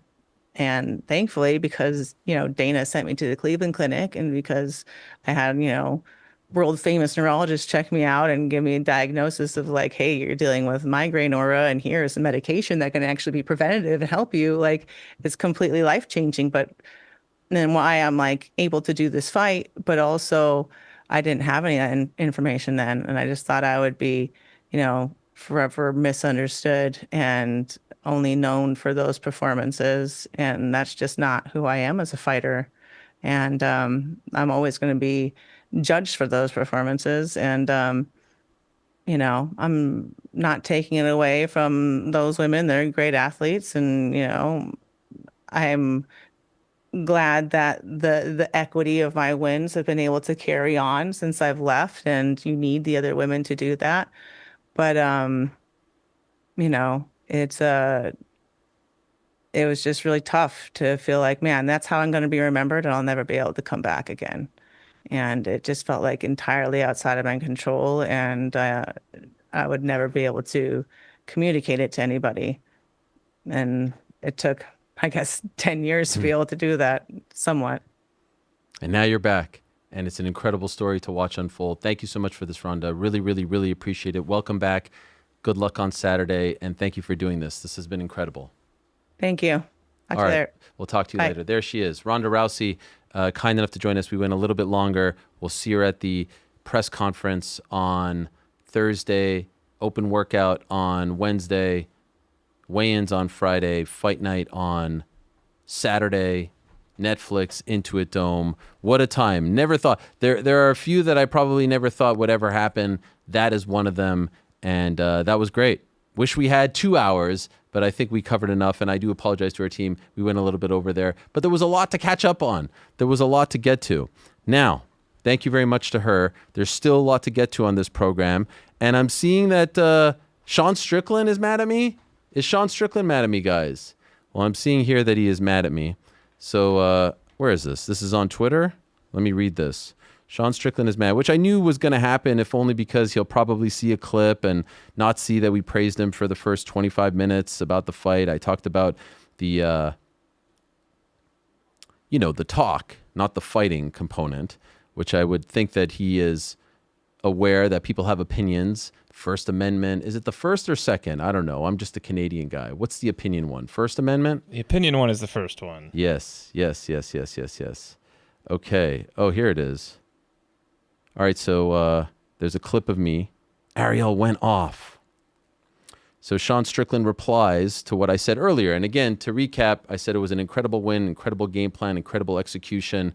I think we were very, very, very effusive in our praise, but I did say I didn't like the fact that the buildup went to such a dark place. And then in the immediate aftermath, it was just like, hey, I'm trying to sell the fight. Again, for the 5th time, maybe more on this episode, it's one thing to say, hey, I think you suck, and then you fight the guy. Hey, you know what? Much respect. But you were talking about a whole bunch of other stuff that had nothing to do with fighting. That was my take. Anyway, I'm reading this for the first time. This is why I don't do media with him. You are a leech who I've never respected. The moment I met this man, I knew his quality. End of the day, the hatred between us, I suppose, was real. What he said about me was wrong. What I said about him was wrong. This is what hate and anger does to people, and still might be there, but we earned each other's respect through blood, and I would never expect a man of his quality to understand that. You are and will always be a pathetic MMA leech who has done nothing besides criticizing men who are better than yourself. He personally thanked me once for standing up for Israel during the 7th attacks. I stand by that. Over the course of it, my views dramatically changed. It went from hostage rescue to collective punishment aimed at women and children. I would say without a doubt that AIPAC joke may have rubbed him the wrong way from how much he said Israel support mattered to him. So again, you are a weak man who I will continue to avoid. Life is good. Have a great day, everyone. Get off the internet and go enjoy some sunshine. And so I guess I'm just reading this now. That is true. I did send him a message and other messages as well through him and his team saying, hey, would love to have you on, would love to talk, this, that, and the other. I've said time and again on this program and other places, I don't always have people on the show who I agree with, who I stand with as far as their ideas and their principles are concerned, but I'd love to learn more and have you on and talk. And I don't believe that this show should be an echo chamber. But I did give props when due, and I've given him props on this show, including after the Fluffy win and this and that. This idea that I'm an MMA leech is hilarious, in large part because I'm an MMA journalist. I'm a combat sports journalist. I know he may not understand the actual role of media, but the actual role of media is to cover and talk about things that they are covering. And so it's saying the good and the bad, not just to kiss their ass and hang out and shoot guns together. I know he doesn't understand that. I know none of these people understand that. But if I'm the MMA leech, I've been doing this long before he was ever in this sport. Long before anyone knew who Sean Strickland was, I was doing this exact show, talking to people like Ronda Rousey and people before her. So I'm certainly not leeching off of Sean Strickland. I'm certainly not trying to get anything. Sean Strickland coming on this show, anyone coming on this show or not coming on this show, does nothing for me or my life. Doesn't change a thing. So I don't need him to come on. I don't need anyone to come on the show. I want people on the show. I want to talk to them, whether they like me or not. We'll have disagreements. We'll agree, all that stuff. We'll, whatever. But to suggest that I'm leeching off of him or the sport is absurd. When I started this sport, Sean, and I have to give him, started covering this sport, I have to give him another history lesson because he's only come on the show twice. The first time he said he loved it. The second time he came on and said, I'm not the guy who goes to the bar and hangs out with his friends and watches MMA. And I reminded him that I've been covering this sport since he was in his father's nutsack, since he was in the 3rd grade. I reminded him of that. And I reminded him that when I started covering this sport in 2001 at Syracuse University, the sport was 8 years old. There was nothing to leech off of. There was literally nothing to leech off of. absolutely zero to leech off of. I didn't make a single cent covering the sport until 2009 when I was making literally hundreds of dollars a month from the first job that I got covering the sport, which was MMArated.com, owned by the Wasserman Media Group. So this idea, him trying to disparage me just because I was critical about his banter, not his fighting style, but his banter, just because I was critical of things that he said about the people that I supposedly hate, right? I supposedly hate Muslim people, but I'm saying that I thought that that was out of bounds. That makes me an MMA leech, a never was, a guy who can't talk about it because I've never walked that walk. It's absurd, just like a lot of the things that he says are absurd. I didn't even know about the 8-pack line. I had no idea. When did he say that? Before the fight, after the fight? I very much don't listen to a lot of these things. I did hear him in the cage immediately after the fight talking about, I apologize about this, that, and the other because it was happening. You think I'm watching all that other stuff? No. They send me clips. They say we should talk about this, that. Where did he say about that? Couldn't give two shits. And I don't agree with every single thing, just like he probably doesn't agree with every single thing that the American government does. I don't agree with every single thing that the Israeli government does or any government does. But that doesn't mean I don't support and back my people. This is nonsense. This is the same type of shit that Bilal tries to do as well. We're talking about one thing here, and now you're trying to make it about something else. Has nothing to do with that, man. But I understand you're trying to, you're trying to align with the people right now. You're the people's champion. I understand that. Never said that he wasn't a good fighter. Never said that, he was a bum. Never said anything like that. I just don't think that you need to talk about X, Y, and Z and then apologize for it in the immediate aftermath. That's it. If that bothers you, if that makes you feel some sort of way, then all right. Is what it is.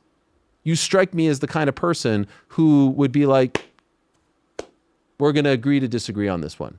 I saw him at Xtreme Couture. It was a very nice conversation. I've been critical about him in the past as well. And I thought it was very cool and very nice and very heartwarming. And I used that interaction that GZ talked about as the opening to be like, hey, maybe there's something that could be had here. I'll come back to the gym. We'll talk it out. We'll debate anything that you want. That's post, him being critical of Israel and all that. Other people have been critical of Israel. Muhammad Makayev has said some pretty gnarly thing. He's invited all the time on the show, among others. I don't care about that. I've said this a million times, but you choose to not believe, and you guys choose to try to spin this into something else. I talk about the sport. I cover the sport. I ignore all this other crap. I don't want to talk about all this other crap, but you have these other people calling me all this stuff. I personally think, and I know there's a lot of people out there who will not agree with me because they get lost in all of this, I personally think that says a hell of a lot more about them than me. But my response to Sean is, if you think that I'm trying to leech off of you by talking about you on this here show, I don't think that you've been paying attention, because I've been talking about this sport long before you came around, and we'll be talking about the sport long after you'll be in the UFC. That's just what we plan on doing here. If that makes you feel some sort of way, is what it is. Doesn't take away how I feel about you as a fighter, the respect that I have for you as a fighter. And quite frankly, a lot of the things that you said in the aftermath, I think was very, very powerful and very helpful to a lot of people. I just don't understand why you have to say things like, goat fucker this, terrorist that, son of a whore that. Like, I'm sorry if that stuff doesn't resonate with me. How that makes me into, this person that you're trying to portray is beyond me, but I'll still be here talking about the sport, telling it like it is. If I'm not doing that, I would like to think that people like you wouldn't respect me. You want me to sugarcoat it? There's plenty of other people who are going to do that. And you find them just fine. I'm not going to do that. That's not this show. That's not who I am. I don't think that makes me weak. In fact, I think that makes me pretty damn courageous to tell it like it is. But we'll agree to disagree on that one. Congratulations on the win. Let's talk about other news and notes. I'm going back to my list here, my trusty old list. Nasruddin Imavov, after the fight, did call out Sean Strickland. He should be next. He too isn't a fan of mine, but here I am saying he should be next, just like I said that Bilal should have gone to the title shot. I do a much better job than these people of separating my feelings when trying to keep it real. I'm not as famous or popular as them, but I'd like to think that I do a much better job, and I know I do a much better job. Here's Nasruddin Imavov talking about Sean Strickland. I'm going to put your lights out. He should be next. Are they going to give him that? I don't know. I thought Yuri Prochaska's tweet was really interesting. Whatever was decided it was already before the match. You can show the world anything, but you have to live this role to the fullest. Big congrats to Sean to show strength and handle this pressure. On the other side, pure hate in press conference and smile in the cage. No, we are warriors, and it's our mission to handle fully the fire in our heart and stillness in our mind. Good morning from Czech. Let's go training, chapter 1. Does Yuri Prochaska agree with me? Seems like Sean Brady agreed with me too. Paulo Costa had some things to say in the aftermath. This wolf is a poodle. Give me him ASAP. Now that fight could possibly happen at 205. Here's Dricus du Plessis, who of course has 2 wins over Sean Strickland, reacting. He's coming off the loss to Khamzat Chimaev. Here's what he had to say in the immediate aftermath of the win. Yeah, so fight went exactly the way I thought it would.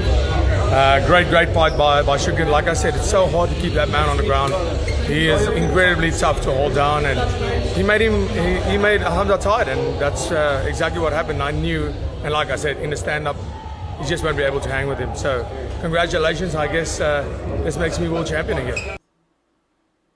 Caio Borralho was in, where was he? South Africa looking for DDP. We covered that last week. Here's what he had to say. DDP wants to fight in the gym, and I'm not getting paid to do this. So here's the thing, you guys. There's only 2 options after today's fight. If Khamzat beats Strickland, he definitely comes up and the belt is open. So me and Imavov do a rematch for the belt. If Strickland wins today, I love the guys. It's my bro, but I will be the only one of the top 5 he never fought. So it'll be me and him for the title. Simple as that. Tell me if this makes sense. When we had Joe Pyfer on the live show, he did insinuate that there's some talk of him versus Caio Borralho. Don't mind that fight. He seemed to be upset that he wasn't fighting on the Philly card, or at least not in the main event of the Philly card. But I think a high-profile co-main event fight would be very suitable. A number 1 contender fight, or a number, like 2 fights away from a number 1 contender fight, something like that in Philly, in his backyard, so to speak, would be very suitable. Dana White was on the Jim Rome show earlier this week, and last week, and he was asked about the Conor McGregor rumors, if you will, and his level of confidence as to whether or not he will fight this summer, July 11th, International Fight Week. Here's what he had to say. Conor, man. What about Conor? Where are we now with Conor? Has Conor fought his last fight? Is Conor... No, do you think about we're in Conor? a good place.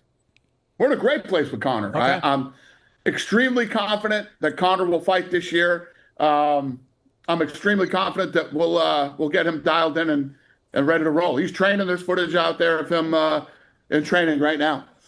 Danny, give me an idea. When and where? When and where and against whom? Well, we haven't announced anything yet. But you always announce bleep on this show. Yeah, that is true. You always get it out of me. But he'll fight this summer.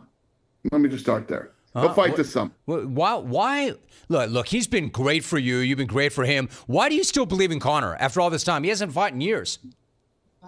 Yeah. Well, I thought it would happen last year.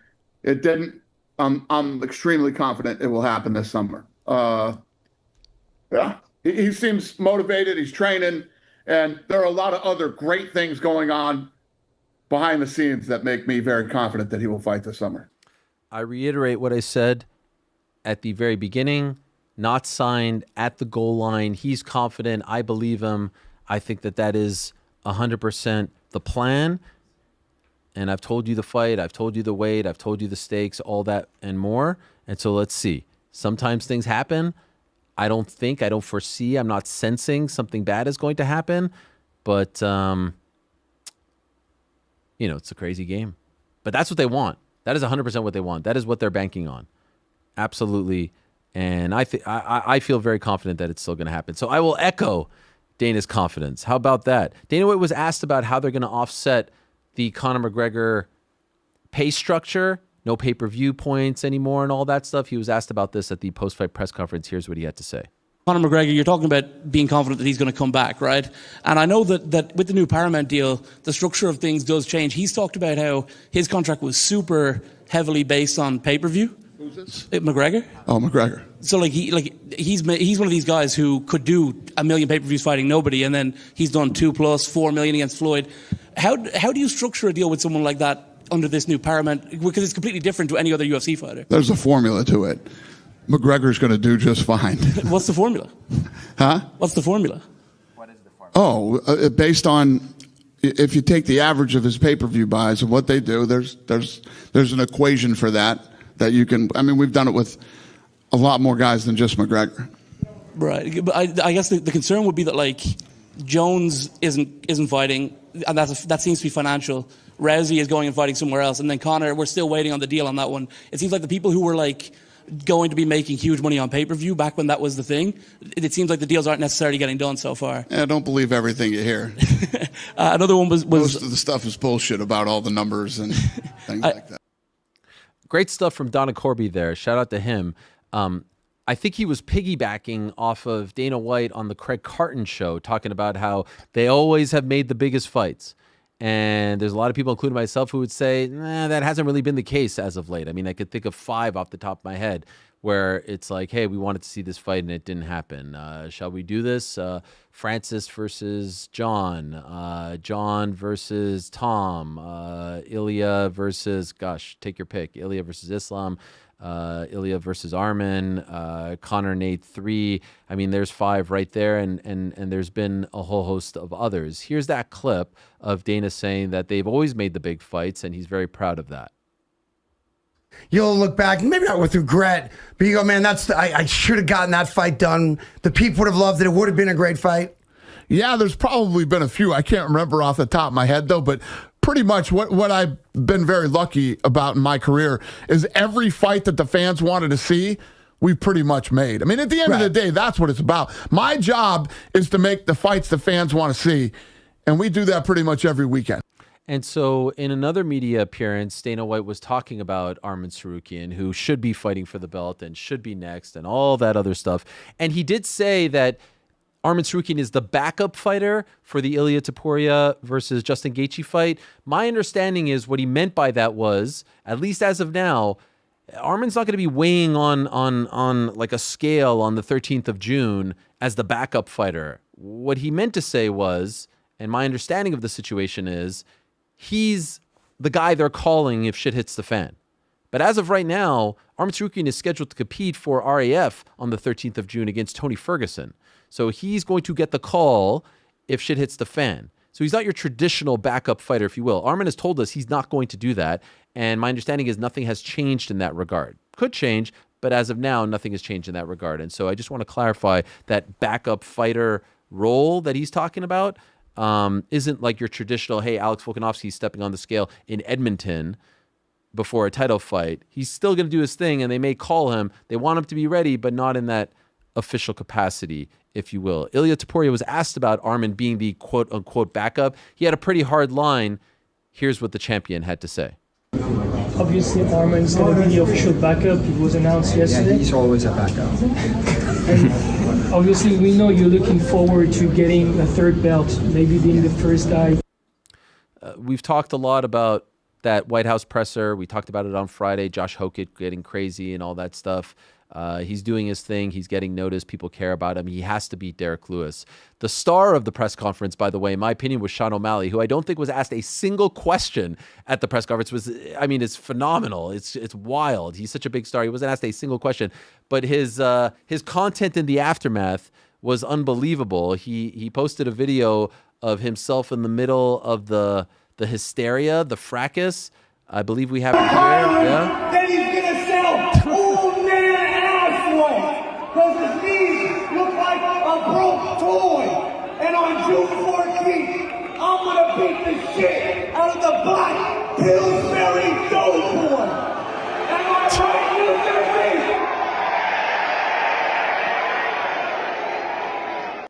This picture here that Sean tweeted of him in the midst of all this with Alex, and look at this. Unfazed, man. This was unbelievable. Completely unfazed. someone, and I forget who, had a sort of side-by-side, I can't remember who, of like The Last Supper, comparing that scene to The Last Supper. Just amazing stuff. Paulo Costa still hates Josh Hokett for taking his money. He tweeted before the event, I hear you are in the arena tonight. Just remember one rule: bring my money. He really wants that money from the Miami card. And then they were face to face, toe to toe. And here's what happened. Look, back and forth. They had to be separate. I honestly thought Paulo was joking initially about all of this. He wants his money.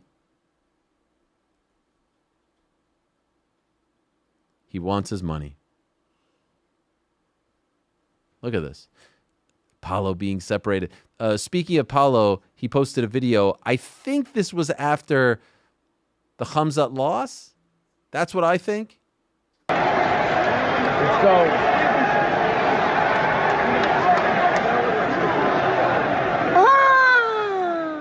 It also could have been after the run-in as well.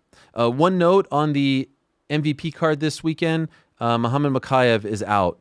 Unfortunately, he had visa issues, as he said, online, and it's unfortunate because his fight against Adriano Moraes is a great fight, and I think a lot of people were looking forward to it. Visa was not refused. I could still enter the U.S., but to fight in the U.S., you need to have a P1 visa. I was waiting on MVP for the working visas part. Not my fault. I did my camp. My weight was good. I was ready to go. I wish Adriano Morales. Why did he keep calling him Morales and not Moraes? He's a good guy. We have trained at American Top Team in the past. That's why I wanted him 4 weeks prior to the event, or warned him. Sorry, he warned him about the visa situation. Anyway, he's off. In enters Fumi Nkuta, excuse me. Ally Quinta has been talking to me about him for quite some time. Trains with that team, the Serra Longo team. He's 11-0. He's a beast, undefeated. Just fought for Uriah Faber's A1 Combat, has fought for LFA. And he gets a big opportunity against the former One Championship champion. So that's going to be on the undercard on Saturday, and that will be airing online. Only the main card will be airing on Netflix, but a lot of great fights to be had on the undercard. Okay, I teased that we've got some fun things to round out the show with. Should I bring back the boys? Are the boys here? Down, now, now, now. Down, now, now, now, now, now, now, now, now, now, now. What do we got, boys? Who's the check? Oh, yeah, know yourself. I could use a donut after that Sean Strickland ether. Oh, my God, I'm in my feelings. I need to eat. Oh, my God, look at those. Randy's Donuts, the infamous. Or should I say famous? Holy. Yes. I mean, I feel like they're both famous. Unbelievable. Did they gift these to us? Because I know they're doing a lot for the promotion. Randy himself? I've heard so much about these donuts. Wow. This is a Los Angeles staple. Did you go to the store? Yeah. Met Randy. All right. Oh my gosh. Oh my! I gotta eat one of these. I am starving right now. Oh yeah. You're. Can I try one of these? Yeah, you kidding me? Are we waiting? This is incredible. Shout out to Randy's Donuts. I saw they had a side. Yeah, look at that. That's real, by the way. You were just there? That's the real. So they're doing promotion, and I saw the donut wrapped with the promo. I saw Ronda say that this was her favorite. Yeah, the so glazed twist. Right now they're doing glazed twist versus chocolate twist. Glazed is Team Ronda, chocolate is Team Gina. What do you guys say? We got to try them both. And what's in the? Let me see it. What's in the box? What's in the box? What's in the third box? Another dozen. Well, look at this. Randy's Donuts. Bring one over here. Bring one over here. Wait, what about this massive? Look at this. Look at this sprinkle little number. What do we got? What do we got? Look at this. 12 more. Oh my God! This looks like a fucking baseball. What is that? Is that a Dodgers baseball? What is going on? Bear claw. I think it's called a bear claw. Wow! Congrats! Congrats! Look at that. Okay, I got to try the twist. I'm so hungry right now. Which one are you going after? You got to try both and then decide what team you're on. Double dip? What do you mean double dip? I don't know. I'm ripping this in half. It's good for real? It is so moist. Yeah, that's a great point. It's a fucking glazed donut. It tastes amazing. No, this is unbelievable. Come get some of this. The mouth sound Frank, is real. How you feel? How you feel? Yeah. Oh boy. You want one, Frank? 9 point. I haven't had a donut in ages. 9.3. All right, so right now you're Team Ronda. We gotta try the chocolate though. Put it right here. Put it right here. Frank, how's the sound? It sounds like I don't want a donut ever again. Are you fucking crazy, man? And now we're trying the Ginas? Yeah. How can I go against Ronda? She just came on the show. What about I that mean, interview? Gina came to the studio. Kumbaya? Kumbaya, bro. As Sean Strickland's ethering me, I'm mending the fences. That's called chess, not checkers. Can we talk about Ariel pulling the move that he hates the most? What? Paul straight on one, grabs it, and he was like, "Nah, I want this one." Goes No, to I the didn't other do one. that. That was crazy work. What? We got this camera to review whenever we're ready. Okay, I'm team Ronda over Gina. Me too. The chocolate's fire, but I'm team Ronda. No. What do we got? Hey, napkins or what? Oh shit, yeah, good point. Just use the vines behind you. That's a great point. Randy's Donut's legit. I know you guys were wondering if they were legit or not. They're legit. They sound amazing. Now, are you gonna take a bite of that tire-sized donut? I'm good. I was waiting for lunch. Now I feel like I just had lunch. I want to try it. I'm just gonna keep chewing into the mic to make. How's things it happen. sound, Frank? It sounds like ASMR. I love it. I think the plan is every day we're gonna try another LA staple. Yeah, we need recommendations. Gabe already gave us a couple. Thank you, Gabe. Shout out to Gabe. Yo, we're in LA, guys, right now doing this show. Yeah, it's fucking crazy. It's kind of wild. I mean, we do come from the best city in the world, but like to come to like maybe like the 4th or 5th is pretty amazing. Wow, 4th That's or very 5th, kind. That's a little bit disrespectful. You don't think? Oh, I thought that was kind. Yeah. Eric last night was like, LA's dirty. I hate it. Not Frank an was LA like, guy. I don't like to come here to do work, just to kibitz. Got a chassis cherry. Give me a fucking break. Give me one of those napkins there. Oh yeah, you want a napkin? Thank you, guys. This has been amazing.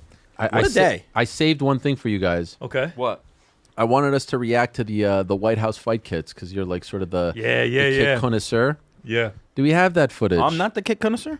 I feel like this is really GC's domain. Like Yeah, people want to hear. I'm about to give you the honest truth here. Are you actually? Is Randy's paying us for all this? Hell no. Oh, okay. Just we're supporting for the man. love of the game. They should. An LA staple. That's fucking illegal. I mean, I would agree. Got in trouble recently about one of those things. Do we have that? Shout out to Big Randy. Yeah. What do you think of this? Please. GC, take it away. Ass. That is the only way I can describe that. These are ass. Be for real. Yo. Like, what is the white? The white is just like, dude, they're looking at like some basic kits with like some stripes on them. It's really bad.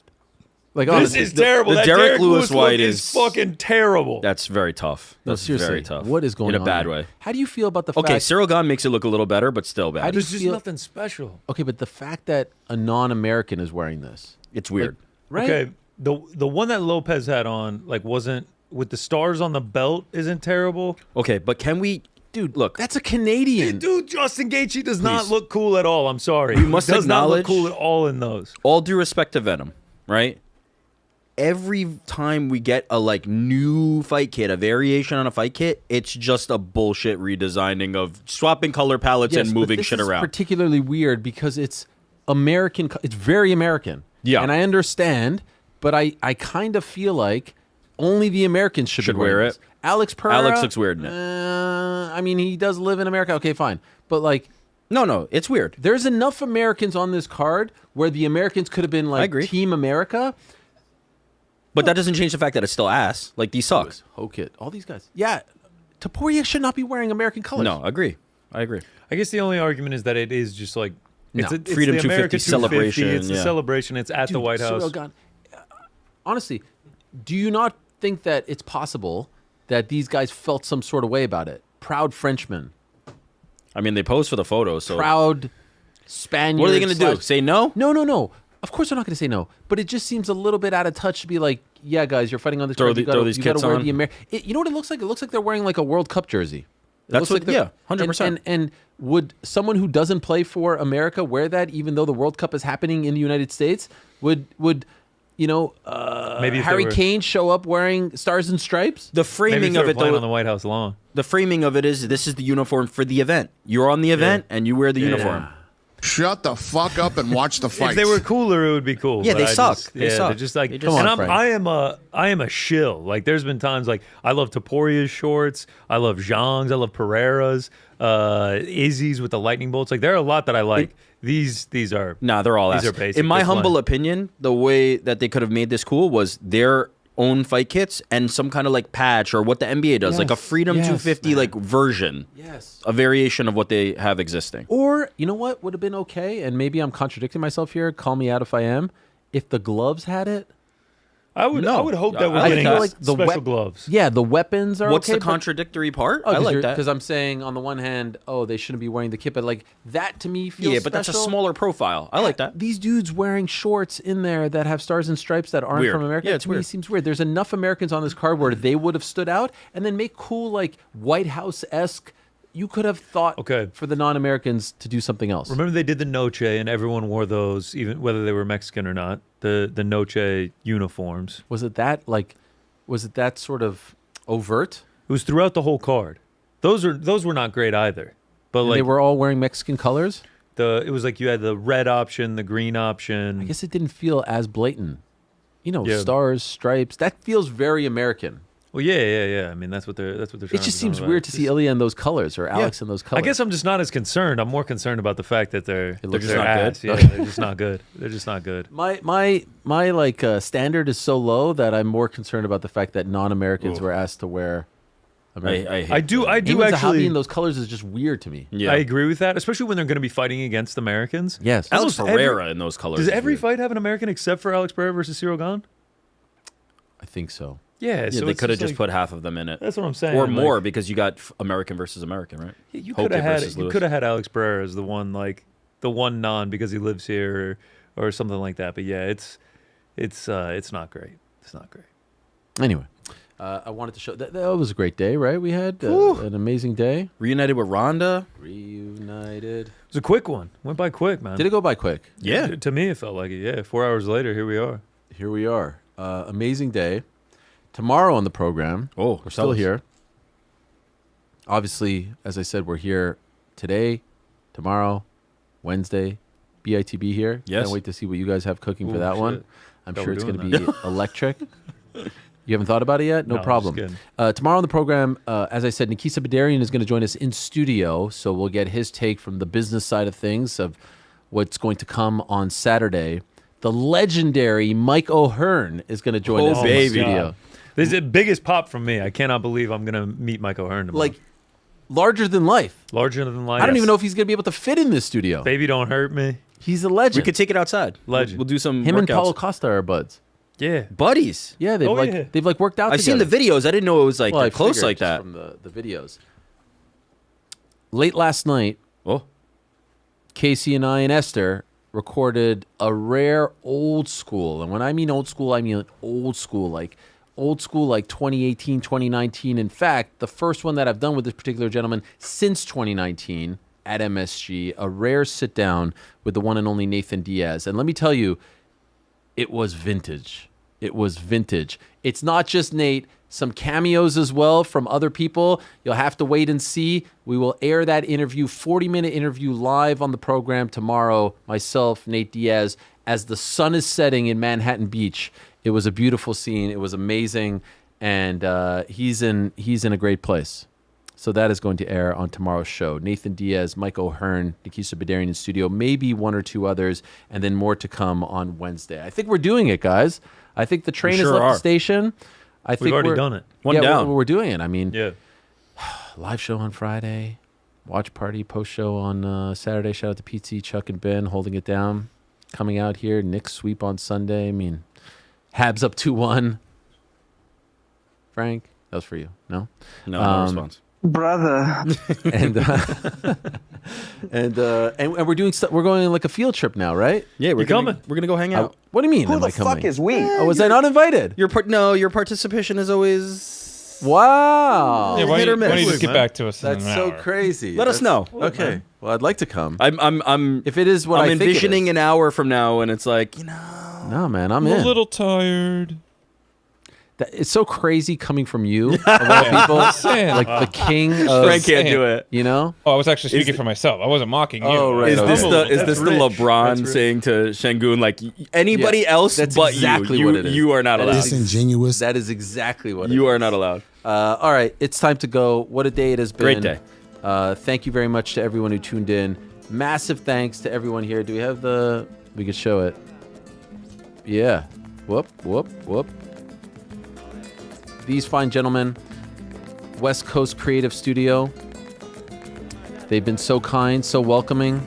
Shout out to Zeus. Shout out to Zeus and his whole team. Shout out to the whole crew here.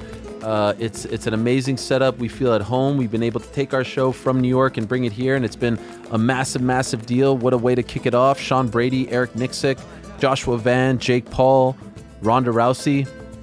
Ronda Rousey was on the show. Crazy. And she seemed to be enjoying it. Had some choice words for 100 Cam. Yeah, she did. She did. That rivalry is intense. It's intense. If there's one thing I know about Ronda is like she doesn't forget if you've slighted her. No. And yet there was a reconciliation. You know what? So maybe Hunter Campbell would. Maybe the lesson there is I didn't actually really.